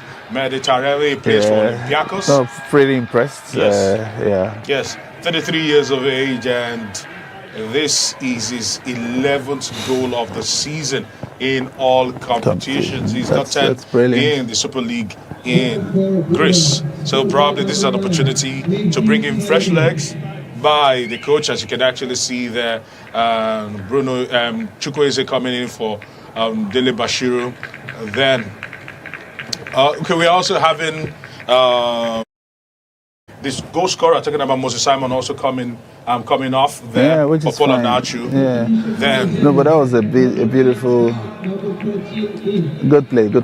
Brilliant score. That was the striker's goal. Lovely. So the coach has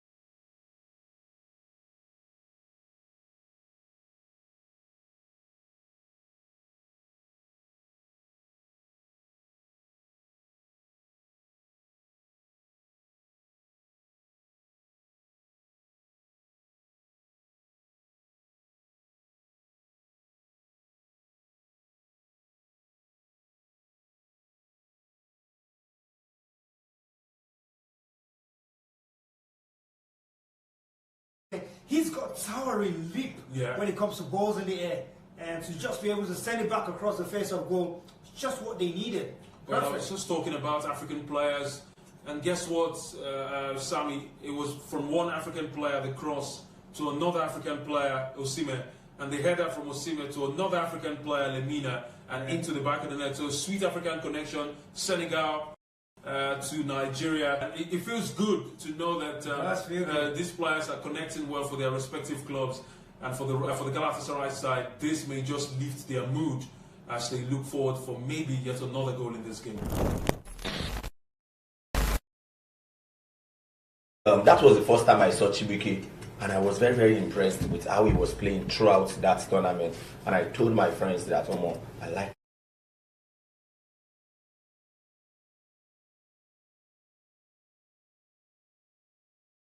I fell in love with how he played. And before I know, he don't travel, go Austria, go play. Yeah. From there, I can't begin to see, they play for 3-man defense. Before you know, begin to play center back. And you get as you take plan your thing, you get as God tell you. Yeah, so maybe you be God. If God to say center back, now he will take Jello. So be absolutely. But I'm right now very, very happy that he has gotten his invitation.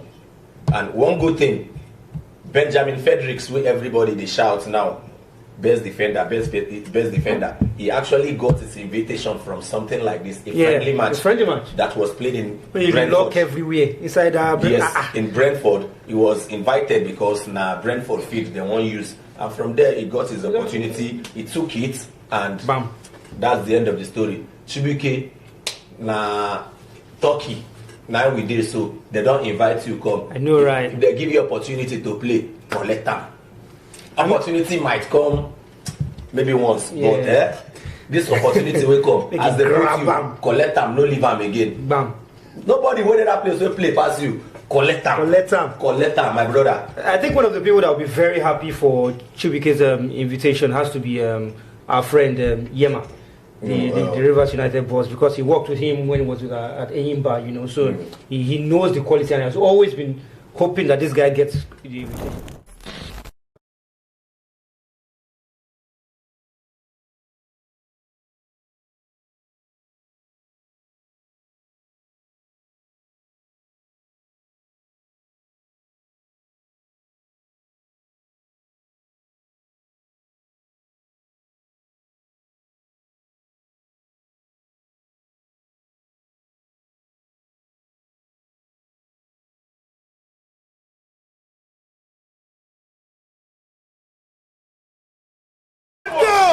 Brilliant goal! Moses Simon! Only 5 minutes! Moses Simon! The man from Paris FC has given Nigeria the lead. And here's a Lukman, has 2 to beat. And Akko running inside, great pass! Akko finds the back of the net! And that's the chance that he's been wanting. Cross comes in, good header off the crossbar! And it's tucked in eventually. Great effort by your man. Tarami, well, the header was good off the crossbar, and Okoye was crumbling, tried really to keep it out, but Iran have got themselves one back. Yeah, my pressure the key win shot. They don't try. That question of who will get that slot. Normally, you should go to another team from Asia. Iraq should be that team. However, Iraq are already in the intercontinental playoffs and are likely to qualify for the World Cup through that route. The next line was Italy, being the highest ranked team that has not qualified for the World Cup.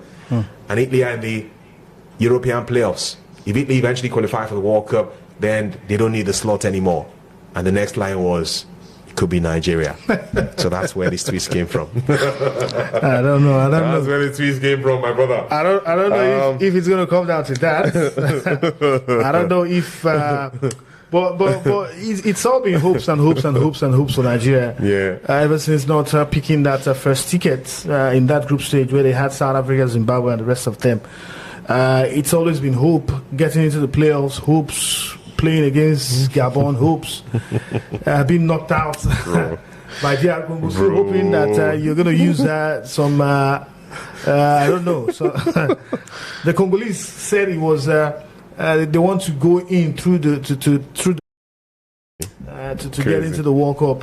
It's and now you're telling me this again about Iran.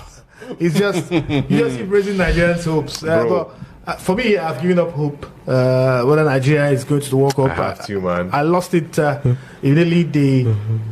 They lost that penalty shootout against the DR Congo. I think I lost hope there. Even when there were hopes about the controversy surrounding the DR Congo players, nationality issues, and the rest of them. I really wasn't putting my hopes on that. But hey, it's come, it's gone. And now you're trying to raise hopes again. Chuma, hey, I hope you don't disappoint people again. Because for me, I'm not hoping on that hope, man. I think that was the first time I saw Chibuike, and I was very, very impressed with how he was playing throughout that tournament. And I told my friends that, I like this guy. He was actually a defensive midfielder then. But the way he was playing, he played like someone that can even play offensively. So I think I fell in love with how he played. And before I know, he don't travel, go Austria, go play. Yeah. From there, I can't begin to say, they play for 3-man defense before you begin to play center back. And you get as you take plan your thing, you get as God tell you. Yeah, so maybe you be God. If God to say center back, now you go take Jello. So be absolutely. It. But I'm right now very, very happy that he has gotten his invitation. And one good thing, Benjamin Fredericks, where everybody they shout now, best defender. He actually got his invitation from something like this, a friendly match that was played in Brentford. Lock everywhere inside in Brentford. He was invited because Brentford field they won't use, and from there he got his opportunity. He took it, and bam, that's the end of the story. Chibuike Turkey. Now we did so they don't invite you come. I know, right? If they give you opportunity to play, collect them. Opportunity might come maybe once, but this opportunity will come as they grab you, collect them, no leave them again. Bam. Nobody where that place will play past you. Collect them, my brother. I think one of the people that will be very happy for Chibuike's invitation has to be our friend Yema, the Rivers United boss, because he worked with him when he was at Eyimba, so he knows the quality and has always been hoping that this guy gets the invitation.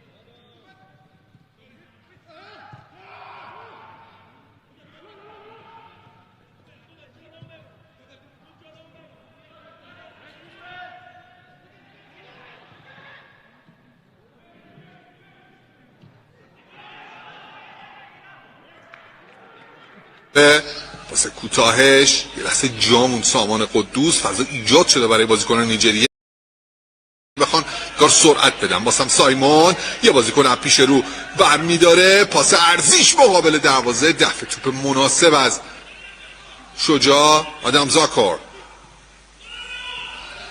ویلفرد اندیدی، الکسی ووبی و سامان قدوس که یه لحظه اومد و رو توپ تاثیر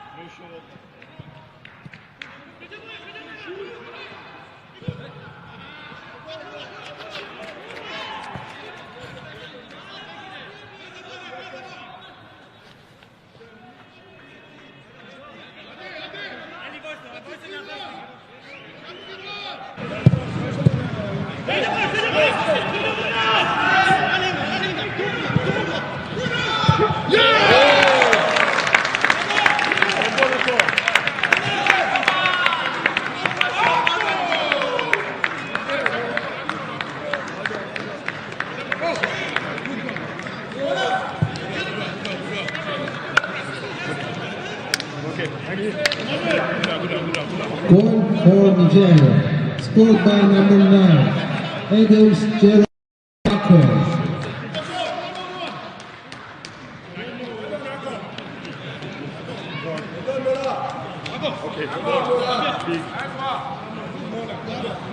Okay, same.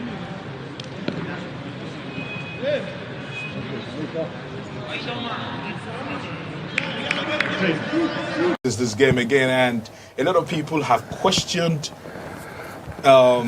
why he's staying on board, that he's not good enough, and we should get a more high-profile coach to probably gaffer the Super Eagles and push them forward. But be deliberate. You have to build infrastructure.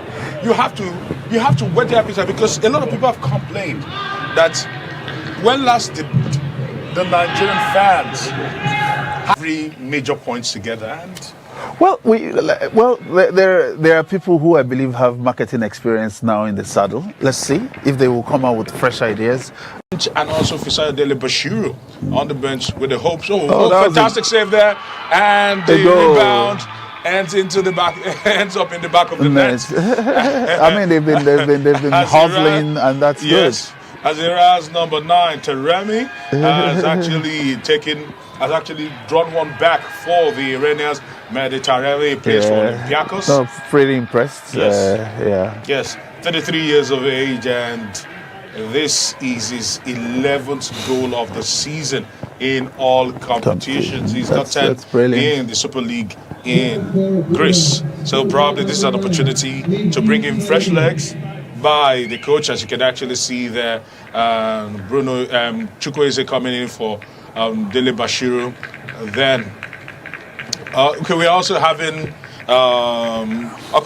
this goal scorer talking about Moses Simon also coming off there, which is fine. Then no, but that was a beautiful, good play, brilliant score. That was the striker's goal. Lovely. So the coach has question of who will get that slot. Normally, you should go to another team from Asia. Iraq should be that team. However, Iraq are already in the intercontinental playoffs and are likely to qualify for the World Cup through that route. The next line was Italy, being the highest ranked team that has not qualified for the World Cup. And Italy are in the European playoffs. If Italy eventually qualify for the World Cup, then they don't need the slot anymore. And the next line was, it could be Nigeria. So that's where this twist came from. I don't know. That's where the twist came from, my brother. I don't know if it's going to come down to that. I don't know if... But it's all been hopes and hopes and hopes and hopes for Nigeria. Picking that first ticket in that group stage where they had South Africa, Zimbabwe, and the rest of them. It's always been hope getting into the playoffs, hopes playing against Gabon, hopes being knocked out by DR Congo. So hoping that you're going to use some. I don't know. So the Congolese said it was they want to go in through the back door. Crazy. To get into the World Cup. It's and now you're telling me this again about Iran. It's just you just keep raising Nigerians' hopes. But for me, I've given up hope whether Nigeria is going to the World Cup. I have to, man. I lost it immediately. They lost that penalty shootout against the DR Congo. I think I lost hope there. Even when there were hopes about the controversy surrounding the DR Congo players, nationality issues, and the rest of them. I really wasn't putting hope in my hopes on that. But hey, it's come, it's gone. And now you're trying to raise hopes again. Chuma, hey, I hope you don't disappoint people again. Because for me, I'm not hoping on that hope, man. International friendly match. Germany against Ghana. If you like, go miss some. Everybody for Ghana don't they camp like this.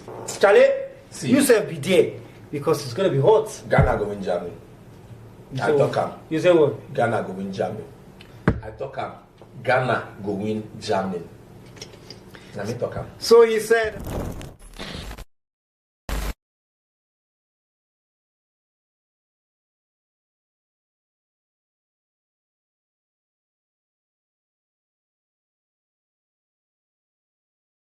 With how he was playing throughout that tournament, and I told my friends that he was actually a defensive midfielder then, but the way he was playing, he played like someone that can even play offensively.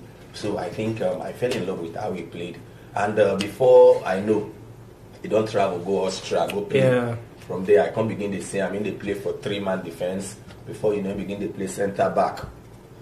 And you get as you take plan your thing, you get as God tell you. Yeah, so maybe you be God. If God to say center back, now you will take Jello. So be absolutely. It. But I'm right now very, very happy that he has gotten his invitation. And one good thing, Benjamin Fredericks, where everybody they shout now, defender, best defender. He actually got his invitation from something like this, a friendly match that was played in Brentford. Lock everywhere inside yes, in Brentford. He was invited because Brentford field they won't use, and from there he got his opportunity. He took it, and bam, that's the end of the story. Chibuike Turkey. Now we did so they don't invite you come. I know, right? If they give you opportunity to play, collect them. Opportunity might come. Maybe once, but this opportunity will come as they put you, collect them, no leave them again. Bam. Nobody went to that place will play past you. Collect them, my brother. I think one of the people that will be very happy for Chibuike's invitation has to be our friend Yema, the Rivers United boss, because he worked with him when he was at Enyimba, you know. So he knows the quality and has always been hoping that this guy gets the invitation.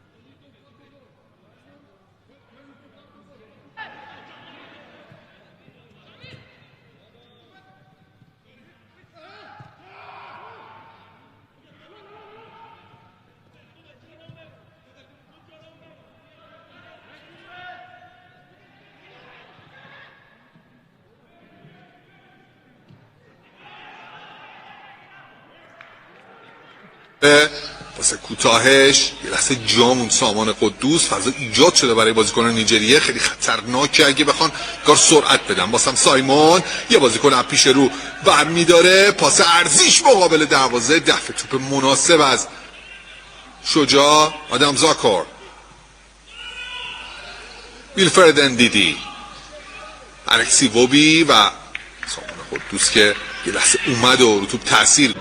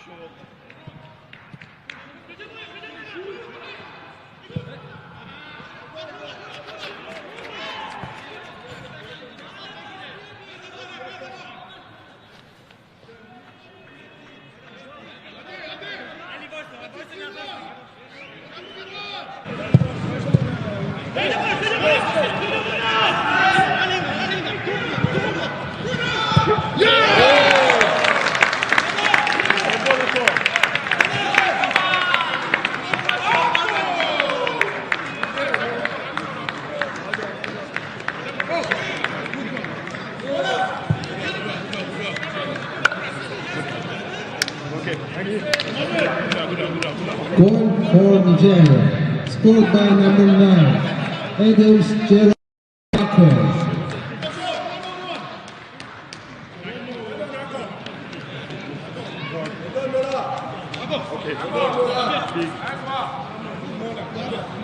Okay, same.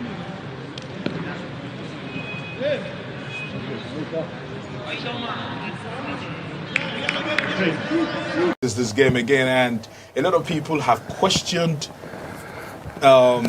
why he's staying on board, that he's not good enough, that we should get a more high-profile coach to probably gaffer the Super Eagles and push the forward. But you have to build infrastructure. You have to whet the appetite, because a lot of people have complained that when last did the Nigerian fans have 3 major points together, and there are people who I believe have marketing experience now in the saddle. Let's see if they will come out with fresh ideas. And also Fisaya Dele Bashiru on the bench with the hopes. Fantastic save there, and the rebound ends up in the back of the net. I mean, they've been hovering, and that's good. Azira's number 9, Teremi, has actually drawn one back for the Iranians. Mediterranean plays for Olympiacos. No, pretty impressed. Yes, 33 years of age, and this is his 11th goal of the season in all competitions. He's got 10 in the Super League in Greece.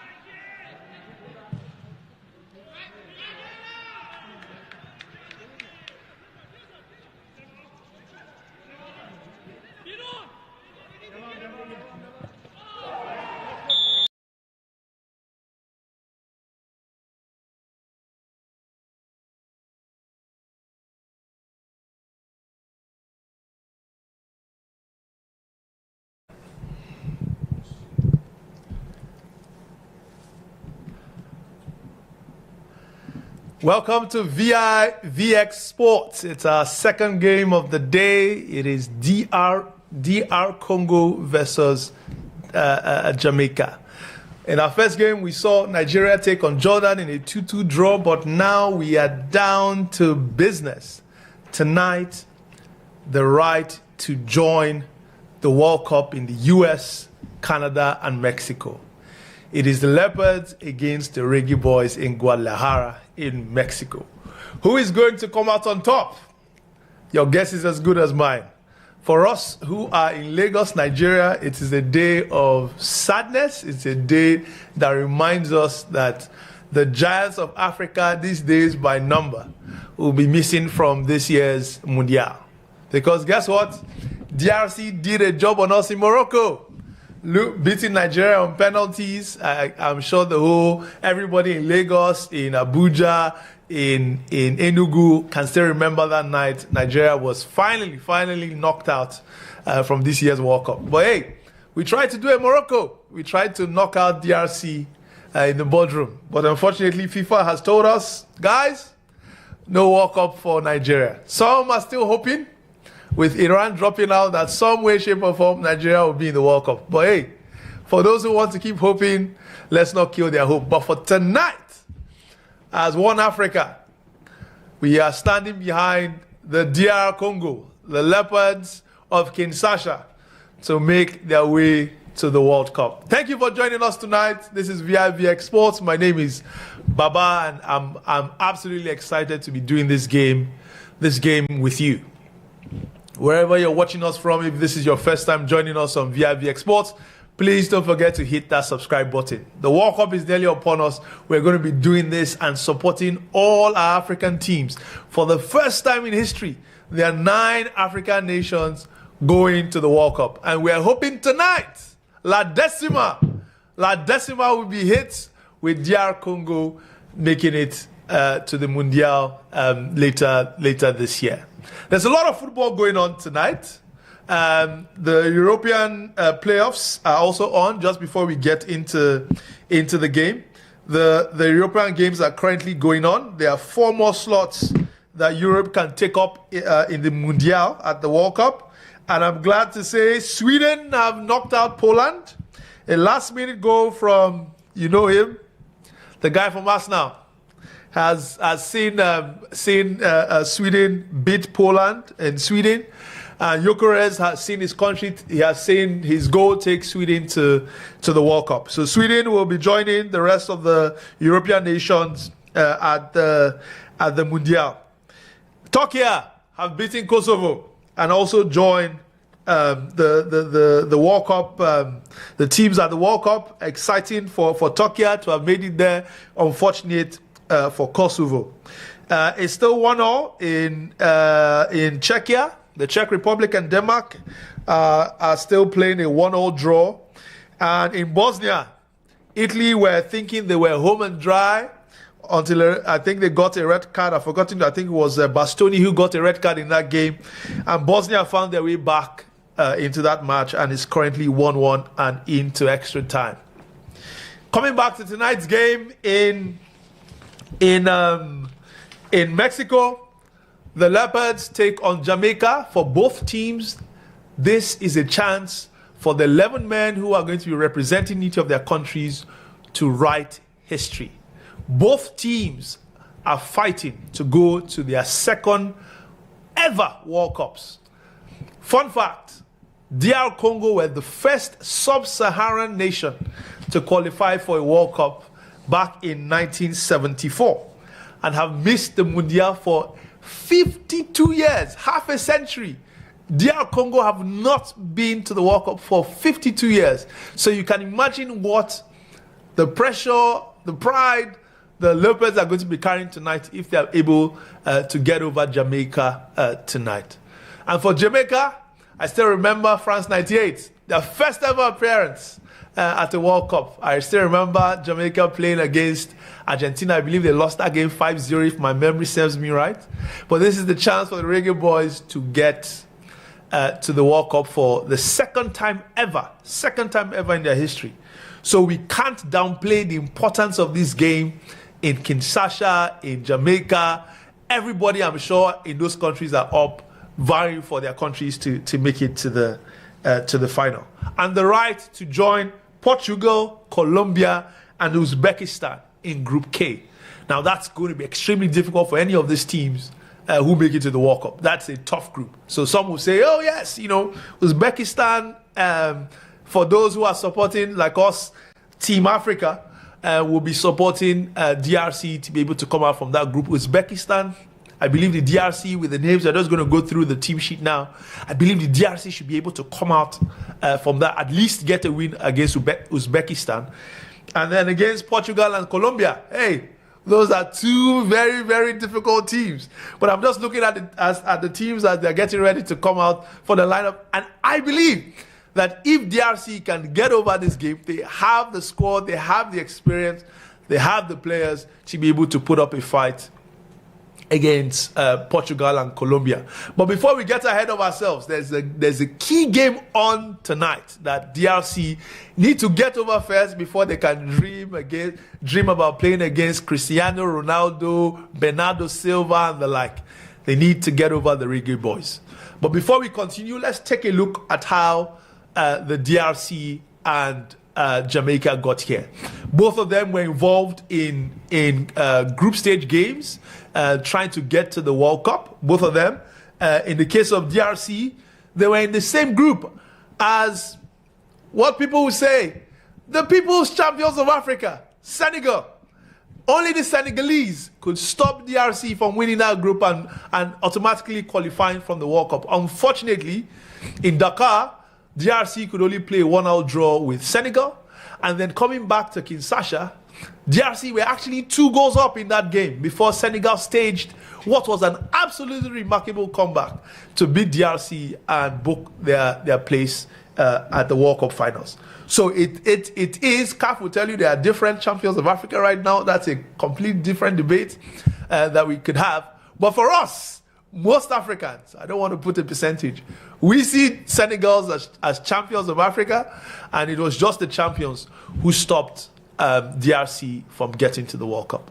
In the case of Jamaica, they also fought very hard in the third round of their CONCACAF qualifiers and only finished second to Curacao, unfortunately. I believe they lost only 1 game in that third round of CONCACAF, and unfortunately, Curacao were the ones who took the automatic spot at the Mundial, and is why Jamaica have ended up in the playoffs. So we have 2 teams that are hot in form, were fantastic during the qualifiers, were unfortunate to go directly into the World Cup, and they're here colliding in Guadalajara for that place in the continental, that one slot in this continental intercontinental World Cup playoffs, to be able to join the other teams in the US, Mexico, and Canada. You just have on your screen the records of Jamaica. You can see wins everywhere, 1 draw against Curacao, and unfortunately that draw meant that Curacao topped the table.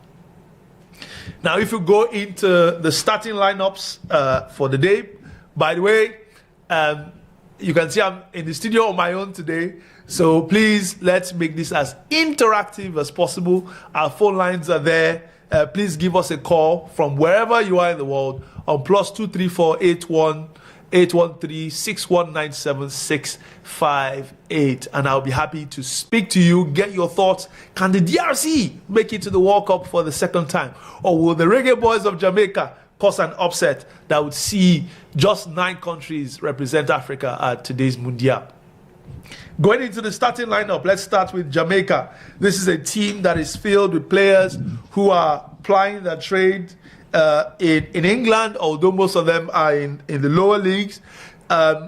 Starting in goal, Captain Andre Blake of Philadelphia Union. He's currently playing in the US, and for him, I'm sure this would be a homecoming if Jamaica can make it through. You then know, many of you would know Ethan Pinnock, who plays for Brentford, Richard King, who is at St Mirren in Scotland, Leon Bailey, the danger man from Aston Villa. That would be a man that DRC have to watch out for and really keep on check if they are going to be able to triumph tonight. KC Palmer of Hull City, Bailey Kadamatre, I hope I'm saying that right, of Wrexham, Bobby Reed, we all know him from Leicester, pacey winger, Tracy Campbell from Charlton, Isaac Hayden, Joel from Coventry, and Ronaldo Webster. That's a big name that he has as a first name, and Webster will be looking to lead Jamaica up front tonight against the DRC. Coming to the DRC, starting lineup will be coming on your screen shortly. Mpasi Wan-Bissaka of West Ham, Axwell Twenzebe of Burnley, Mabuka of Montpellier, Samuel of Atromotos in Greece, Arthur Masuaku of Lens, Elia, pacey winger there again, starting for the DRC, Sadiki of Sunderland, Cedric Bakambu of Real Betis, Yuan Wissa of Newcastle, and Captain Charles Mbemba. This is an absolutely quality side. You can see from the names, where they play, the experience that the DRC have in that squad. I think for them, getting to the World Cup, having this team, I believe that DRC may be able to shock one or two people. Colombia, Portugal, watch out. Africa behind DRC, and if they are at the World Cup, I think there might be a surprise that the DRC may be able to pull in that game. So again, this is vivxsports. We're here all the way celebrating African football. Can the DRC make us proud? They've taken out Nigeria along the way, and they stand here in Mexico looking to make it to their second World Cup. The teams are out on the pitch at the moment. We're about to have the national anthems come up. The stadium looks, the DRC are looking very well represented in certain parts of the stadium. Jamaica, always the Reggae Boys as colorful as ever. Also in the stadium, or the teams are just waiting to come out. They make their way. You can almost feel the pride. You can almost feel the emotions of what these players may be feeling as they walk out to represent their countries. Charles Mbemba, Cedric Bakambu. Will the DRC be celebrating tonight, or will it be tears for another African country? Let's quickly run through some of the results of friendly games that some of the African teams are playing today ahead of the World Cup as we wait for the national anthems for this game. Ivory Coast continue to show their strength, beating Scotland today following, I believe they had a victory against South Korea, beating South Korea in their last friendly 4-0. 4-0 in the previous game, and today they've just beaten Scotland 1-0. Scotland also preparing for the World Cup. So this is a real emphatic victory for the Ivorians, and they're really showing they mean business. The 2023 African champions showing that they really mean business heading into the World Cup. So victory for the Ivory Coast against Scotland. Spain and Egypt still 0-0. Spain playing against Egypt and holding Spain to a draw. I mean, that is no mean feat for Spain to be for Egypt to be holding Spain to a goalless draw just at the moment. Cameroon, another African giant, the indomitable Lions, unfortunately, were not dominant enough. They were dominated, unfortunately, in their group by Cape Verde. Cape Verde knocked out Cameroon. I mean, if anybody told you that Cameroon were going to be missing out on the World Cup because of Cape Verde, you would have said zero chance of that happening. But guess what? Cameroon, just like Nigeria, we are going to be watching they're going to be watching the World Cup from home over the summer. But Cameroon have put all that to one side tonight and have beaten China by 2-0. Scorers there, Eta Iyong and Seydou, giving Cameroon a 2-0 victory against China. What other notable games have happened today? How can I forget Nigeria? Nigeria playing a 2-2 draw against Jordan. Jordan preparing for the World Cup as well over the summer. Nigeria just participating, unfortunately. That game ended 2-2, and we can see the national anthem of the DRC has just concluded, and you can see their fans. I'm waiting to see Patrice Lumumba in the stadium raising his hands up. Unfortunately, I mean the camera has not zoomed. I don't know whether he's in Mexico today, but I believe if he's in the stadium, his hands are going to be rising as high as possible for Patrice Lumumba as the DRC look to make it to the World Cup. Coming back to the results from today, Nigeria 2-2 against Jordan. South Africa, who again stood in the way of Nigeria making it to the World Cup, have lost 2-1 to Panama. 2-1. South Africa have lost to Panama 2-1 tonight. Not a very good sign for the hopes of the Bafana heading into the World Cup if, unfortunately, they are losing to Panama at this stage. Moving on, who else has been in action tonight? Benin Republic has played a 1-0, has beaten Guinea 1-0. Algeria played against Uruguay, ending 0-0. I think that's more than a fair showing. Uruguay, fantastic team. I think earlier in the week they played out a 1-0 draw with England. So for Algeria, getting that draw against Uruguay, I think it's a fantastic show for them. And we look for all African teams going to this World Cup. We are looking for them to really stand up and make Africa proud. And long may that continue. And then one final one, the people's champion of Africa, Senegal, the Teranga Lions, 2-1 victory. So the game is actually still on. They're currently 2-1 ahead against the Gambia. So that brings us up to speed with all what our African brothers have been up to. Those who are playing for pride and participation, because hey, people like us in Nigeria can't do without football. So we're happy to still see our Super Eagles in action during the friendly window. We're up to speed with what has happened. Back to the game. I really love this Jamaican jersey. It's just fantastic. And the DRC themselves are not looking too bad. Mbemba and Andre Blake just exchanging pleasantries. The referee letting them know who the boss is. The cost is just being tossed. DRC have won that. Hopefully that's an omen. They get to pick the side from which they're going to start from. And kickoff is nearly upon us.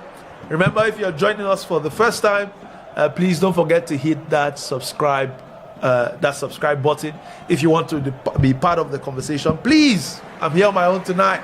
It's late in Lagos, 10 p.m. on this side of the world.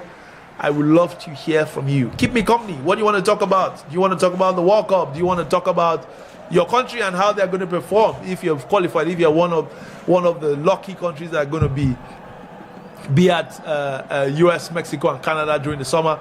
Let us hear your opinion. What do you think? How do you think your country is going to perform? What do you think the scoreline of tonight's game is going to be? Is it going to be the Reggae Boys in the World Cup? Is it going to be the Leopards of DRC? Please pick up your phones, dial the number +234 813 6197 658. Let's feel your pulse. Call on WhatsApp. You can call directly. I'll be more than happy to take your call. Kickoff is just about to happen. Everybody's praying. Everybody praying to the same God. Who is God going to smile upon tonight? We will wait to see. The Leopards are saying one final prayer together before we kick off. Charles Mbemba, you can see him. Guys, this is the game. This is our chance to write our name in history. We haven't been to the World Cup since 1974. This is our time. And we wonder whether the gods of football will answer his prayers. The Reggae Boys are doing exactly the same. You can see there Ethan Pinnock of Brentford. leading the line in terms of that prayer. The DRC are done. They're waiting for Jamaica to finish their own prayers, and this game can finally kick off. There are still more prayers going on. Everybody's praying. Who will God answer tonight? If you have any inklings or you have a direct channel to heaven, please, by all means, drop your comments where you think this match is going to and how this match is going to finish. Please tell us in the comment section, or feel free to call us and let's have some banter tonight. There's currently a poll ongoing in our comment section. We've asked you, will DRC qualify? And currently 80% of you are saying no. Wow. Maybe that's the answer from heaven, but let's wait and see. Kickoff has happened. The game is now on. We are 15 seconds into the game. Throw into the DRC. The battle for early dominance has started. DRC have possession. I believe that's Arthur Masuaku with the ball on the left of the left wing. The DRC have started very, very confidently, and you must say the playing surface in Guadalajara is absolutely beautiful. Absolutely beautiful. Ball there to Bakambu. Oh wow. Almost. The Reggae boys were nearly penetrated there. But the ball just ran through to Andre Blake, who was more than happy to collect that one and avoid the Jamaica going one down so early on. The friendly game between Senegal and Gambia has come to an end. The champions, the people's champions of Africa, have put in a third goal just before the end. I'm waiting for the scorer to come up, but I believe that game is going to end 3-1 in favor of the Teranga Lions. Coming back to the game, Jamaica now with possession. Both teams still trying to find their feet. Oh wow, that was a bit of a rugby tackle. The referee says play on. Unbelievable. Oh wow. Okay, he's called a halt to the game now. that was a bit of a pull down there. In the other in the European playoffs, as I said, Sweden have booked their place in the World Cup finals, 3-2 against Poland. No World Cup for Robert Lewandowski, unfortunately. Turkey have knocked out Kosovo. The games between Czechia and Denmark are currently in extra time. Full time finished 2-2. There must be winners tonight, just like the game between DRC and Jamaica tonight. There must be a winner. So if needed, there will be extra time. There would be penalties. Hey, DRC have shown their wit and their ability to conquer when it comes to penalties. So if we ever get there, the DRC have recent experience to be able to call upon to win the game. Bosnia and Italy also into extra time, 1-1. Italy have been playing with 10 men since the end of the first half. Can the Azuris hold on? They were not at the last World Cup. This would be, if they failed to win tonight, that would be 12 years the Italians would have been without going to the World Cup. A through ball there from Wan-Bissaka. Again, just overhit, and the ball goes out for a goal kick. But the signs are there that Cedric Bakambu is up for this one, playing on the last man all the time. And if the Reggae boys are not careful, eventually one of those passes might just break through. 3 minutes into the game. 3 minutes into the game. Goal kick to Jamaica. The game is still settling down. No chances yet. Remember, if you're joining us for the first time, don't forget to hit the subscribe button. Feel free to give us a call to join the conversation. The numbers are on your screen: +234 813 6197 658. Don't leave me on my own. I would love to feel your pulse on today's game, your feelings for the World Cup. Are you excited? Are you beginning to get World Cup fever? Is your country going to be there? How do you think they're going to perform? Are you going to suffer heartbreak? A chance here for DRC. Jan Visa A ball in. Bakambu. Goal! The DRC ahead. Offside. We celebrated too quickly. I'm sure this is going to go to VAR. To get checked. Was this offside? First pass looks good. I think Bakambu is onside. I really think there's a chance that this goal is going to stand. Am I wrong? Oh, I'm wrong. Hey, it's clearer than I thought. Maybe my bias for DRC showed up just a little there. But the referee has confirmed that was offside. And unfortunately, the game is still 0-0. But the signs are there. Bakambu is clearly up for this game, constantly playing on the last man. And if the Reggae boys don't pay closer attention to Bakambu, it's only a matter of time before there is a goal from their talisman. Still 0-0. I would say at this stage, the DRC have the upper hand. The Jamaica are still trying to find their feet. But hey, still 0-0. Still anybody's game. At this stage. The ball is back to the Reggae Boys captain, Andre Blake. Long ball forward. And Campbell, one-on-one gets the ball into the box. Cleared away by Mbemba. Pressure still on from Jamaica. This is the first time they are sustaining any sort of pressure on the DRC. Ball back into the box. Just slightly overhit there and out for a throw. Good to see the Reggae boys. And we're seeing a replay. Yeah, I mean, yeah. No debate. His body was leaning forward.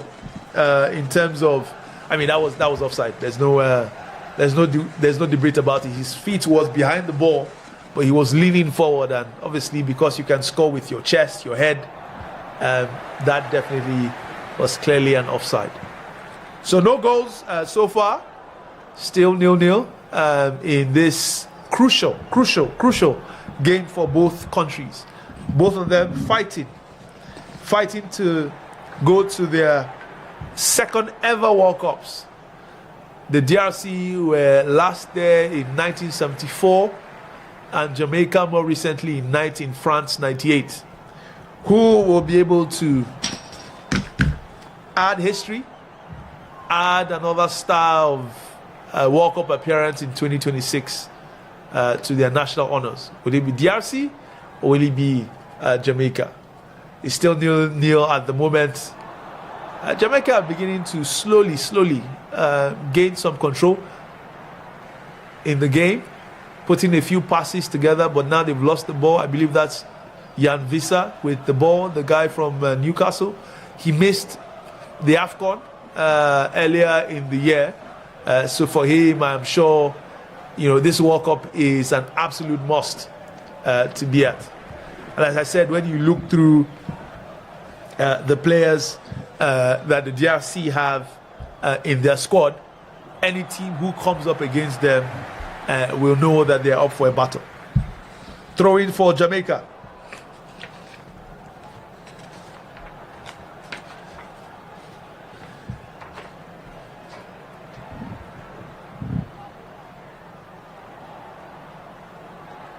I believe that's Leon Bailey.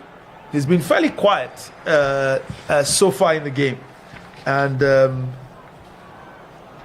the DRC will be advised that silence should not be taken for granted. Players like Leon Bailey, they need just one moment to make their mark in the game. So hey, but the longer he stays silent, the better it is for DRC.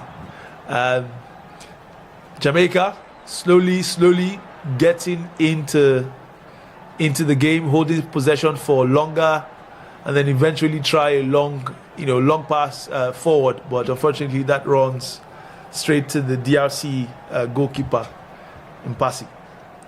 0-0 so far. 0-0. And I wonder in the YouTube comments section whether there's been a change so far, given what we have seen between the two teams. Will DRC qualify for the World Cup? 60% of you still maintain, regardless of what has happened in this first 10 minutes, the DRC will be going home. Nothing has changed. I mean, I think we started at 80%. So a slight change, a bit of a change there. That number has dropped from 80% to 60%. So some positivity coming through the YouTube section. If you have not dropped your vote, please let us know. Do you think the DRC will qualify? Yes or no? I would love to see more votes come through in our poll. 10 minutes in, still 0-0. Who is going to draw first blood in this all-important game?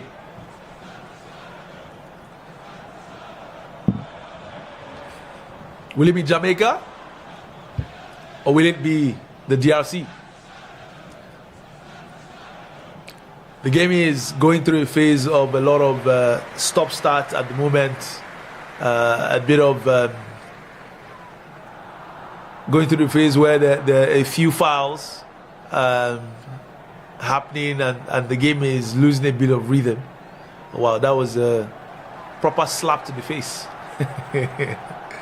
Unintended, but impact still the same. A slap to the face and a free kick for the DRC, a chance for them to load a free kick into the box.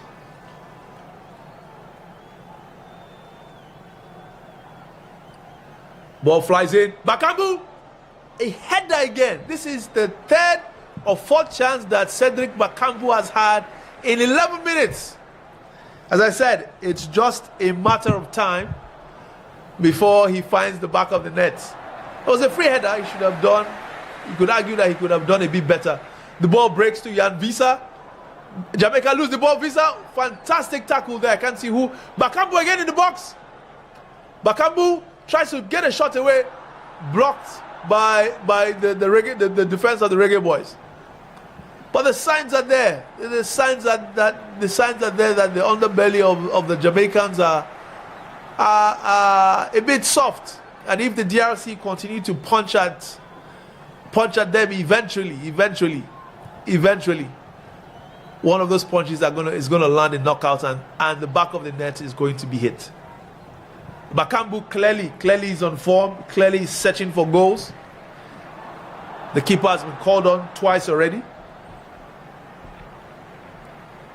That header just now, you could argue that Bakambu should have done a bit better. It ended up being a very routine save for Andre Blake.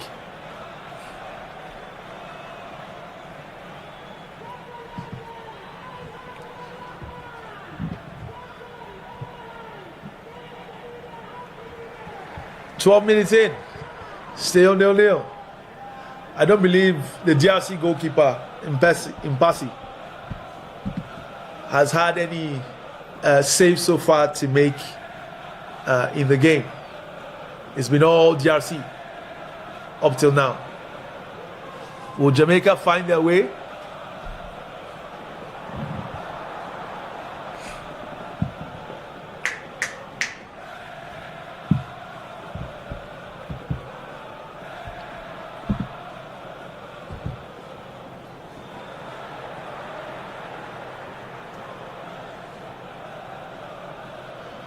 Free kick to Jamaica. So we are getting a lot of fouls. The game is very, very stop and start at the moment. Very stop start. Jamaica take a quick one. The Reggae Boys choosing to build from the back.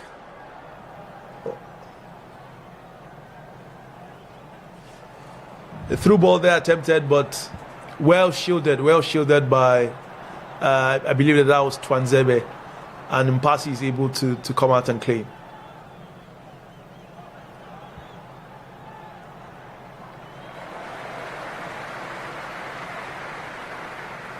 The DRC passing the ball, trying to play Barca style, build up, and Pep style, build up from the back and try and penetrate through.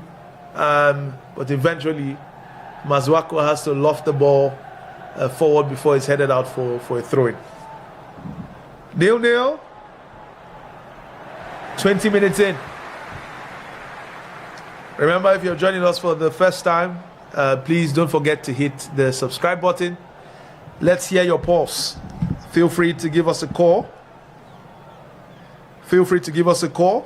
The number is on your screen, +234 813 6197 658. I would love to hear from you. How have you found the game so far?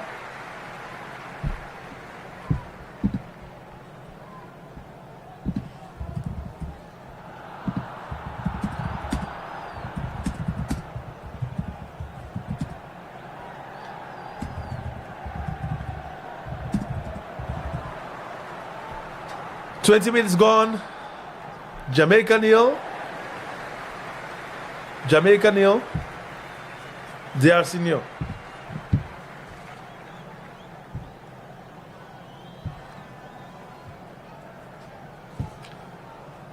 Nice dribble there. Jamaica on the press. Oh, fantastic recovery. But Leon Bailey wins the ball back. And the ball is lost again. The ball is... it seems like nobody wants possession. It's going back and forth between Jamaica and the DRC.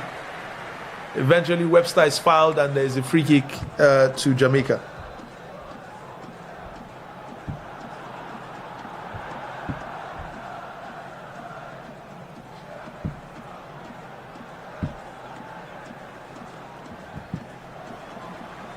Free kick in a fairly dangerous position for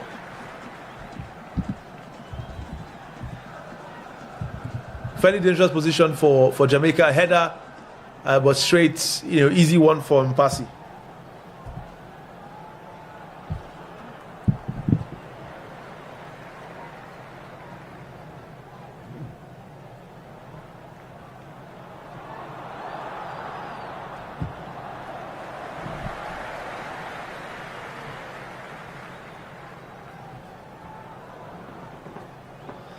Wan-Bissaka.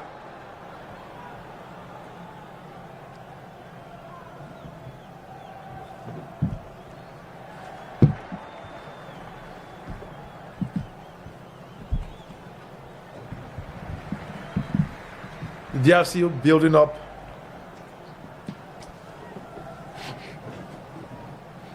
Shot there from Bakambu.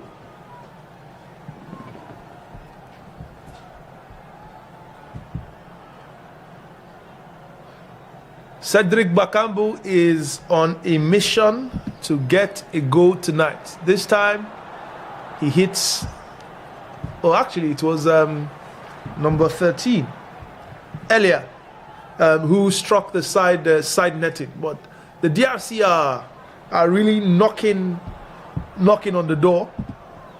The door is yet to fall, the goal is yet to bulge, but the signs are that the DRC are main business today.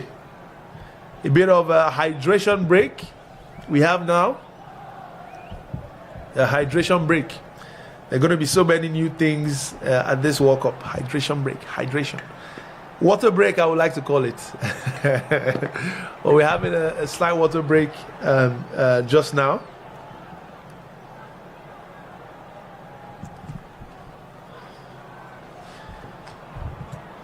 Some instructions from the coach of the DRC.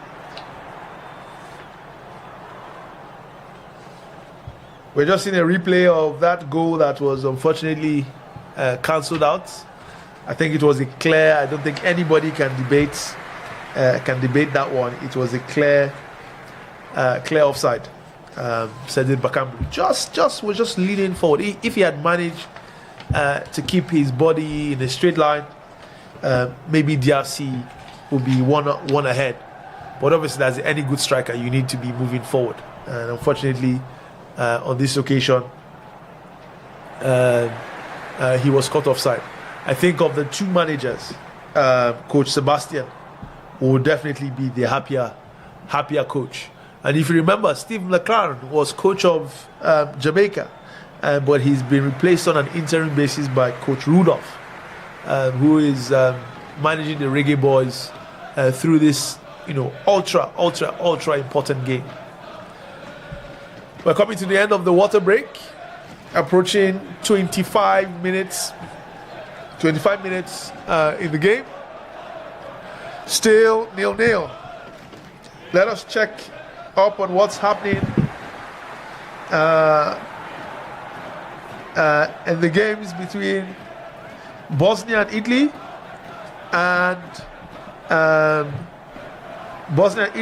Czechia and Denmark. Both games have gone to penalties.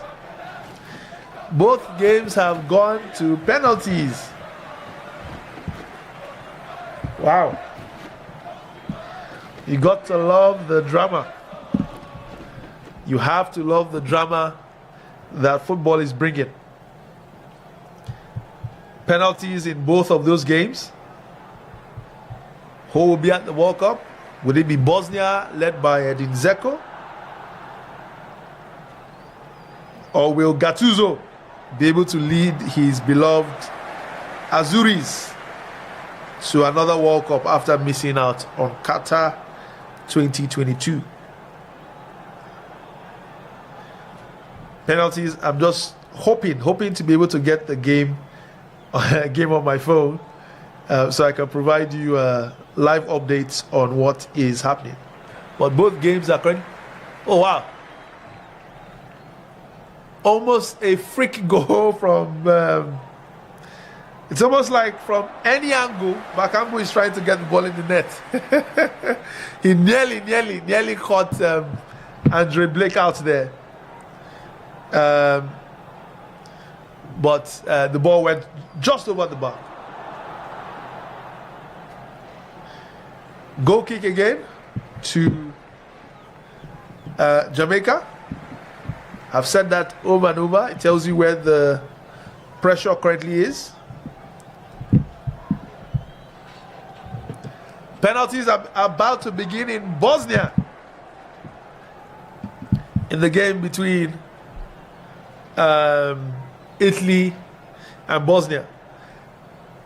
I think this is a chance for Donnarumma to show himself, the big goalkeeper from Manchester City.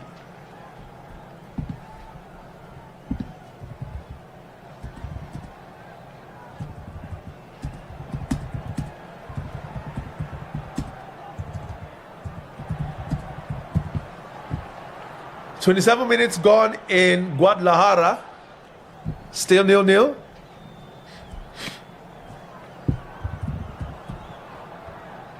Still 0-0. The ball is with goalkeeper Mbasi, who is taking his sweet time. In restarting the game.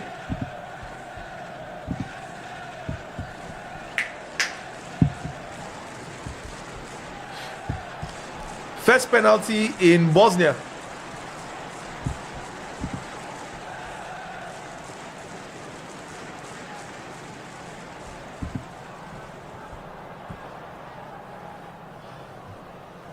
Bosnia have put the first penalty in the back of the net, pressure on Italy.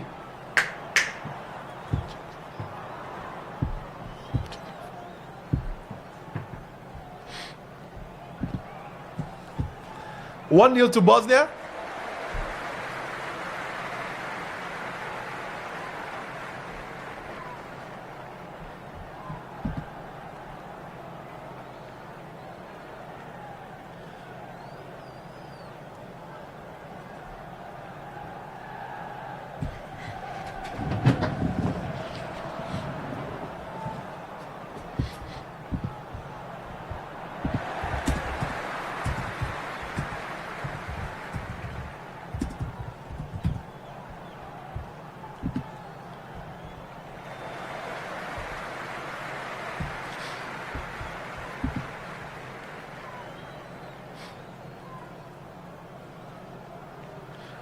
Italy have missed.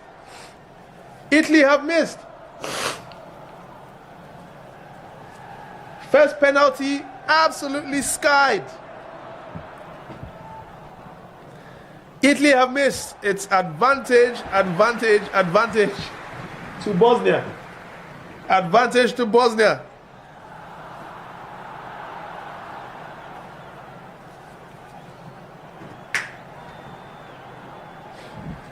Chance for Jamaica. Shot. Oh, what a chance. Mbemba just got in the way.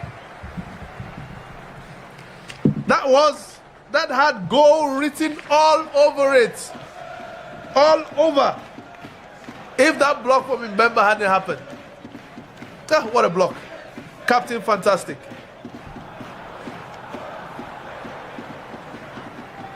Tapkovic has put the second penalty away.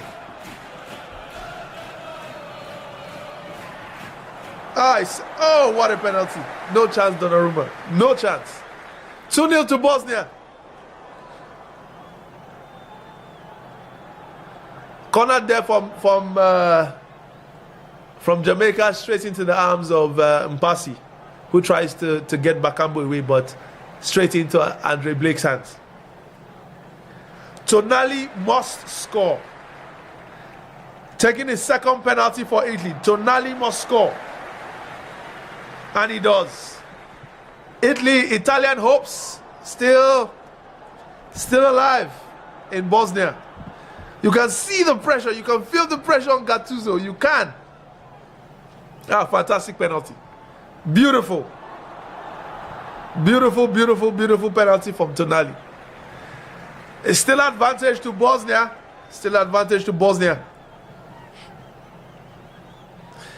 Back in Guadalajara. 31 minutes in, DRC and Jamaica still yet to find the back of the net. Still 0-0. Bosnia with their third penalty. Oh, sends Donnarumma the wrong way. Bosnia are 2 kicks away from the World Cup final. And Italy will be going, if that happens, 12 years. 12 years without a World Cup. Can you imagine? Italy, one of the powerhouses of world football, going 12 years without the World Cup. I mean, there's always a World Cup without Italy. It's not the same. It's just like a World Cup without Nigeria, without Cameroon. These are household names. Coming back to the game in Mexico, Jan Visa. Ball in. What fantastic save there. Wan-Bissaka. Visa recovers in the box, and finally the Reggae Boys recover. Penalty to Italy. Oh, he hit the bar! Italy a miss. Cristante has hit the bar. Bosnia now 1 kick away from the World Cup. Unbelievable. Oh, keeper went completely the wrong way. And Cristante has hit the bar. Oh, this is heartbreaking for Italy. Can Donnarumma do it? Oh, Bosnia going to the World Cup.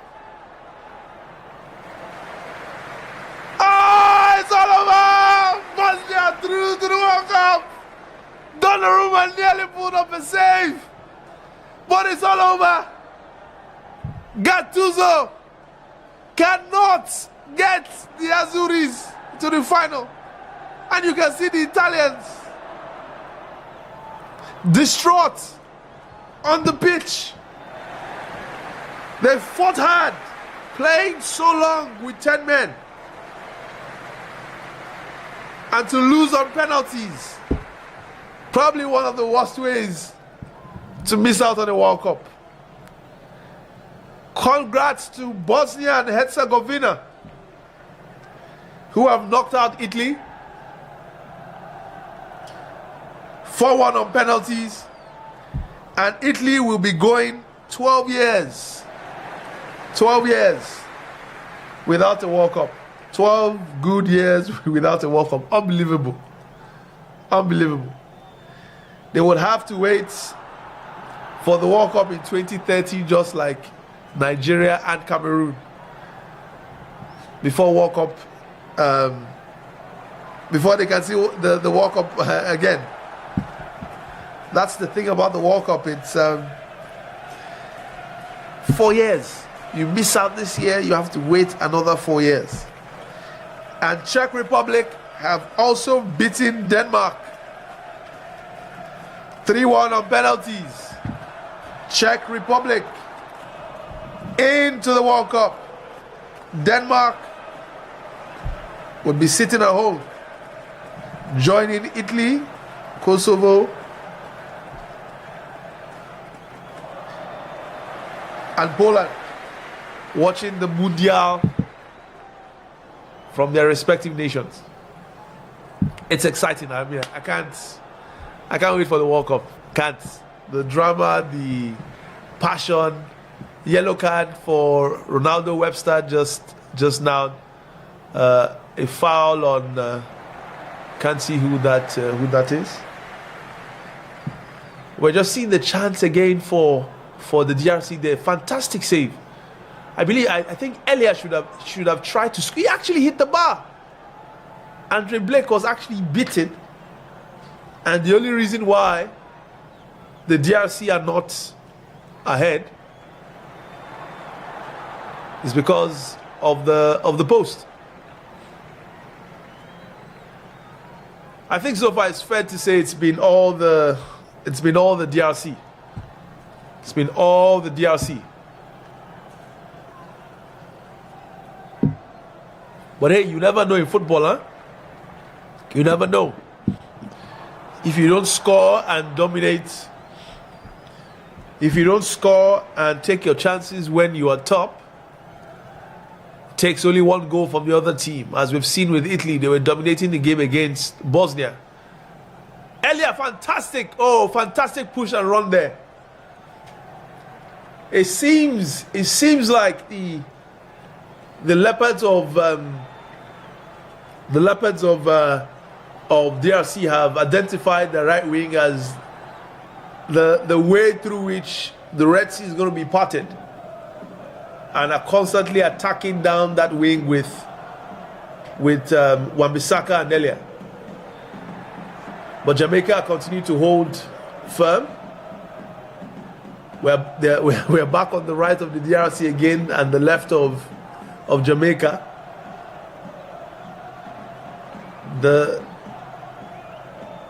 A ball forward, I think that's Yaya. Fantastic claim there from Andre Blake. Fantastic.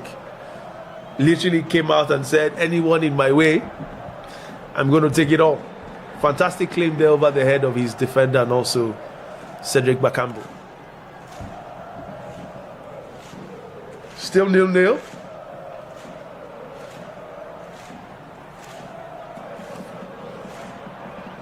Let us know where you're watching us from in the comment section. Where are you joining this VIVX broadcast from? Are you watching from Kingston? Are you watching from Kinshasa? Let us know. Let us know where you're watching and supporting. Who are you supporting? James Francis says DRC will qualify. DRC will qualify. Very confident, very, very confident there from James Francis. I guess you must probably be from the DRC if you are so confident. Still 0-0.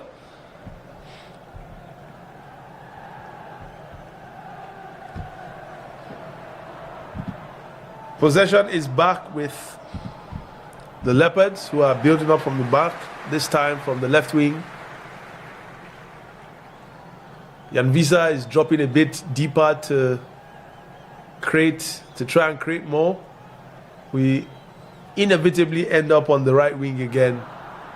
But the Reggae Boys are standing firm. Standing firm. If the DRC are going to make it to the finals, Jamaica are not making it any easy. If you thought this was going to be a walkover,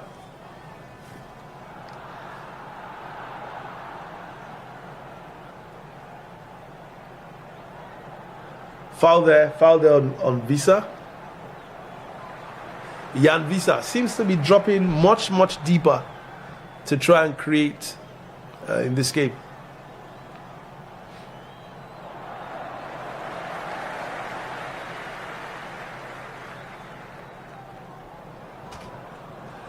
"40 minutes into this crucial intercontinental cup. For us Nigerians, we can't but think this could have been us. This could have been a night when the whole of Lagos, Abuja, Kano, Kaduna would have been alive cheering." Is that offside? Yeah, offside. Looked too good to be true. But it's a night where the DRC are looking to make the African continent well offside. Well offside. That's a tenant who has overstayed his rent period. And Jamaica win the ball back, ball forward. And Wan-Bissaka just sees Webster out. Throw into the DRC. Visa has lost the ball in a key position. He shot there. Almost. That nearly caught him passing out. What a shot from Bobby Reed. Was it Reed or Bailey? Just Visa lost the ball in middle. Ball breaks out, one touch, bang, and nearly finds Leon Bailey. I told you, very silent, just needs a moment, and that was nearly the moment of magic there. Jan Visa lost the ball in the middle of the park, one touch Bailey, strike, and just inches outside of the post. That could have been 1-0 Jamaica.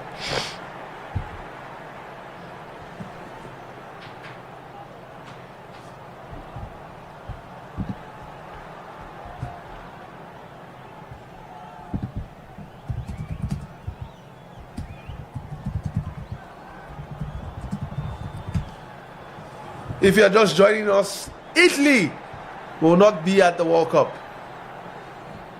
Nigeria will not be at the World Cup. Cameroon will not be at the World Cup. Poland will not be at the World Cup. Some big names who will be missing. Denmark will also not be at the World Cup. Who do you think will be the biggest miss at this year's Mundial in the US, Mexico, Canada? For us, my answer is clear. You don't need to ask me twice.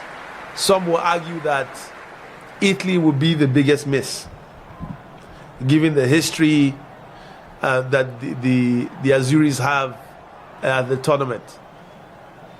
Obviously champions in 2006, and since then it just seems to, or feels like it's been downhill for Italian football. I mean, for Italy to go 12 years without a World Cup, I mean, they've done very well to upstage Nigeria, who will also be going 12 years without a World Cup. I mean, these are two big countries that play huge parts in any World Cup that anybody wants to be. It's almost like you saying Brazil are missing in the World Cup. Or it's unthinkable. And the Italians are sort of getting us used to the fact. Blake almost stumbles. The Jamaicans seem to be playing with a bit of fire, but they do well to play themselves out of trouble. But coming back to the point, we are slowly getting used to the Italian name, the Nigerian name, not being at the World Cup. But these are two massive footballing nations that unfortunately their fans are going to not really have a team to. I mean, we would all back on the African side, back our African countries, but there's nothing like backing your own country at the World Cup. But anyways, first half almost coming to an end. 44 minutes in, It's 0-0. It's been all DRC. Apart from that shot from Leon Bailey a few minutes ago, all the chances have fallen to the DRC. But hey, chances count for nothing. What counts is goals. And to date, no team has earned the right. No team has earned the right to be at the World Cup. Goals are needed in Guadalajara.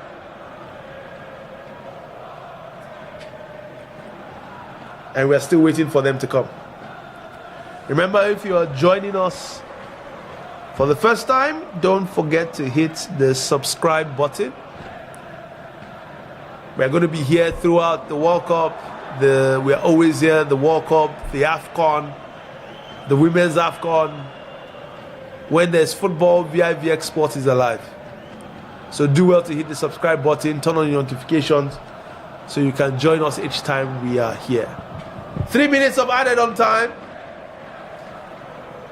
in the first half of this intercontinental World Cup playoff final between Jamaica and the DRC.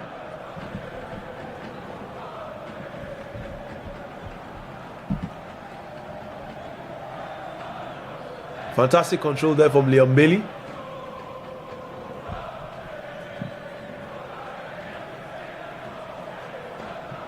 Bobby Reed. And it looks like the Reggae Boys are willing to pass around and get into. I take that back. Fantastic spin there. A chance. Oh, Mbemba and no, that's Twanzeme and Wamisaka sort of getting each other's way, and it's the first corner to Jamaica. Wouldn't it be just a football script that their first corner they get a goal just before the end of the first half? First corner to Jamaica. And this is their chance to get all the big boys from the back up front. Palmer will be taking the corner right-footed and in-swinger.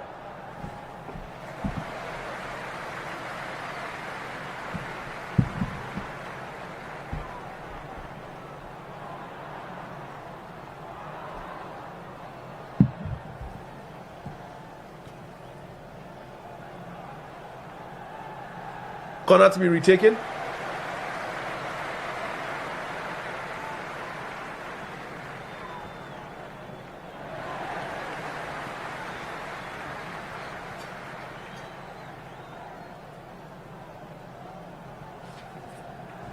There's a bit of confusion. Oh, it's a goal kick.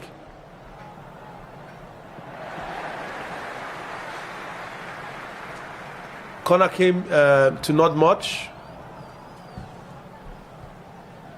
And a chance for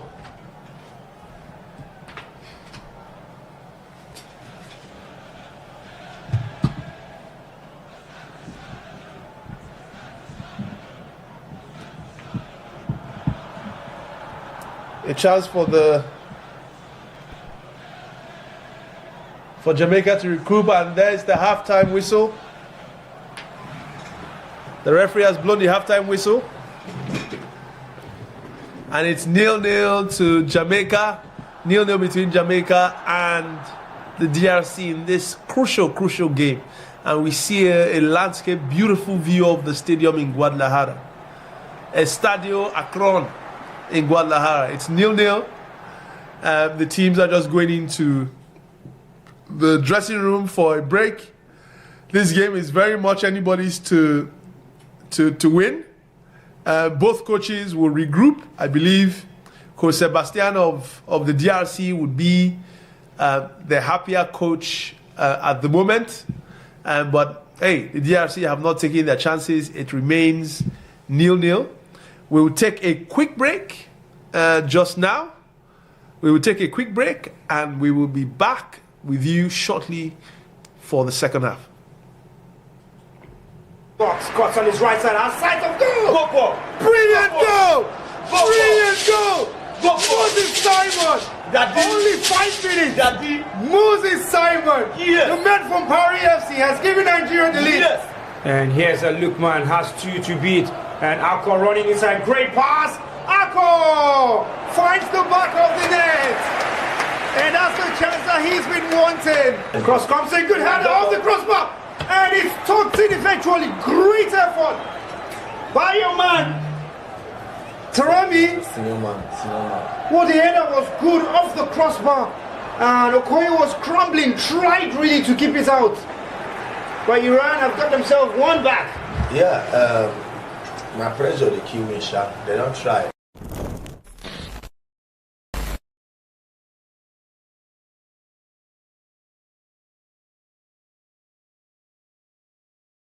That question of who will get that slot. Normally it should go to another team from Asia. Iraq should be that team. However, Iraq are already in the intercontinental playoffs and are likely to qualify for the World Cup through that route. The next line was Italy, being the highest ranked team that has not qualified for the World Cup. And Italy are in the European playoffs. If Italy eventually qualify for the World Cup, then they don't need the slot anymore. And the next line was, it could be Nigeria. So that's where this twist came from. I don't know. That's where the twist came from, my brother. I don't know if it's going to come down to that. I don't know if... But it's all been hopes and hopes and hopes and hopes for Nigeria. Ever since not picking that first ticket in that group stage where they had South Africa, Zimbabwe, and the rest of them. It's always been hope getting into the playoffs, hopes playing against Gabon, hopes being knocked out by DR Congo. So hoping that you're going to use some. I don't know. So the Congolese said it was. They want to go in through the back door. Crazy. To get into the World Cup. It's and now you're telling me this again about Iran. It's just you just keep raising Nigerians' hopes. But for me, whether Nigeria is going to the World Cup, I have to, man. I lost it immediately. They lost that penalty shootout against the DR Congo. I think I lost hope there. Even when there were hopes about. The controversy surrounding the DR Congo players, nationality issues, and the rest of them. I really wasn't putting hope in my hopes on that. But hey, it's come, it's gone, and now you're trying to raise hopes again, Chuma. Hey, I hope you don't disappoint people again. Because for me, I'm not hoping on that hope, man.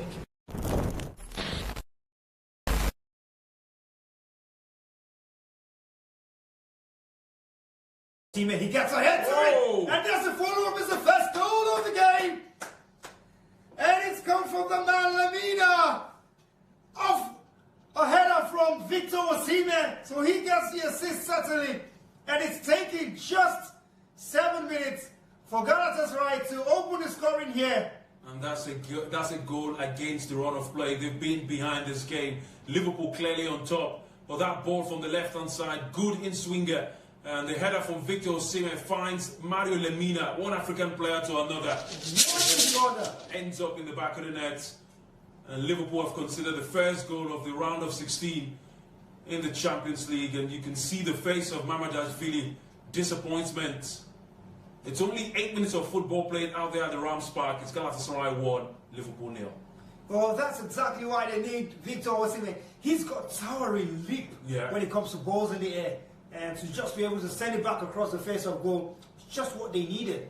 Well, I was just talking about African players, and guess what, Sammy? It was from one African player, the cross, to another African player, Osimhen, and the header from Osimhen to another African player, Lemina, and into the back of the net. So a sweet African connection, Senegal to Nigeria. It feels good to know that this was that question of who will get that slot. Normally it should go to another team from Asia. Iraq should be that team. However, Iraq are already in the intercontinental playoffs and are likely to qualify for the World Cup through that route. The next line was Italy, being the highest ranked team that has not qualified for the World Cup. And Italy are in the European playoffs. If Italy eventually qualify for the World Cup, then they don't need the slot anymore. And the next line was, could be Nigeria. So that's where this twist came from. I don't know. That's where the twist came from, my brother. I don't know if it's going to come down to that. I don't know if... But it's all been hopes and hopes and hopes and hopes for Nigeria. Yeah. Ever since not picking that first ticket in that group stage where they had South Africa, Zimbabwe, and the rest of them. It's always been hope getting into the playoffs, hopes playing against Gabon, hopes being knocked out by DR Congo. So hoping that you're going to use some. I don't know. So the Congolese said it was. They want to go in through the back door. Crazy. To get into the World Cup. It's and now you're telling me this again about Iran. It's just you just keep raising Nigerians' hopes. But for me, I've given up hope whether Nigeria is going to the World Cup. I have to, man. I lost it immediately. They lost that penalty shootout against the DR Congo. I think I lost hope there. Even when there were hopes about. The controversy surrounding the DR Congo players, nationality issues, and the rest of them. I really wasn't putting my hopes on that. But hey, it's come, it's gone. And now you're trying to raise hopes again. Chuma, hey, I hope you don't disappoint people again. Because for me, I'm not hoping on that.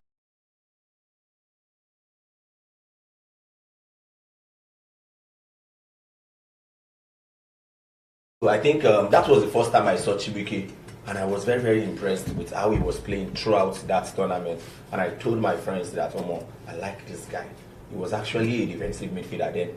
But the way he was playing, he played like someone that can even play offensively. So I think I fell in love with how he played. And before I know, he don't travel, go Austria, go play. Yeah. From there, I can't begin to say, they play for 3-man defense. Before begin to play center back. And you get as you take plan your thing, you get as God tell you. Yeah, so maybe you be God. If God to say center back, now you go take Jello. So be absolutely. It. But I'm right now very, very happy that he has gotten his invitation. And one good thing, Benjamin Fredericks, where everybody they shout now, best defender. He actually got his invitation. Welcome back. This is vivxsports. This is our coverage of the game between the DRC and Jamaica. The Intercontinental World Cup playoff final currently going on in Guadalajara in Mexico. It's halftime. It's 0-0 between the two countries. It's been a bit of a cagey match so far. There have been chances at both ends. So far, I would say the DRC have had the upper hand. If we look at the key stats from the first half, the DRC have had 52% of possession, fairly close, but still signifies the DRC's slight dominance in the game. 4 shots in total, for the DRC and 3 for Jamaica, and then 1 shot on target each for both countries. So it's almost like DRC, plenty walk-ins but no show. The Jamaica, despite sitting back most of the time, their possession has been less potent than the DRC. But when we actually look at what has happened in the danger area, Jamaica is actually on par with the DRC. 1 corner to Jamaica just right at the end there, and then 1 save each for each of the goalkeepers, Mpasi and also Andre Blake in Jamaica. So fairly, very tight game so far. It's a very tight first half. Both teams have created a few chances, but the game remains quite balanced. I would love to hear from you, your thoughts on the game so far. Who are you supporting? Which player looks most dangerous? Who is likely to get the first goal in this game? Please feel free to call us. Talk to me. It's late in Nigeria. I will love your company. Give me a call on WhatsApp. +234 813 6197 658. +234 813-6197-658. I would love to hear your thoughts on the game so far. If you don't want to talk about the game, we can talk about the World Cup and how you are building up, how you're feeling. Are you going to be in the US, Canada, Mexico? Which country would you be supporting? Which country do you think will be the surprise package? Italy have been knocked out of the World Cup again. That will be 12 years. The world will go without seeing Italy at the World Cup. What does this mean? Is the football landscape changing? Anything you want to talk about? Obviously, our main game tonight remains Jamaica against the DRC. I will be more than happy to take your thoughts on any of those topics. So feel free to pick up your phone and give me a call. WhatsApp directly on +234 813-6197-658. Coming back to our YouTube poll, it seems that the DRC are changing people's minds slowly. It's now 58% of people online think that the DRC will not qualify. That number started at 80%. So it seems like the DRC are changing people's minds as this game goes along. And more people are confident that the DRC are going to make their way to the US, Canada, and Mexico. Plenty of fans in the stadium, seeing lots of beautiful ladies coming out to enjoy this game. We're seeing the color, the vibe. There's music, people are dancing. This is what football is all about. And the blue of the DRC is well represented across the stadium. The World Cup is always a spectacle, always wonderful, wonderful to watch. It's halftime. We are waiting for the players to re-emerge for what is an ultra important second half for both countries. If you are just joining us on this broadcast, I highlighted the historical importance of what these players are fighting for tonight. Both teams have been to the World Cup just once in their history. The DRC, the first sub-Saharan African countries ever to make it to the World Cup in 1974, when they were still playing under their former country named Zaire. And since then, the DRC have not managed to qualify. 52 years down the line, this crop of players have the chance to make history for the DRC.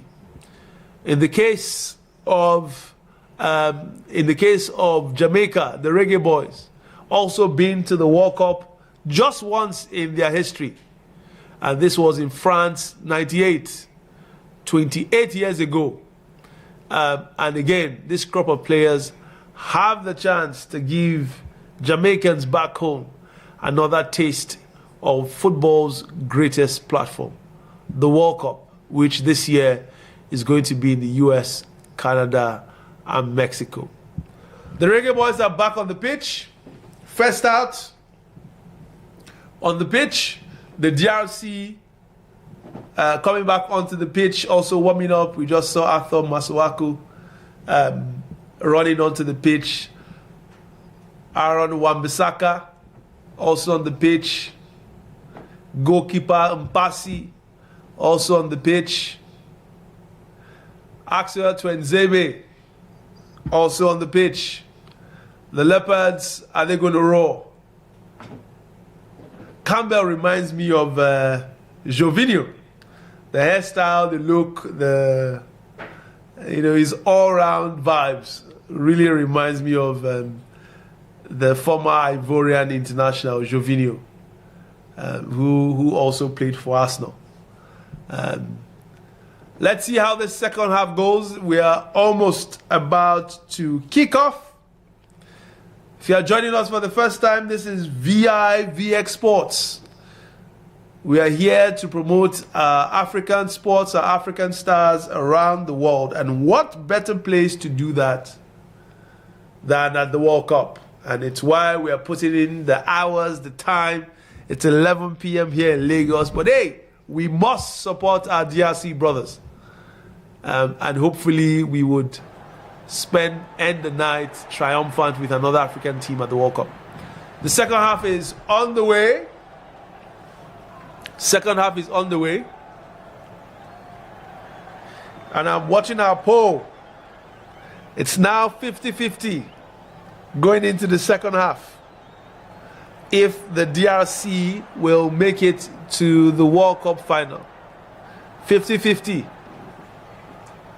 And the DRC have started the second half just the way they finished the first half. And fantastic clearance there for the Reggae Boys. And the ball is now with Leon Bailey. Doing a bit of a dance. Holds possession well. I think this is Webster. A bad pass there, and the DRC are able to clear. Back with Elia. Elia to Jan Visa. Visa almost picks up Bakambu. It's still going to drop to the feet of Bakambu. Fantastic control there. Bakambu takes a shot. Oh, what a save! What a save by Andre Blake. Fantastic collar there from Cedric Bakambu. And it looks like the DRC mean business going into the second half. Jan Wissa, fantastic turn into the penalty box. And the ball unfortunately hits Bakambu, and the Reggae Boys are able to clear. The DRC and Bakambu have come out in the same vein as in which they started the first half. But hey, the Reggae Boys are still determined to survive and hit the DRC with a sucker punch if that opening ever appears. Ball into the midfield. Campbell on the wing. The Jovinio look-alike. Ball into the box. Cleared out by the DRC defense. Ball still with Jamaica. Fantastic no-look pass there. Oh, he slips. And Mbemba is able to clear. Visa. Fantastic 1-2 there.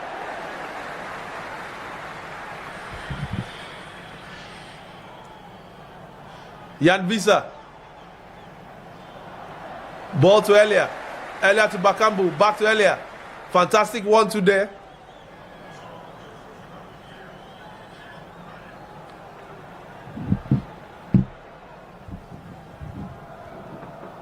And Jamaica again are able to survive.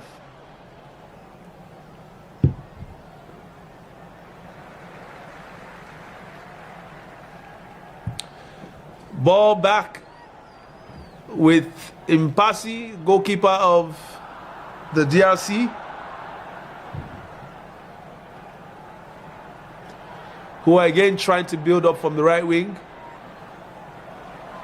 Twenzebe Masuaku, who plays a fantastic chip ball to Mbuku.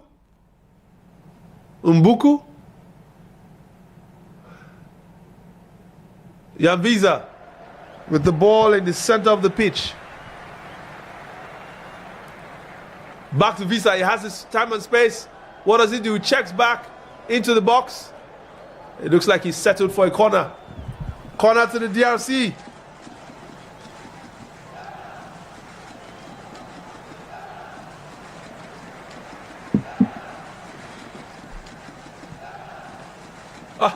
The ball. I thought Masuaku would just literally ram the ball into the referee. The referee said, hey, there's nothing I could do. Nothing. Hey, you saw me, I was standing here.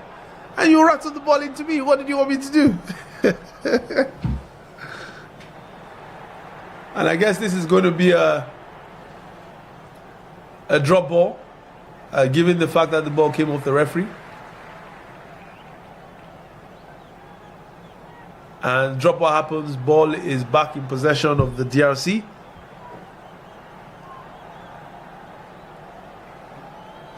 The DRC seem to have come out determined to try and find an early breakthrough in this second half.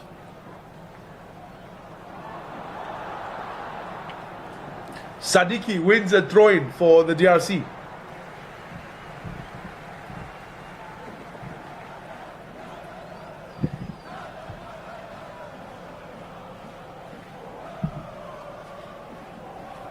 Masuaku with the throw-in.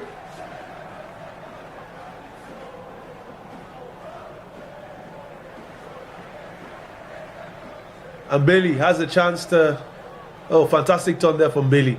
Oh, ends up being a bad clearance, but that turn from Bailey literally changed the course of that attack. And we're just seeing the replay of the shot from Bakambu. It was a fantastic curler. And Andre Blake really needed to stretch himself out there to keep this at 0-0.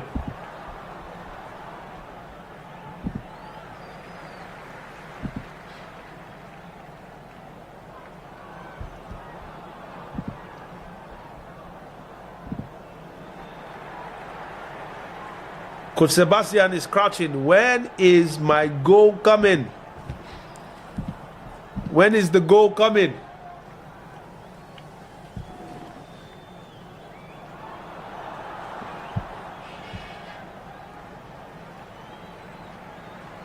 And Bailey Kandamateri has really been kept quiet up front for Jamaica. Still trying to find ways around Tuanzebe and Mbemba, but he's not having much luck at the moment. Ball back with the DRC is lost there, and Webster can come forward. Webster almost found Campbell. Almost found Campbell there, but instead he passed the ball straight out. You can see the tension on the faces of the DRC fans. They can feel it. They know it's there. The chances are there. Their team on the balance of play have been ahead in this game. But that goal has been elusive.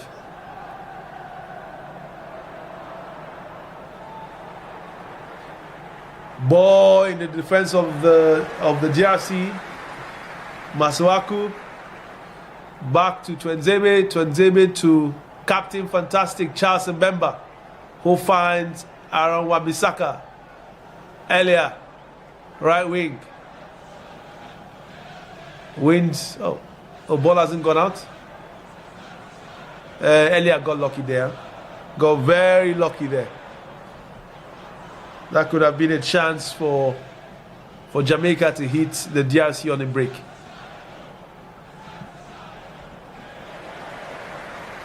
Still 0-0.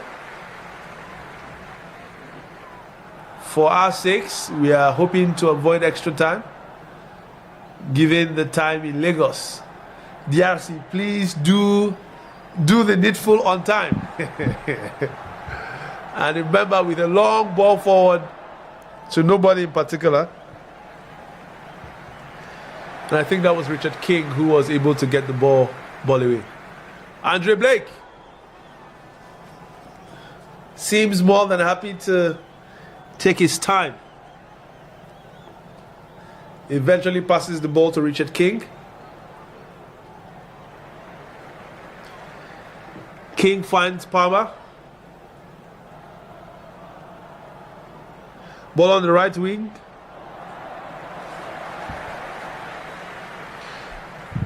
Joe controls, but the DRC win the ball back. Oh, a chance here with Joel out of position. A crossing. Oh, cleared out. I think that's Pinnock. Is that Pinnock? Yes, Pinnock with the clearance. That was a dangerous moment. A ball in from Mbuku. Mbuku, I keep saying Mbuku. Mbuku. And it was cleared out by Ethan Pinnock. Remember, thinking about the shot. Instead finds Elia on the right wing. Elia thinks about the cross, decides against it. Back to Aaron Wan-Bissaka.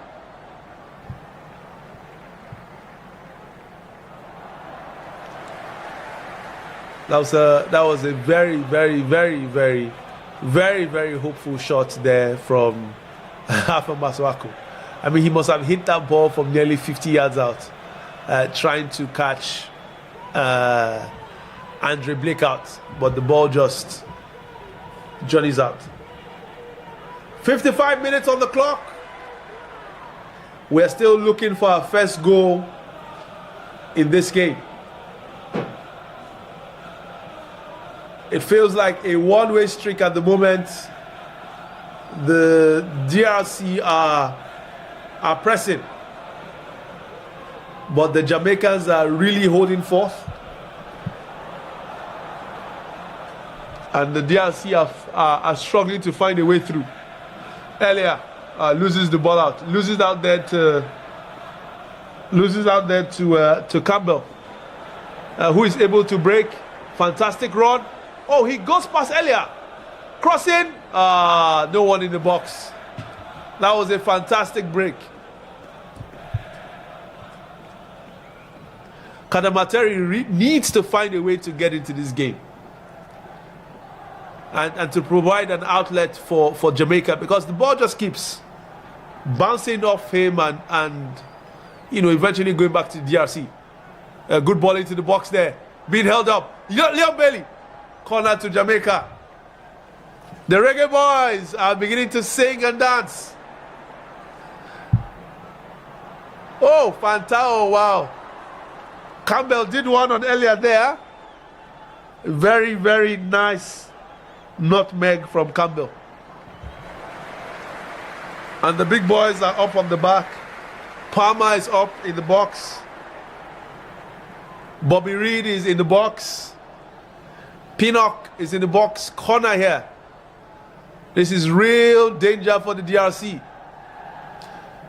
Can Jamaica bring out their inner arsenal to get a goal from this corner? Bailey with the left swinger, and it just goes out for play. Straight out. Well defended by the DRC. And we're having the first substitution of the game. Pongonga replaces Elia. This is almost like for like. Remember Pongonga from the Cup of Nations earlier in the year. Scored some beautiful, beautiful, beautiful goals on the DRCs, where I believe the DRC got to the quarterfinals before they were knocked out by Algeria. And some beautiful, I think there were a couple of beautiful goals that Pongonga got during that tournament. So no reprieve on the right wing of the DRC. Campbell and Webster will still have their work cut out, with Pongonga, fresh blood, coming into the team to replace Elia. Jamaica in possession. Bobby Reed.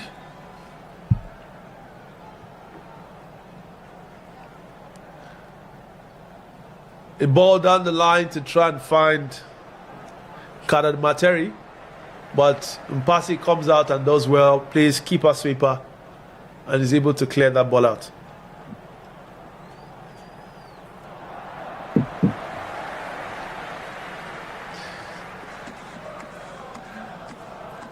Bailey Kadamateri really needs to find a way, even if he's not being an attacking, he has to find a way to hold up the ball and ease some of the pressure that the DRC is exerting on Jamaica by just holding up play a bit better up front. We're coming up to the hour mark. Still 0-0. Bailey with the ball in. Cut out by Visa, and Bakambu completes the clearance.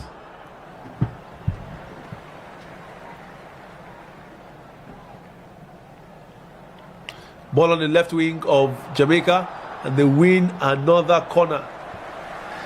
The Reggae Boys are staying alive.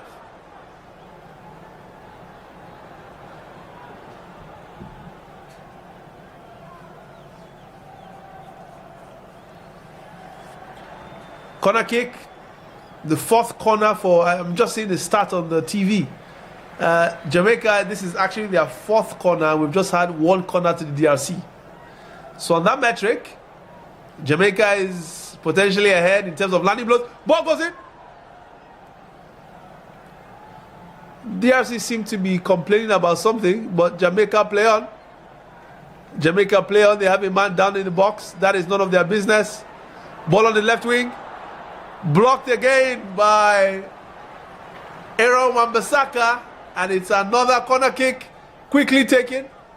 Oh, the referee has put a stop. I mean, that was a...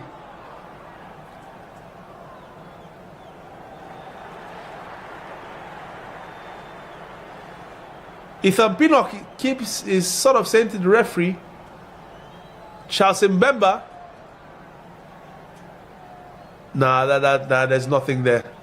There's nothing there. There's nothing there. It wasn't an elbow. I would be very surprised if VAR gets involved here. It just looks like simple coming together. Unfortunately, Mbemba's hand ends up in the face of Ethan Pinnock, and it's currently causing him some discomfort, but I don't think there was a foul there. Second corner kick in quick succession. Corner cleared out by the DRC. Bailey tries to win the header. And another corner kick.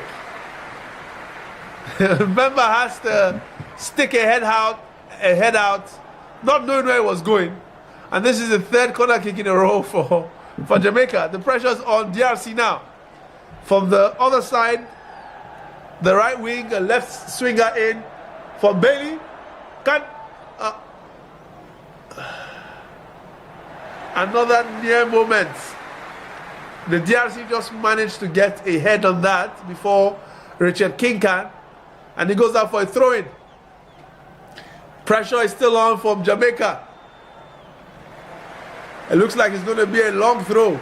I mean, this is 3-4 minutes of sustained pressure from Jamaica on the DRC goal. Long throw into the box. I think I saw a hand there. In these days of VAR, everyone needs to be careful. Ball back on the left wing. Cross it. Header. Kadamateri nearly got a head there. Nearly got a head there. But I think he's committed a foul. The player is down for the DRC. I think he's... Oh, this is Charles Mbemba. I think he's buying some time. There was nothing there. That's not... I mean, it's rather unfortunate from Kadamateri there. He's gotten a yellow card. But I don't think there was much he could have done there. Wow. A bit of a handball there from Jan Visa, but VAR seems to think it's nothing, and the game continues. And the referee has confirmed that. We're past the hour mark now. And it's still 0-0.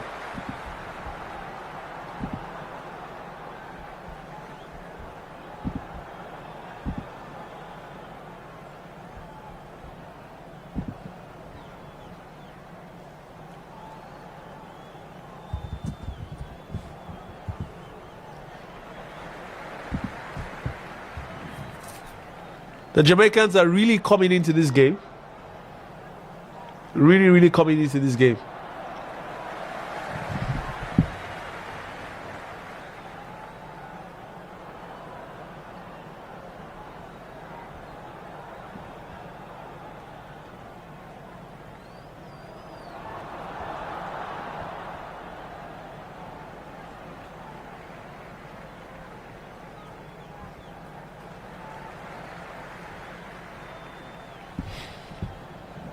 And the DRC are trying to find their footing back into the game.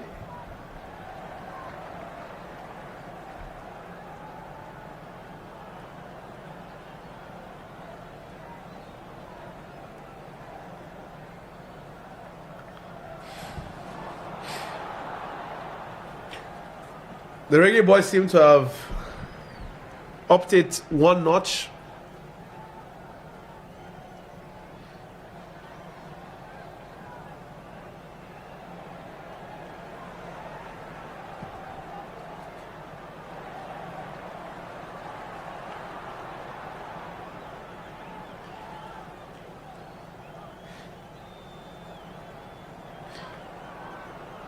Jamaica seem to be a fantastic top there from Leon Bailey. Does he win a? Okay, good defending there. Good defending. From I think is that Mbaku? Yes, Mbuku. Mbuku. But the Reggae Boys seem to be really coming into this game. 65 minutes in. Still 0-0.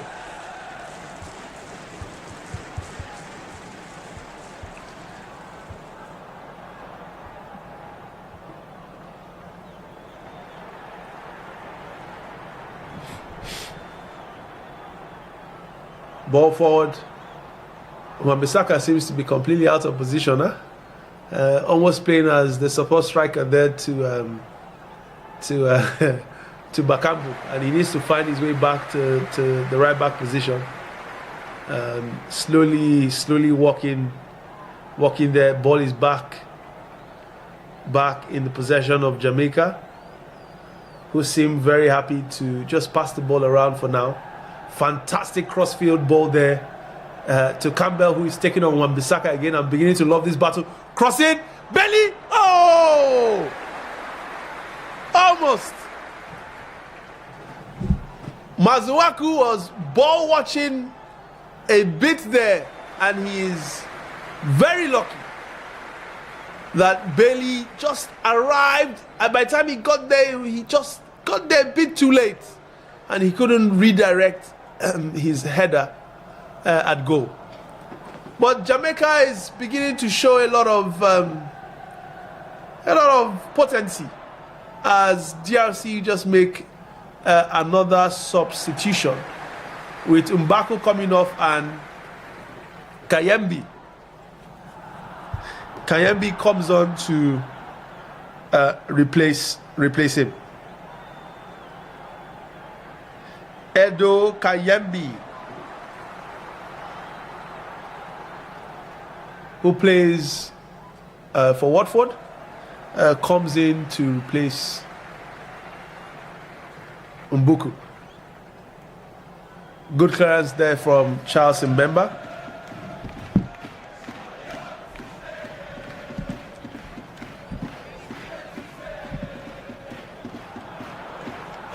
Bongonga tries to play 1-2 with Mbemba, but again the Reggae Boys stand firm.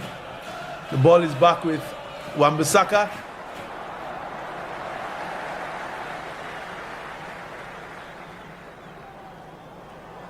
Kayembe with almost.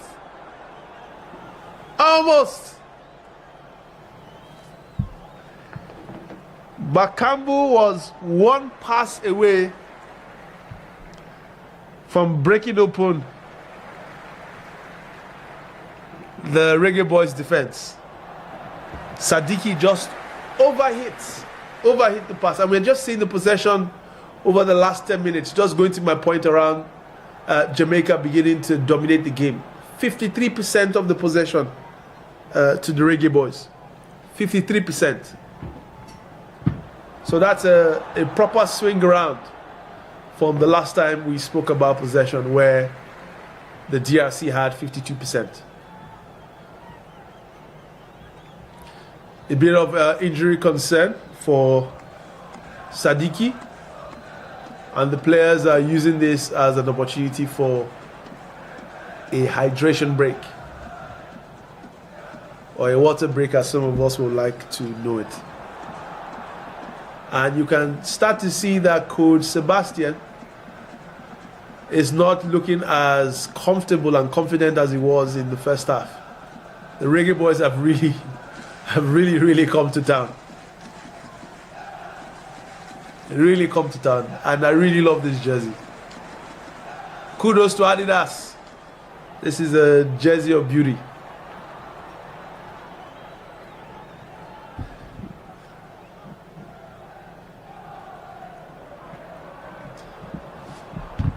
I think Coach Rudolph of Jamaica would be a lot happier with the way the second half has gone and how his boys have responded.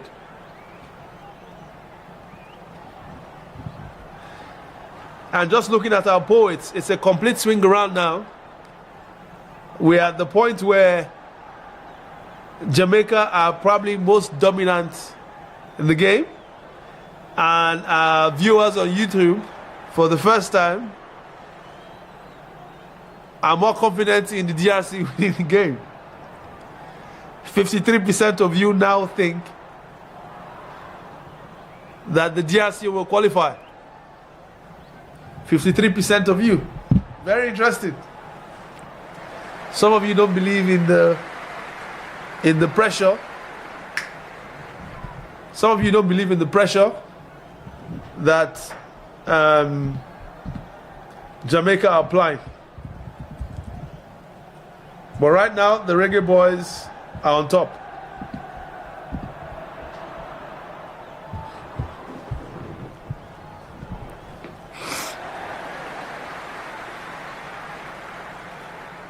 The Reggae Boys are at their most dominant period in this game.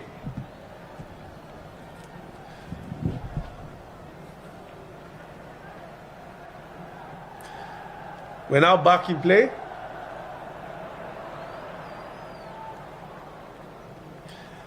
Ball with Andre Blake.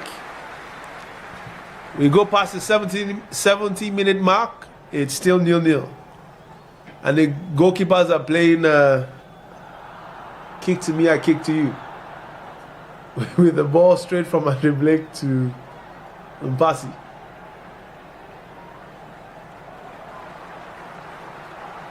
Blake with another clearance. He sort of scuffs that one.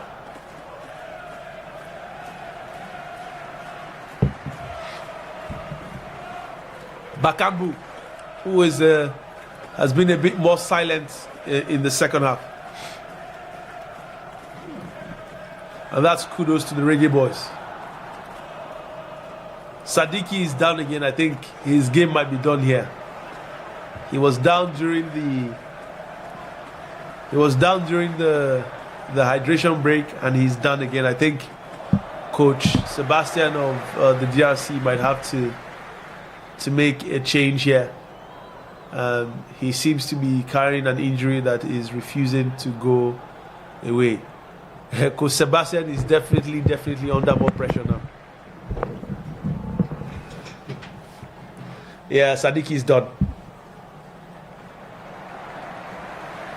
Yeah. It looks like he can't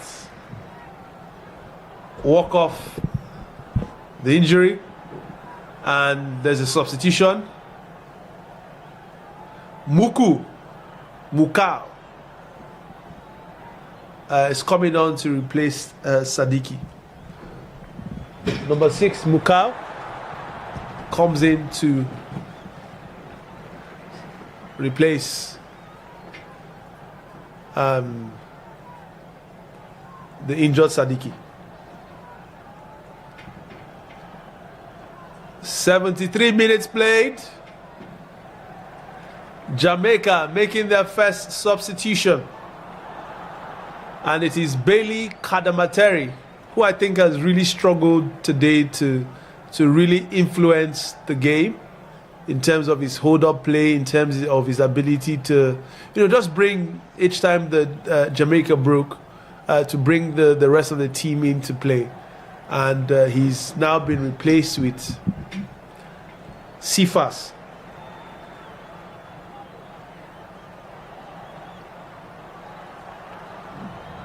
Renando Sifas comes in to replace Kadimateri. And Campbell, who I thought did really well, causing Wan-Bissaka a few issues, is also replaced. Has come off the pitch. And is replaced by, I think I saw number 4 shirt, Mason Clark. And the game has restarted. Bakambu is offside. Bakambu has probably had his most silent period in this game in the last 15 minutes.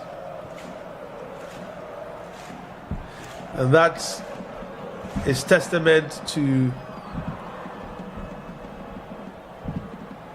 the dominance that the Reggae Boys are starting to show in this game. Thank you for joining us. This is vivxsports.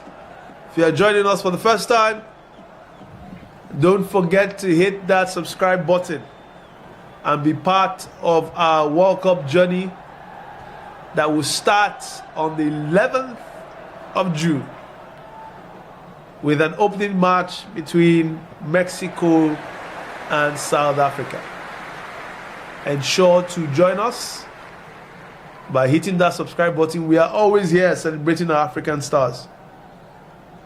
So join our family, hit the subscribe button, turn on your notifications so you know each time we come live.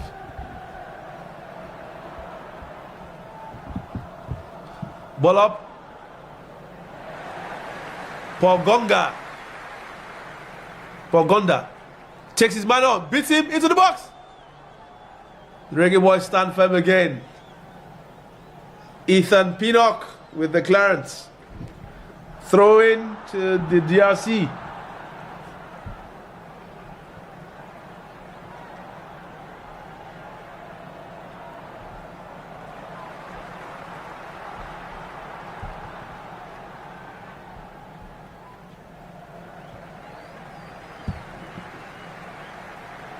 But the Reggae Boys stand firm again. Blake finds Bailey. Bailey with a long field ball. Well cleared by, I believe that's Twanzebe. Masuaku stops the ball from going down from the throw-in, and he maroons forward. Finds number 6. Pogonda cuts in. Left foot. There's a bit off balance there. Kanyampe finds Atto. That was a chance for Wan-Bissaka, but he just overhit the cross. And the ball goes out for a throw-in. The DRC seem to be coming alive once again.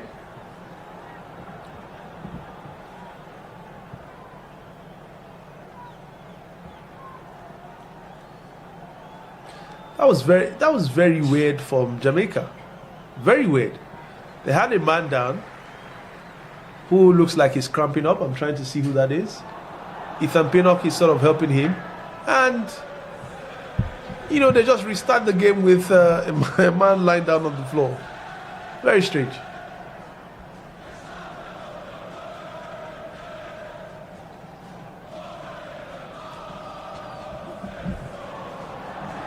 We're just in a repeat of the incident. Yeah, Joe didn't see his man. His man just sat down on the floor, and Joe didn't see that. So he's retaking the throw-in again. Throw-in to Bailey.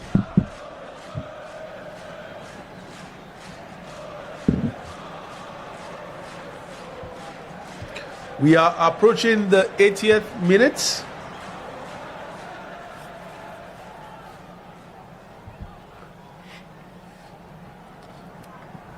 Fantastic turn there from Jan Visa. Visa to Bakambu. Bakambu to Pogonda. Pogonda to Wan-Bissaka into the box. Cross. Corner kick. Corner kick. Corner kick to the DRC. Their first corner kick in a long, long while.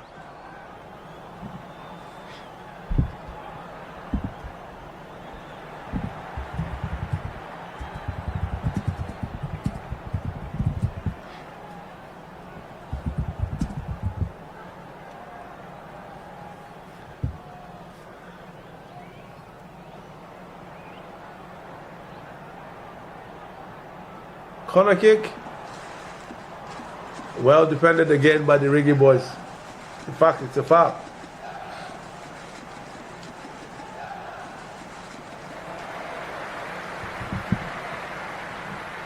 We are approaching the 80th minute.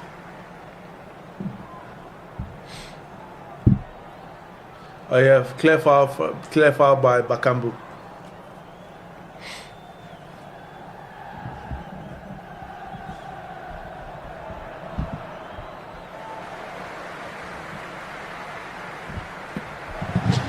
Are we going to be able to celebrate? Are we going to be able to shake our shekere for the DRC? Or is Jamaica going to keep our studios quiet? An attempted crossfield ball there to Yanvisa, but it's overhit and goes out for a throw-in. As the Nigerians will sing, all we are saying, give us one goal. A goal from anybody. Give us some excitement, guys. We need a goal. We need some excitement. We hope that goal comes from the DRC, of course. But we wouldn't mind a comeback story. Jamaica score first. DRC come back with 2. Will be worth the wait. And a chance to cross into the box.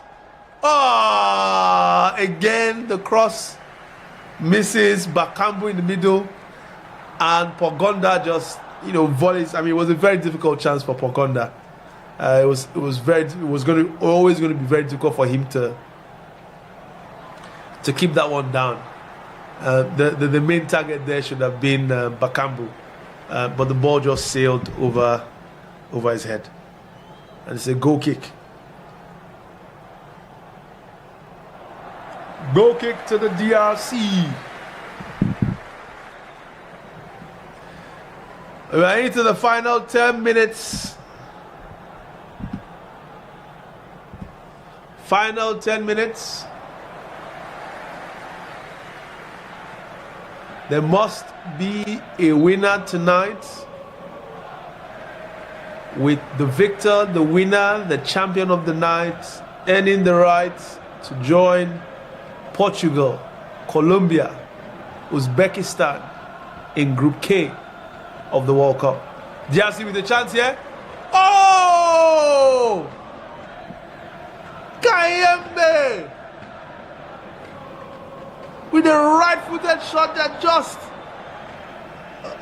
he turns around, creates the space. Blake had no chance. If that was on target, that was sailing into the net.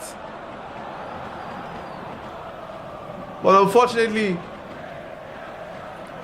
the ball was just too wide.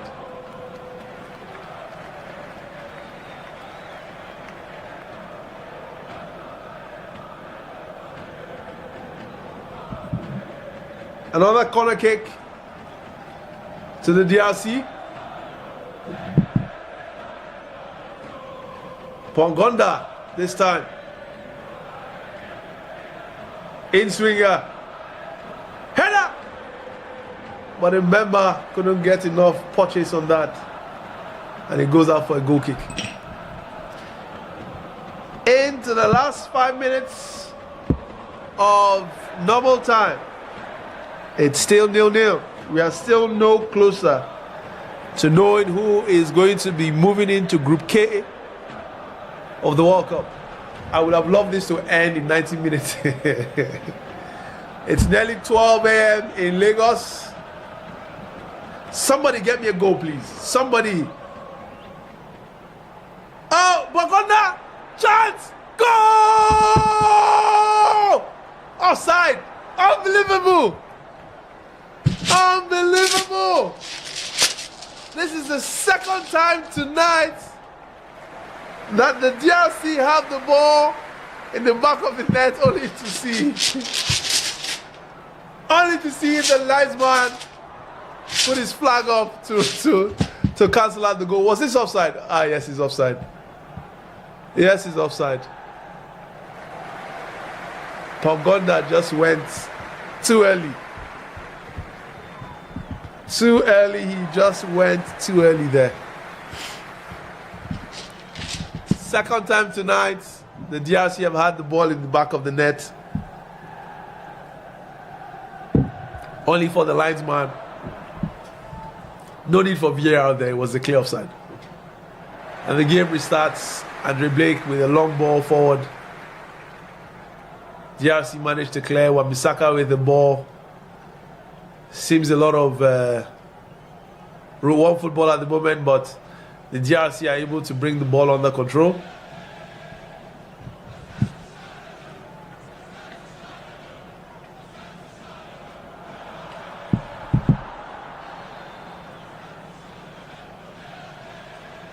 Shot! Maybe that was Jan Visa. No, Kayembe is really coming into the game now. A few minutes ago it was his right foot. This time his left foot with a well hit shot there.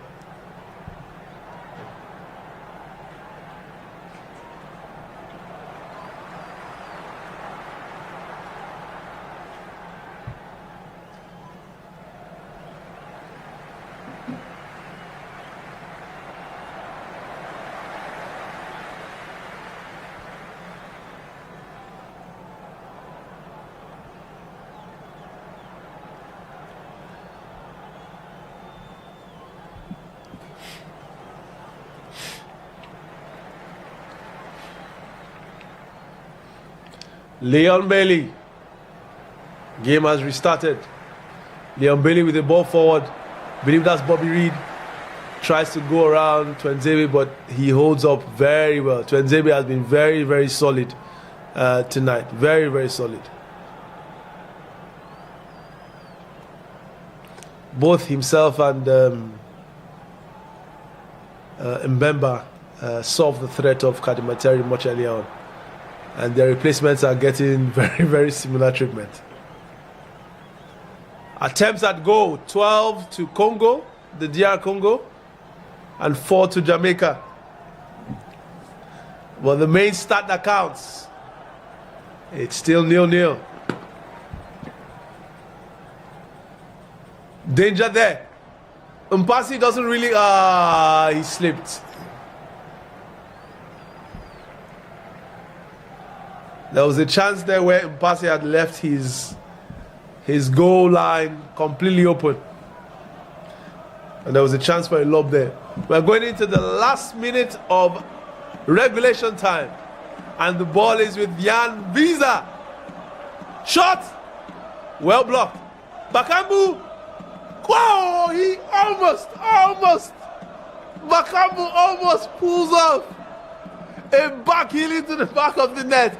That would have been an incredible way to send Congo into the World Cup. He was offside again.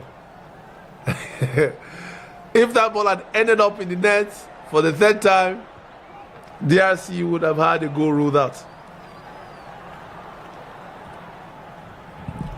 We're into the final minutes of regulation time. Are we going to have penalties again tonight? I hope not. I hope not. Myself and Sammy, who is walking in the background, would rather a goal now.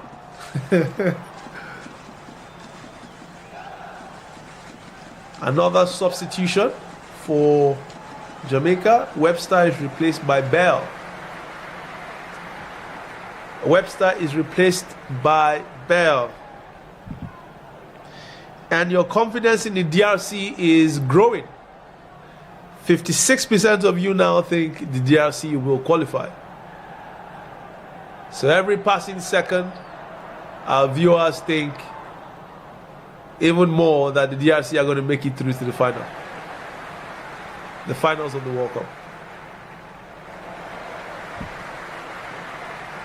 This last few minutes is anybody's game. 6 minutes of added time. 6 minutes for someone to find the back of the net. Jamaica, the Reggae Boys, have proved a very stubborn nut to crack.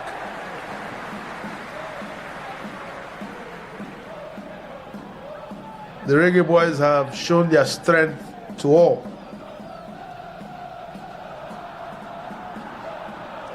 Running you quickly through some of the friendly results tonight for key African teams. Algeria 0-0 draw with Uruguay.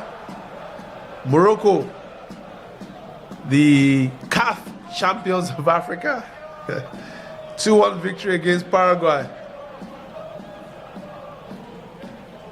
South Africa lost 2-1 to Panama. Nigeria, a 2-2 draw against Jordan.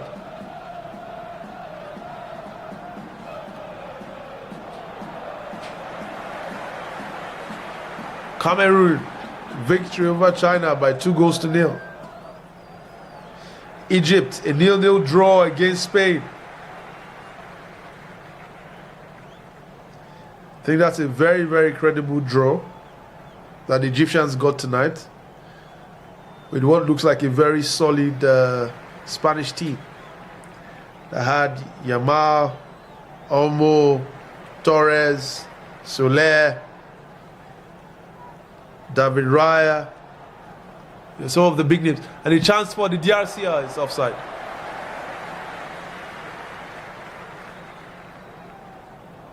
Japan defeated England. Sorry, I had to. This is not any of the any of the African teams, but that's a big result in England. Although it looks like a much weakened team for England. Looks like very much an experimental squad that Thomas Tuchel put out. But Mitoma with the winning goal for Japan in that game.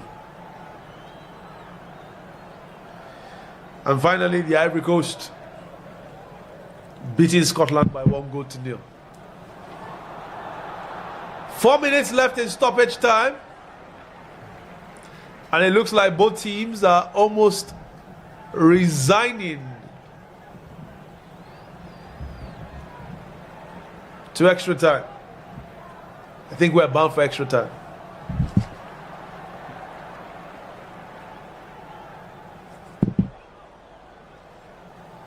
Wan-Bissaka tries to ferry forward.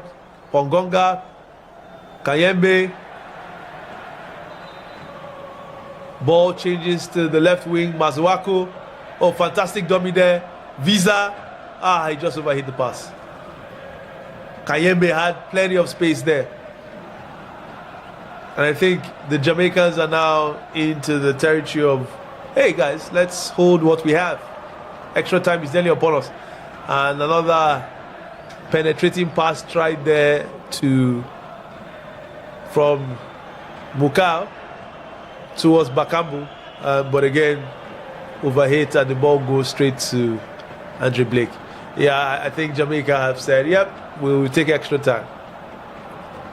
And are keen to just keep the ball, pass the ball around.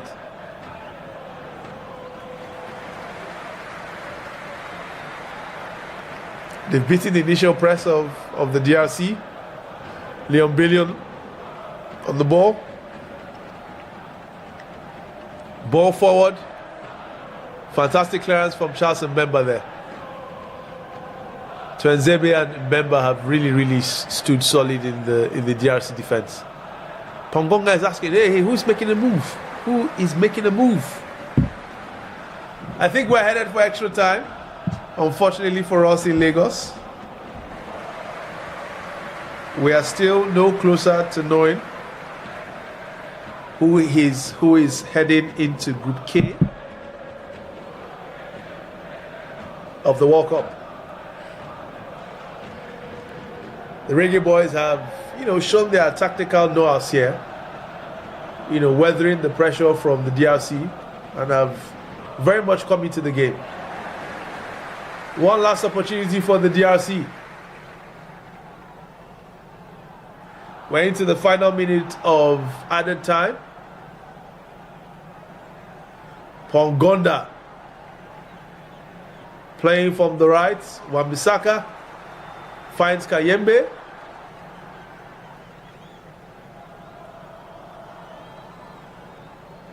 Mazuaku.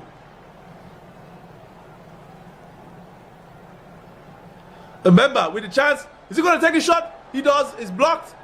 Yamvisa deflected and into the arms of Andre Blake. And I think that's going to be the final action of regulation time. In this game, I think we are bound for extra time now. And there goes the final whistle from the referee. We are still no closer to knowing who between Jamaica and the DRC are heading to the World Cup. We're into extra time, 30 minutes of extra time. And if needs be, penalties. We will take a short break and we will be right back with the first half of the extra time. I think that was the first time I saw Chibuike, and I was very, very impressed with how he was playing throughout that tournament. And I told my friends that, I like this guy. He was actually a defensive midfielder then, but the way he was playing, he played like someone that can even play offensively. So I think I fell in love with how he played. And before I know, he don't travel, go Austria, go play. Yeah. From there, I can't begin to say, they play for 3-man defense. Before you begin to play centre back. And you get as you take plan your sin, you get as God tell you. Yeah, so maybe you be God. If God to say centre back, now you will take Jello.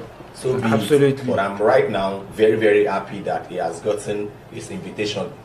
And one good thing, Benjamin Fredericks, where everybody they shout now, best defender.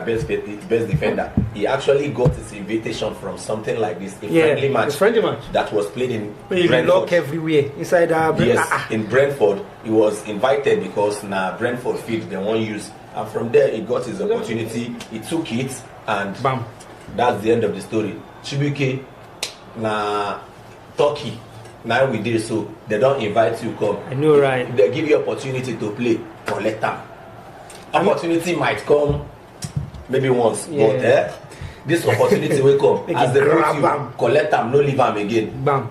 Nobody waited that place will play past you. Collect them, my brother. I think one of the people that will be very happy for Chibuike's invitation has to be our friend Yema, the Rivers United boss, because he worked with him when he was at Eyimba, so he knows the quality, and has always been hoping that this guy gets the invitation. He gets ahead to it, and there's a follow-up. It's the first time, and it's come from the man Lamina off a header from Victor Osimhen, so he gets the assist certainly, and it's taking just 7 minutes for Galatasaray to open the scoring here. And that's a goal against the run of play. They've been behind this game. Liverpool clearly on top. But that ball from the left-hand side, good in swinger. And the header from Victor Osimhen finds Mario Lemina, one African player to another. Ends up in the back of the net. And Liverpool have considered the first goal of the round of 16 in the Champions League. And you can see the face of Mamardashvili, disappointment. It's only 8 minutes of football played out there at the Rams Park. It's Galatasaray 1, Liverpool 0. Well, that's exactly why they need Victor Osimhen. He's got towering leap when it comes to balls in the air. And to just be able to send it back across the face of goal, just what they needed. Well, I was just talking about African players. And guess what, Sammy? It was from one African player, the cross, to another African player, Osimhen. And the header from Osimhen to another African player, Lemina, and into the back of the net. So a sweet African connection, Senegal. And these players are connecting well for their respective clubs, and for the Galatasaray side, this may just lift their mood as they look forward for maybe yet another goal in this game. That question of who will get that slot, normally you should go to another team from Asia. Iraq should be that team. However, Iraq intercontinental playoffs and are likely to qualify for the World Cup through that route. The next line was Italy being the highest ranked team that has not qualified for the World Cup. And Italy are in the European playoffs. If Italy eventually qualify for the World Cup, then they don't need the slot anymore. And the next line was could be Nigeria. So that's where this twist came from. I don't know. That's where the twist came from, my brother. I don't know if it's going to come down to that. I don't know if... But it's all been hopes and hopes and hopes and hopes for Nigeria. Yeah. Ever since not picking that first ticket in that group stage where they had South Africa, Zimbabwe, and the rest of them. It's always been hope getting into the playoffs, hopes playing against Gabon, hopes being knocked out by DR Congo. So hoping that you're going to use some. I don't know. So the Congolese said it was. They want to go in through the back door. Crazy. To get into the World Cup. It's and now you're telling me this again about Iran. It's just embracing Nigerians' hopes. But for me, I've given up hope. This is vivxsports, our coverage of the all-important intercontinental playoff final between the DR Congo and Jamaica. 90 minutes have passed. We are no closer to knowing who is going to be at the World Cup. It's still 0-0. Both teams have not scored in regulation time. There must be a winner tonight.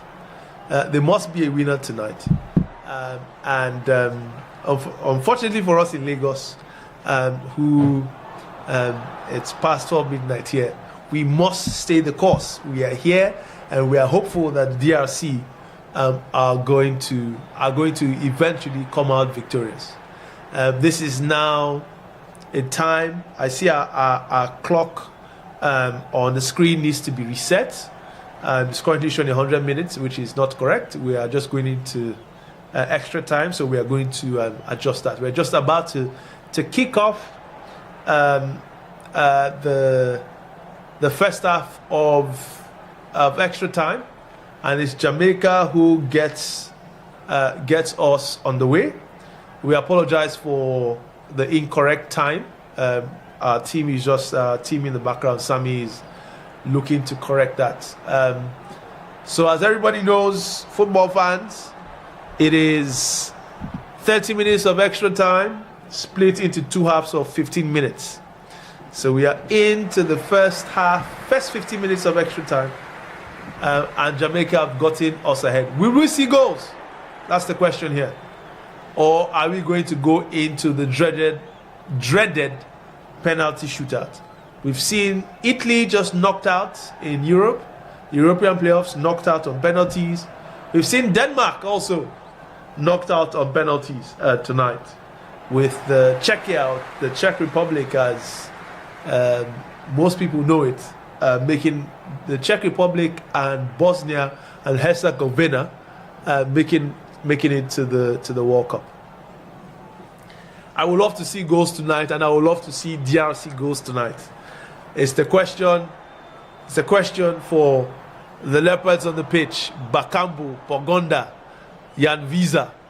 Are they able to crack the knot, this tough knot that the Reggae Boys are proving to be? Can they crack this Caribbean knot? Or will the Reggae Boys continue to stand firm and, break their 28-year jinx of not being at the World Cup? All possibilities are still on the table. All possibilities are still on the table. A long volley goes all the way to Mpasi, who has, apart from that chance that Leon Bailey, the snapshot that Leon Bailey had early, towards the end of the first half, has relatively been undisturbed. There was a period in the second half as well where there was sustained pressure from the Reggae Boys. I think they had about 3 or 4 corners, in very quick succession.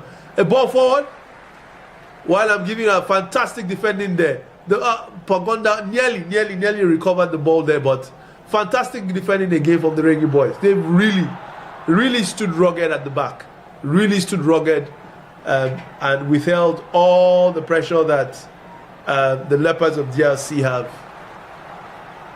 and all the ammunition the Leopards of DRC. Fantastic tackle there, fantastic.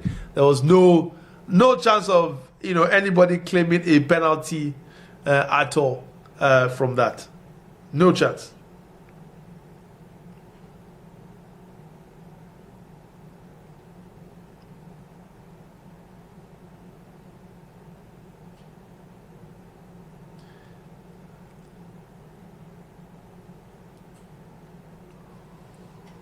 Free kick, Mbemba on the turf. Mbemba on the turf, free kick to the DRC.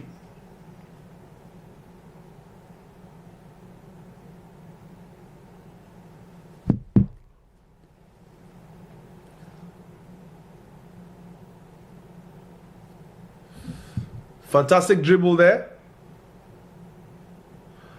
A chance? I can't quite see who. That's number 6. Number 6 for the DRC. Macau.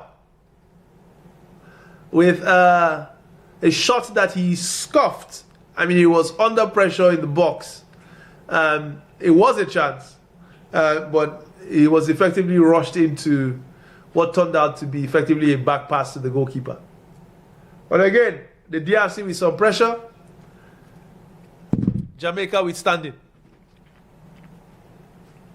Jamaica. They seem quite content with the way the game is going, building confidence by, keeping the ball at the back, not rushing things, inviting the DRC to come out to press them. I'll say it's too early for the Reggae Boys to be playing for penalties, but their tempo does not suggest that they are hungry for goals. We see that opportunity again, and okay, the ball didn't get it. Well, again, fantastic defending from Jamaica in terms of recovering that ball, and then the ball ends up in the arms of Pongonda. Corner to the DRC. Corner to the DRC. Well defended there from Bell, who headed the ball out. Just glanced the ball out away from Pongonda. And it's a corner to the DRC. Can the DRC channel their inner Arsenal and get a goal from the corner kick? Pongonda into the box. Cleared again. I think that's by Ethan Pinnock. The ball ends up with Wan-Bissaka. The DRC come back once again. Pongonda takes on his man, tries to get the cross in.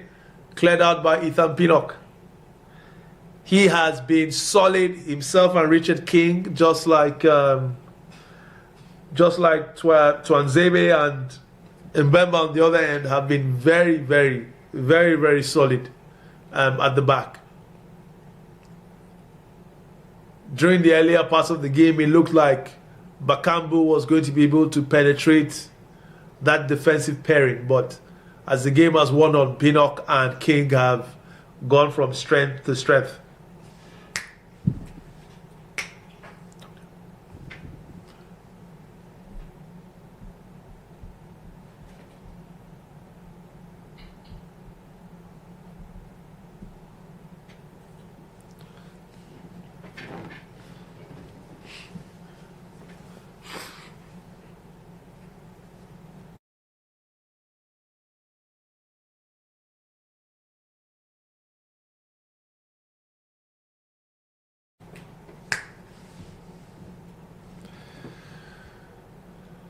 Game on. Still 0-0.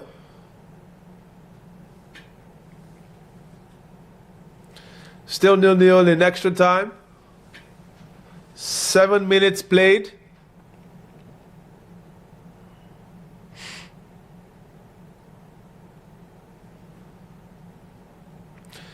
We are almost halfway through the first half of the first half, if I may say that.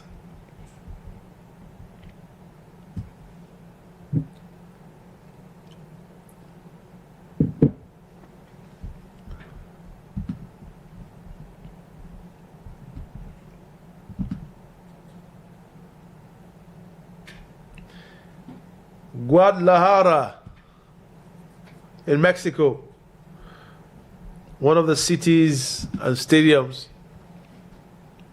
that will be hosting the world in this year's World Cup finals.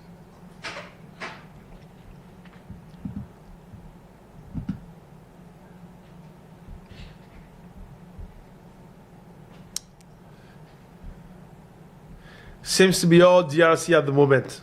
All DRC. All DRC. They seem to be the team wanting to get a goal and avoid extra time.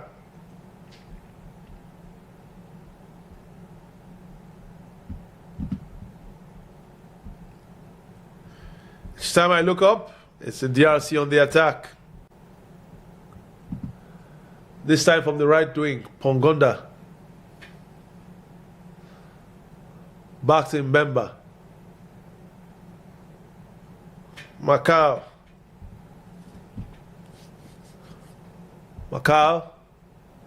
decides to switch play.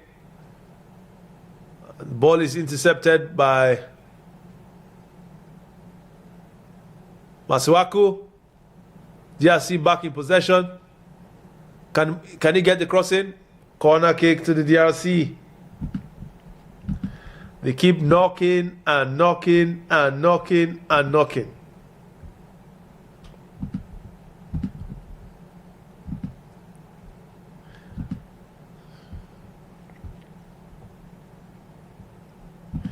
Will the gates of the World Cup open up to the DRC? Corner kick.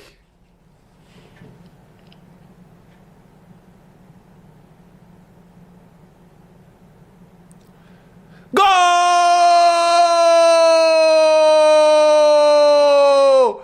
Axel Tenzeme!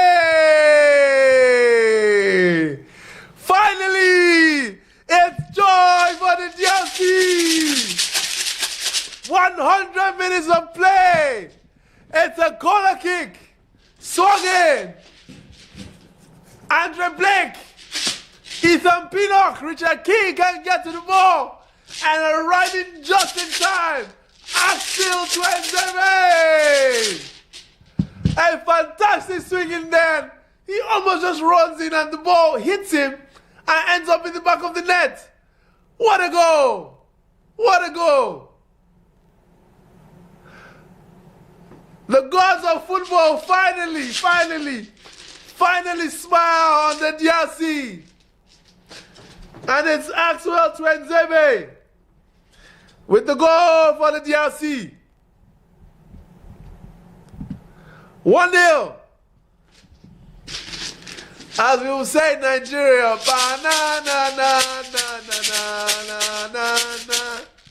it's bittersweet happiness for the DRC knowing that they knocked out Nigeria.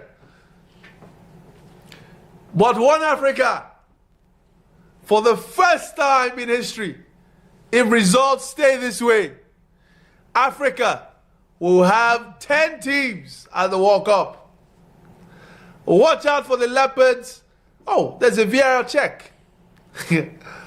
Drama after drama after drama. There is a VAR check on the goal. Did the ball come off the arm of Axel Tenzeme? The referee says, everybody calm down, calm down. If this is cancelled, this will be the third time tonight that the DRC would have the ball in the back of the net. And the gods of football won't have smiled on it. 2 goals have been called for offside. You can see the DRC substitutes prayed I would love to see a replay of what the VAR is looking at. Did the ball come off? It didn't look like, from the replays we saw, it didn't look like the ball came off the arm of Axel Tuanzebe. But obviously, the VAR is going to look at this in slow motion. And the goal stands! Third time lucky for the DRC. Check over, goal stands. The DRC is 1 up. The goal stands. The goal stands. The heavens have finally smiled on the DRC. Even VAR couldn't get in the way of that goal blessing. And it's 1-0 to the DRC. Axel Tuanzebe is the man who stands to break a 58-year, am I correct? Yeah, I'll just check my records to confirm that. The last time and only time the DRC have been to the World Cup was in 1974. 52 years ago was the last time the DRC played football at the world stage. If you're as excited as I am, I would love to hear from you. Give us a call. Let's talk. Are you happy with the DRC going to the World Cup? Will you be supporting them? Do they deserve it? Give us a call. Let's talk. The goal has given us more energy on +234 813 61 97658. Give us a call. What do you think of Antoine Axel Tuanzebe's goal? Is it deserved? Or are the DRC lucky to be ahead? Can the Jamaicans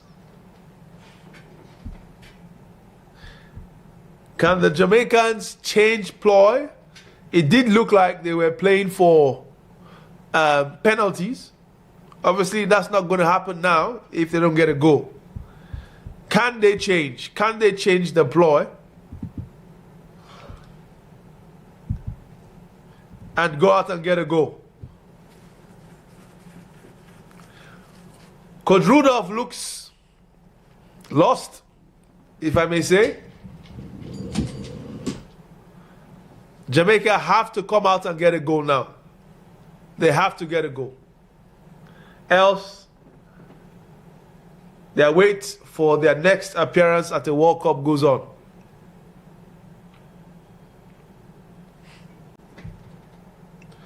It's 1-0 to the DRC. Fantastic ball out there. Crossfield ball to number. Oh, he beats Masuaku into the box. Beats another player. Cross in. Oh, that was sumptuous. And guess who gets in the way of that cross? Axel Tuanzebe. That's my man of the match right there. That's my man of the match right there. Getting that goal has, as I said, the earlier on, the center backs of both teams have been absolutely rock solid and dependable throughout the game.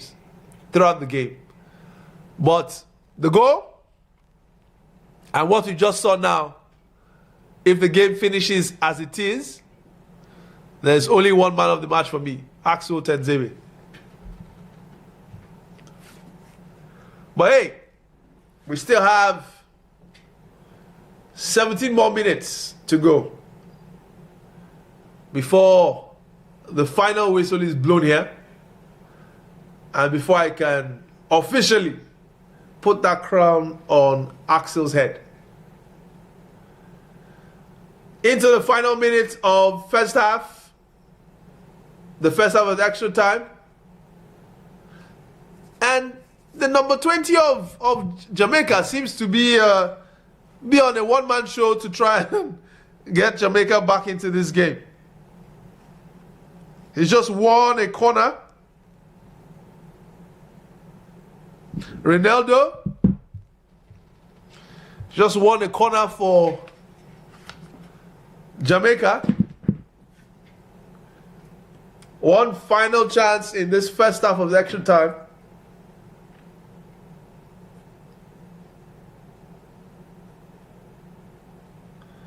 To get Jamaica back into this game. Leon Bailey, in swinger, and he overhit it. Straight out for a goal kick.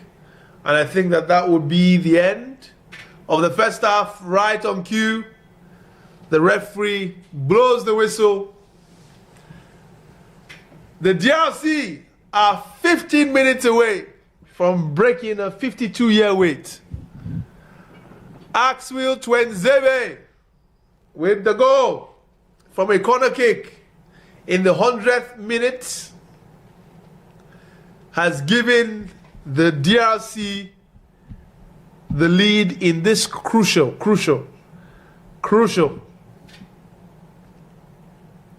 And we're just taking a look again at the, and it just literally hits him in the belly and goes straight into the net.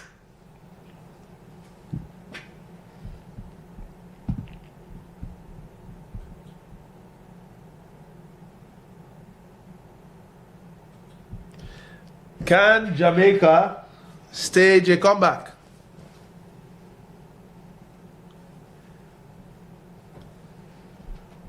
Or is this where their story ends?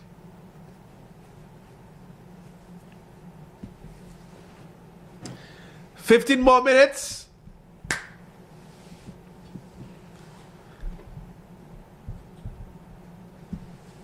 "15 more minutes before the Leopards of DRC, Africa, can celebrate. 15 more minutes. Or will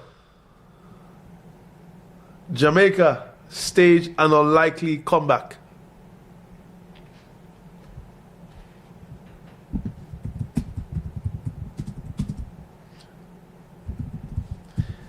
If things stay like this, expect to see him, the man who honored Patrice Lumumba at the recently concluded AFCON. If things stay this way, Mr. Lumumba will definitely be in the US, Mexico, and Canada. 15 more minutes to the DRC celebrating. Can the Reggae Boys dance their way back into this game?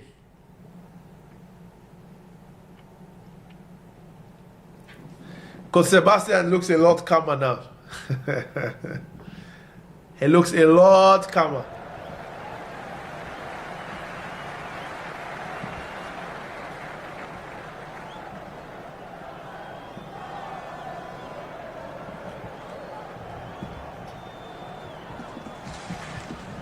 What can Coach Randolph do?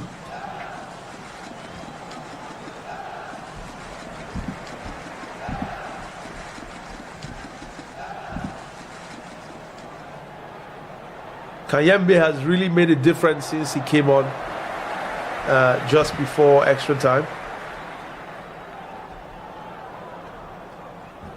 He's had 2 pops at goal, one with the right foot, one with the left foot. Has been a driving force in putting pressure on the DRC, on Jamaica. A very good substitution there from the coach. The second half of extra time is just about to kick off.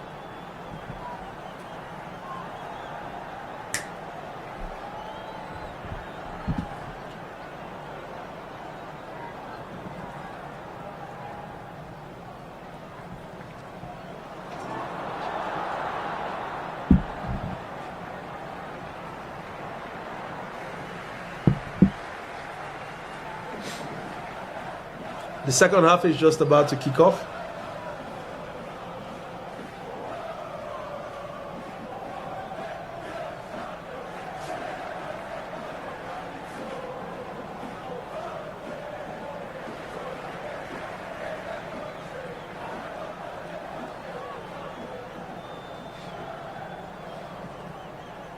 Are we on the way?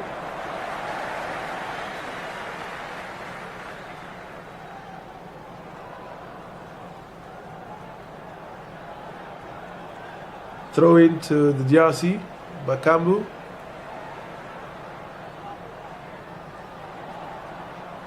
Offside.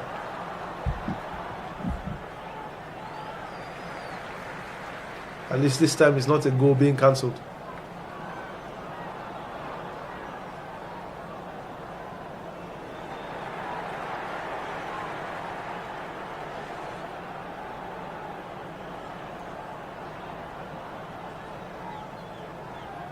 Ball forward, but just go straight to Leopards goalkeeper Mpasi, who obviously has no incentive to get the ball back into play anytime soon, and takes his sweet time to restart play.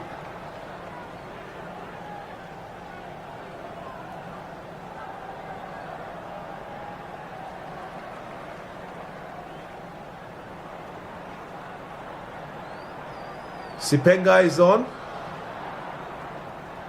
and is adding a bit of pace and energy in chasing down the ball.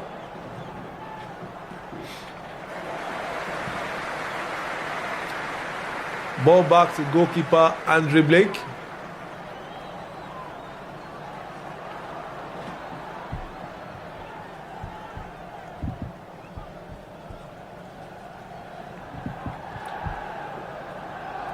Long attempt from Jamaica, but that I wouldn't even call hopeful. From Leon Bailey, I didn't understand what he was. Your team needs a goal. It's not from that far out you're going to get that.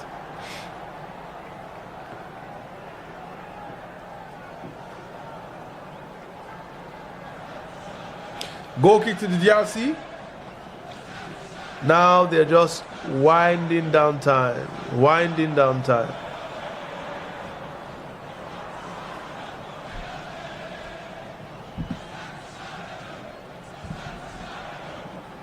And we see the attempts on goal there. You can see the domination of the DRC.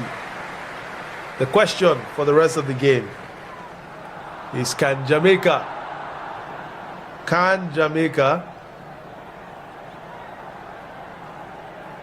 restore parity? Do they have one final last push to be able to restore parity in this game?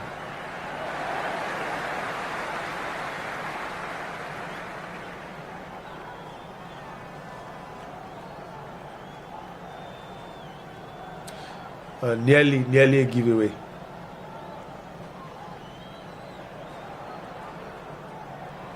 He did concede the free kick. Free kick to the DRC, who clearly have no incentive to try and restart this game quickly.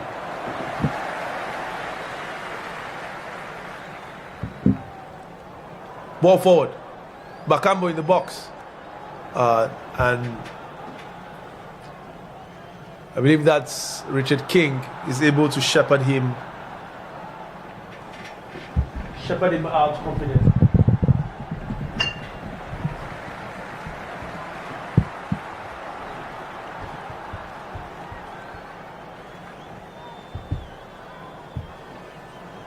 Ball forward. Jamaica on the attack. Goes past. Went past Wan-Bissaka. Fairly easy there. Which is a bit of a surprise. But DRC recover well. Clearance. They now need Bakambu to try and hold up the ball up front as much as possible.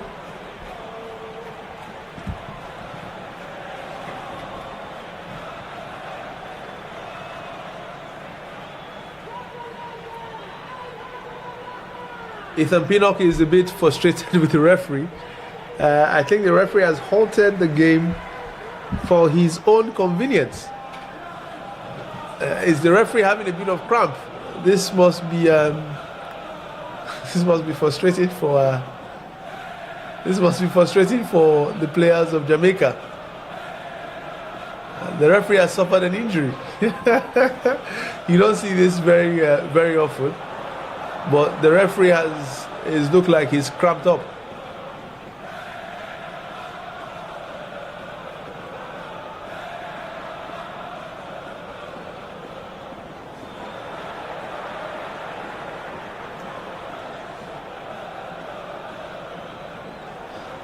We have a refereeing injury here.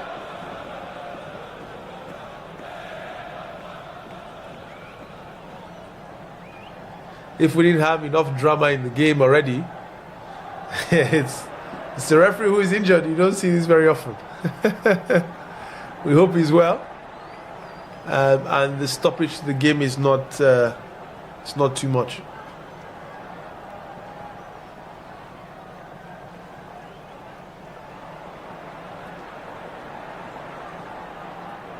Obviously, for the players of Jamaica, this is frustrating. Are we going to have a referee substitution?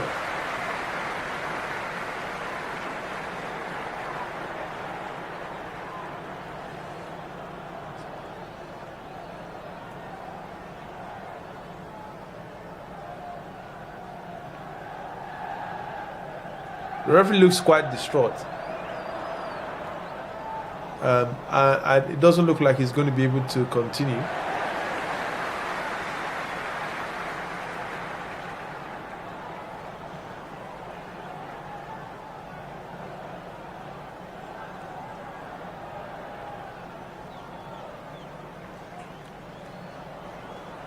The players look a bit confused.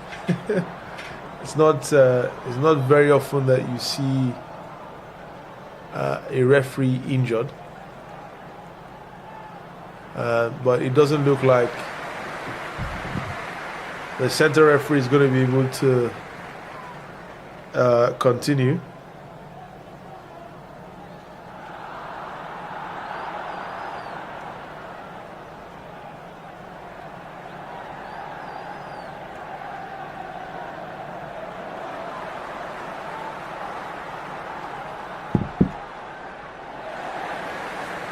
Yeah, is the referee in tears?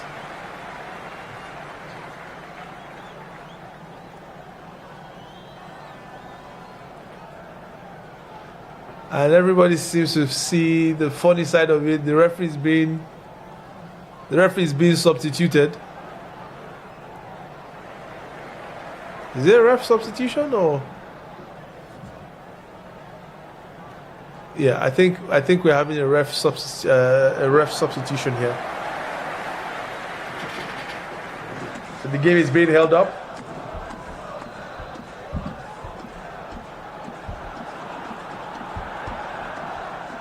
This is obviously going to lead to a lot of additional time.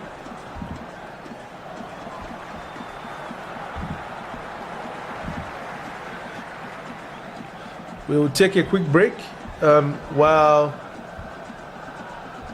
the ref substitution is being sorted out.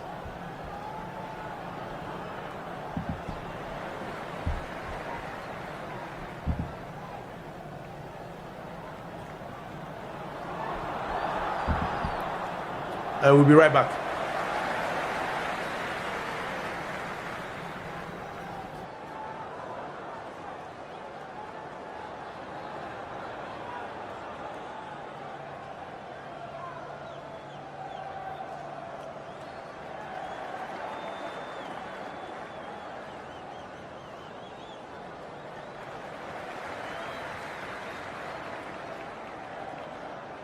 He's been wanted. Cross comes in, good header off the crossbar, and it's tucked in eventually. Great effort by your man, Tarami. Senior man. Well, the header was good off the crossbar. And Okoye was crumbling, tried really to keep it out. But Iran have got themselves one back. Yeah, my pressure they kill me, sha. They don't try.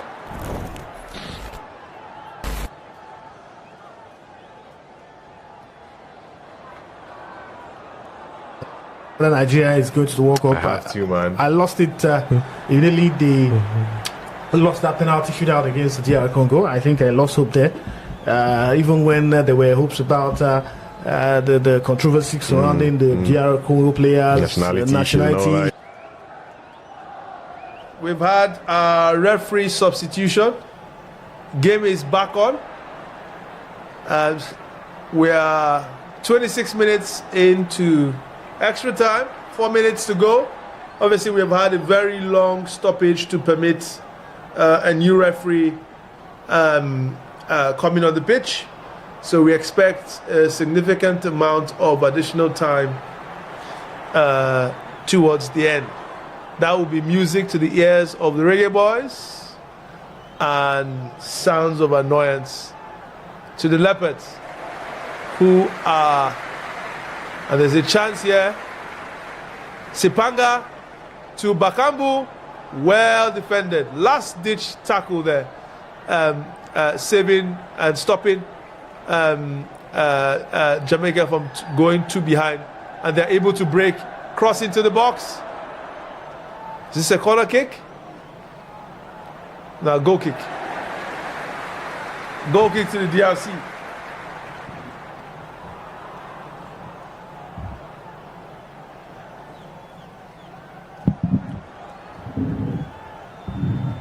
The DRC are 2 minutes plus stoppage time away from US, Mexico, Canada 2026.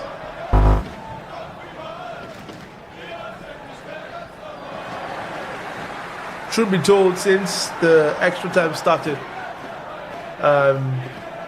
Jamaica have not had too much to offer. They have not had too much to offer. And Sipanga just cheekishly kicked the ball away. And you can see Andre Blake and the defense of Jamaica remonstrating to the referee that that's unacceptable. But hey, the DRC have gotten the goal they need. It's up to Jamaica to maintain the tempo in the game.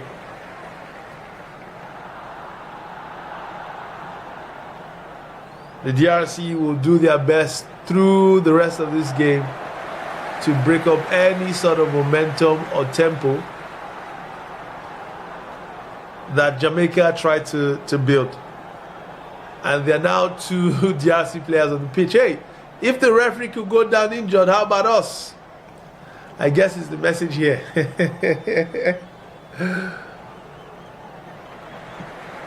And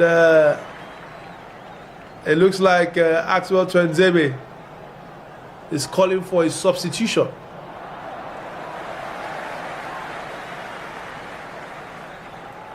And that's the number 8 for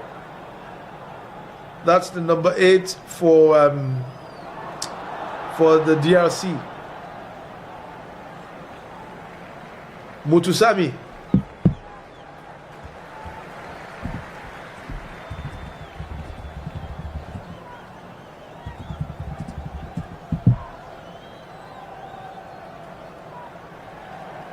Mutusami is down.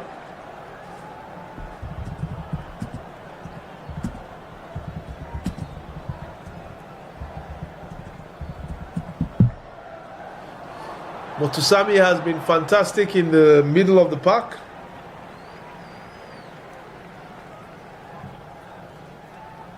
And has been replaced by Pickle. 6 minutes of added time. 6 minutes of added time. 6 minutes between the DRC celebrating their second ever World Cup appearance. where they would tackle Colombia, Portugal, and Uzbekistan in Group K. I think they stand a very good chance in that group. They should be beating Uzbekistan.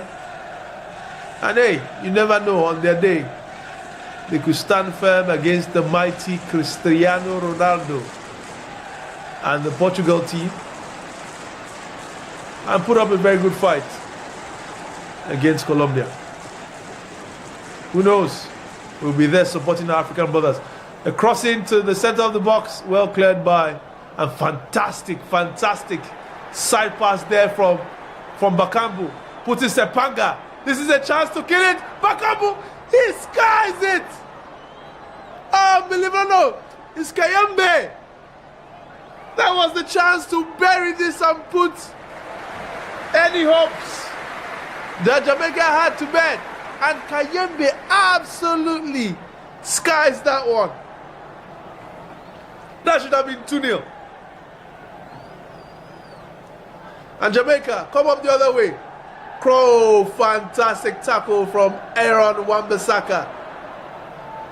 What a tackle. What a tackle. 4 minutes to go. 4 minutes between the DRC and the World Cup.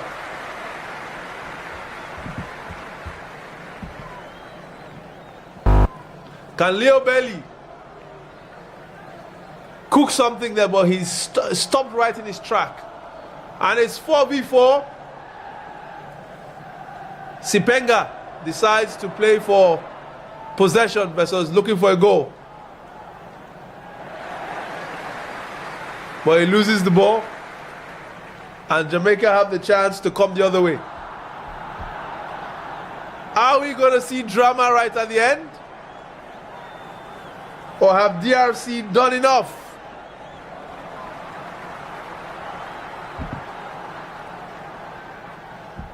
We are into last chance saloon.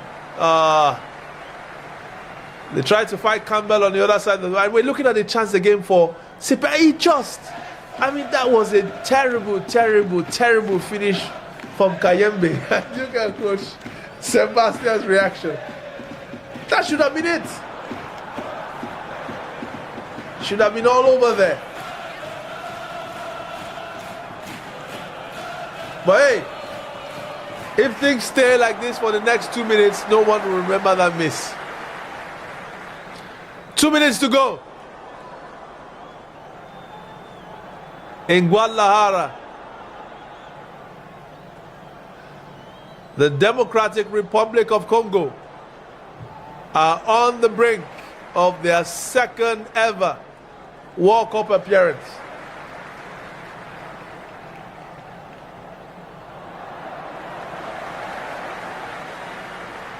Cross into the box. Well defended again by the DRC. We are into last chance saloon for Jamaica. Last chance saloon. With just over a minute to go. Just over a minute to go. Long throw by Jamaica into the box. Well defended by Bakambu. And clearance finished up by Sipenga. 1 minute to go for Jamaica to try and find the goal. Crossing. Goal kick. Well defended by Aaron Wan-Bissaka. Mason Clark. And then, truth be told, Jamaica have struggled to create much in this game. And since the DRC went ahead, Mpasi has hardly seen any pressure, any action.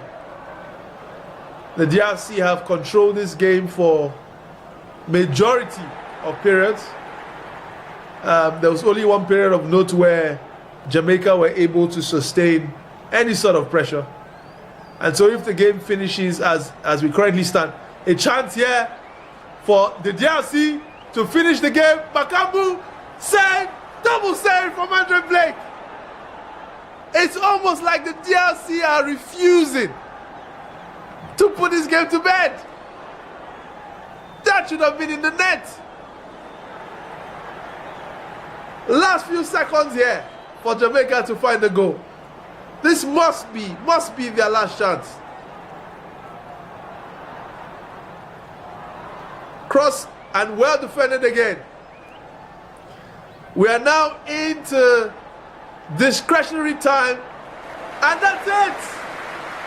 That is it. DRC, the Democratic Republic of Congo, will be at the World Cup. The Democratic Republic of Congo will be at the World Cup. A winning goal by Axel Twenzebe. 52 years. 52 years since the DRC made it to the biggest football platform in the world, the World Cup. Since 1974. 52 years. These boys are history makers. Axel Twenzebe. And you can see the joy on Coach Sebastian's face. The Leopards have done the impossible.